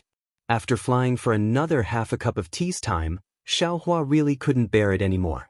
He roared, "Fellow Taoist Xian, how long is this water tunnel?" Although this little monk's Buddhist treasure can still hold the poisonous water, the impact of this formation is really too great. It's already beyond the range of what ordinary cultivators can bear. Xian's heart had actually been clenched all this time. Now that she heard Xiaohua's words, her heart sank even deeper. She bit her lips and said, "As for how long it is exactly, I don't know. Perhaps we're about to reach the end?" AI. Xiaohua sighed. Now that he had already boarded the pirate ship, how could he still hold anything back? "Let's talk about it later if we can save our lives." Saying this, Xiaohua's entire body flashed with Buddhist light. He was about to use the heavenly law embodiment technique. Boom! A long whimpering sound rang out. It was like the sound of the bellows in an ordinary household being forcefully pulled out. Xiaohua felt that the enormous force in front of him suddenly disappear, and the strength he had gathered suddenly disappeared. Normally, Xiaohua would naturally be able to control it. However, right now, he was using the heavenly law embodiment technique and had to use Buddhist light to conceal it. It was difficult for him to do three things at once. As a result, the water bottle and alms bowl in his hand simultaneously flew out of his hand. Even his body lost balance in midair. Fortunately, it was only a few breaths of time. Xiaohua's body naturally swept forward. He used the ethereal steps and stabilized his body. With a raise of his hand, the water bottle and alms bowl both fell between his two hands. Xiaohua didn't pay attention to it. However, when Xian, who had just rushed out of the tunnel, saw Xiaohua's footwork, her complexion greatly changed. Her gaze revealed a kind of severe expression. However, this severe expression and peculiar expression only flashed for a moment. It wasn't seen by the bystanders. As for Xiaohua, at this moment, he was calm and unruffled. He had the appearance of a naive little monk. He respectfully handed the alms bowl to Guzhen, who had followed behind him. However, just as he sent out his hand, his gaze swept behind Guzhen.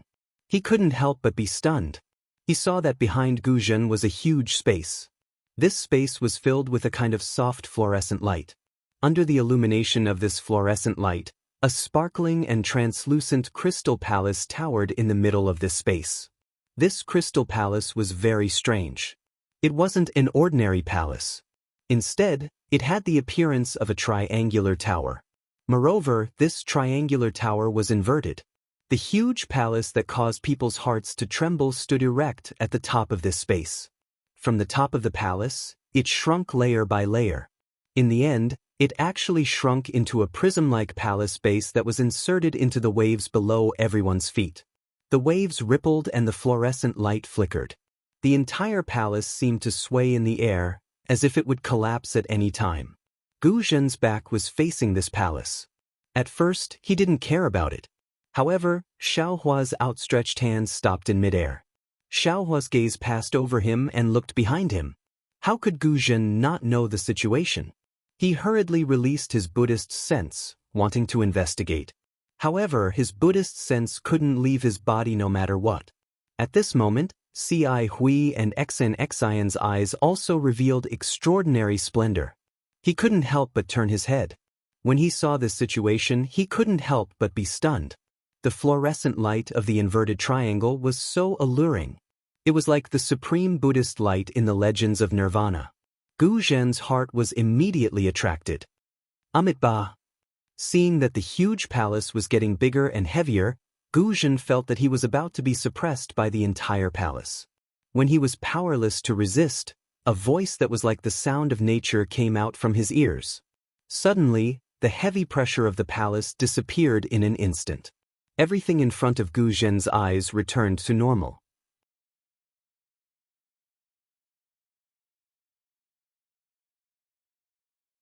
Guzhen's gaze fell on the golden heart-shaped leaf in Xian's hand.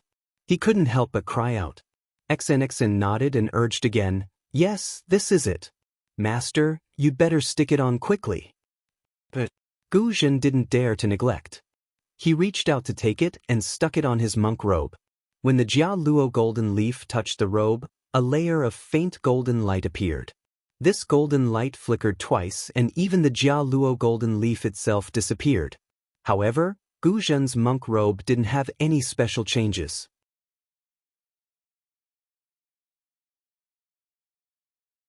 Chapter 34:27.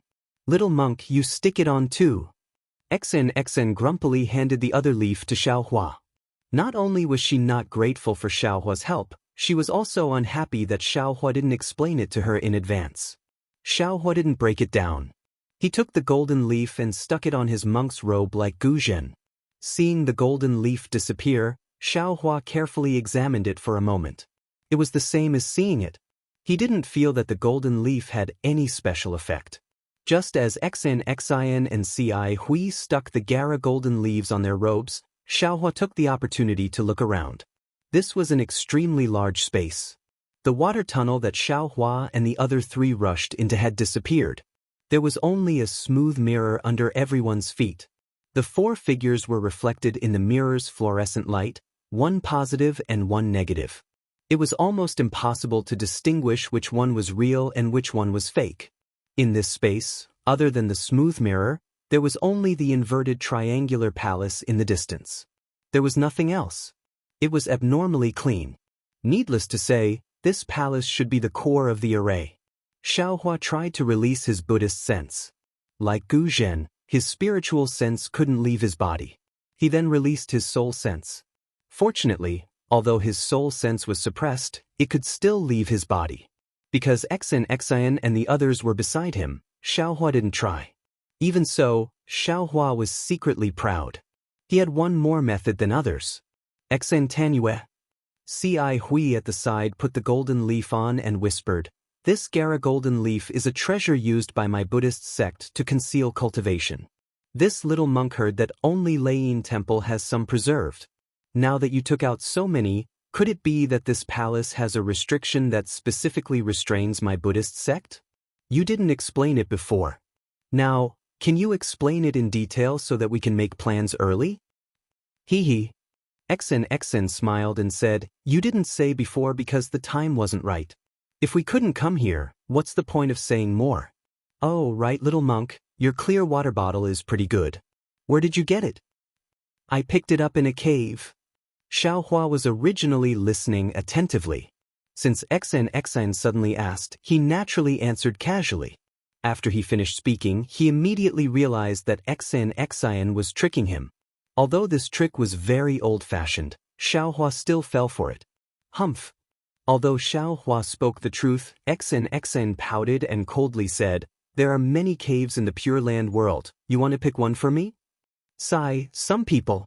I always treat the truth as a lie, but I also treat a lie as the truth. There's nothing I can do about it." Xiaohua sighed. "My Buddha has a saying, if there is a Buddha in the heart, then everything is a Buddha. If there is no Buddha in the heart, then there is no Buddha in the sight. The vanity of man is nothing more than this." "Little monk." Xin was a little embarrassed and angry. She stamped her feet in the air. "The Xin Tanyue, I don't quite understand. Could it be that this golden leaf of Canaan has some special use?" Ci Hui hurriedly asked. Humph. Xin rolled her eyes at Xiaohua and said, "This golden leaf of Canaan can conceal a Buddhist cultivation in the eyes of Arhat, but in the eyes of Taoist cultivators, it is called the invisible leaf.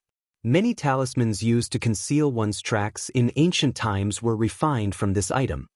At this point, Xin pointed at the inverted triangular palace in the distance and said, "This palace is called the Profound Water Palace. There are two profound water ancient beasts guarding the entrance. If we want to enter the Profound Water Palace through the Profound Water ancient beasts, we can only use the invisible leaf. Otherwise, we will be discovered before we can even get within 300 meters of the Profound Water Palace. I don't know how powerful these Profound Water ancient beasts are, but I don't think we can resist them." The Profound Water Palace? Xiaohua was a little puzzled when he heard this name.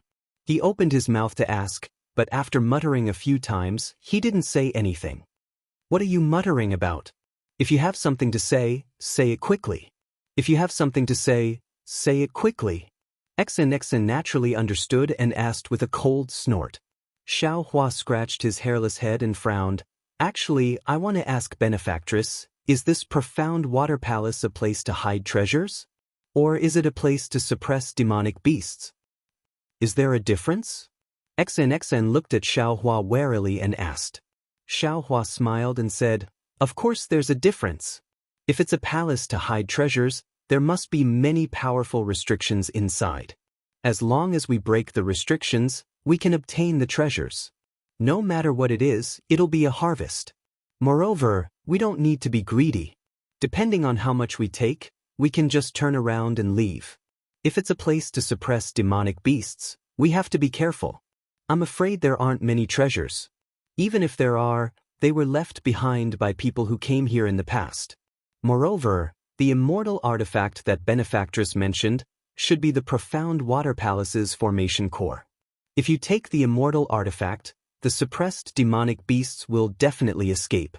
Not to mention demonic beasts that harm all living beings, even we can't escape, right? Earlier, I didn't dare to say too much for fear of disturbing Benefactress's mood. But now I have no choice but to say it. Hee, I didn't expect you to have such a compassionate heart after just shaving your head and becoming a monk. XN rolled her eyes at Xiaohua again and said mockingly, however, I haven't entered yet. How would I know what's inside?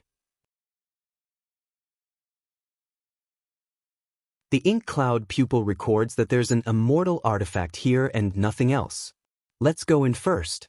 If it's a treasure trove, that's the best.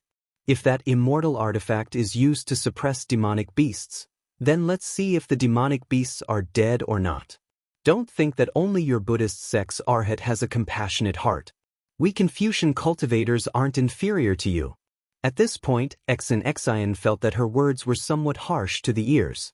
She smiled embarrassedly at Ci Hui and Gu Zhen.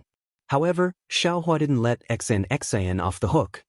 He shook his head slightly and said, Benefactress Xian, I'll be honest with you. Earlier, I promised senior brother Ci Hui to come in and take a look because I was curious. Moreover, to tell Benefactress the truth, I felt like old friends with senior brother Ci Hui at first sight and also wanted to protect him. But now, take a look for yourself. You haven't even entered the profound water palace. It's only a water maze and a passage filled with poisonous water, yet it's already so powerful. It seems that aside from me, all three of you are injured. What does this mean? It means that the profound water palace is even more dangerous. It's far from a place that 4th or 5th grade cultivators like us can enter. There are ancient mysteries that we can't come into contact with inside. Even if we're lucky enough to enter that so-called immortal artifact, in my opinion, Benefactress Xian won't be able to obtain it. Rather than throwing our lives away and not being able to obtain the immortal artifact, why should we go in? Why don't we turn around and enjoy the scenery and have a heart-to-heart talk? Xiaohua then looked at Gu Zhen and said, Moreover, Grandmaster Gu Zhen's reason for coming in was to see the corpse of his blood brother. Now, you've gotten what you wanted. Although the ancient Buddhist shrine is indeed attractive, it might not be in the profound water palace. Therefore, Grandmaster Gu Zhen, you should know the dangers of greed.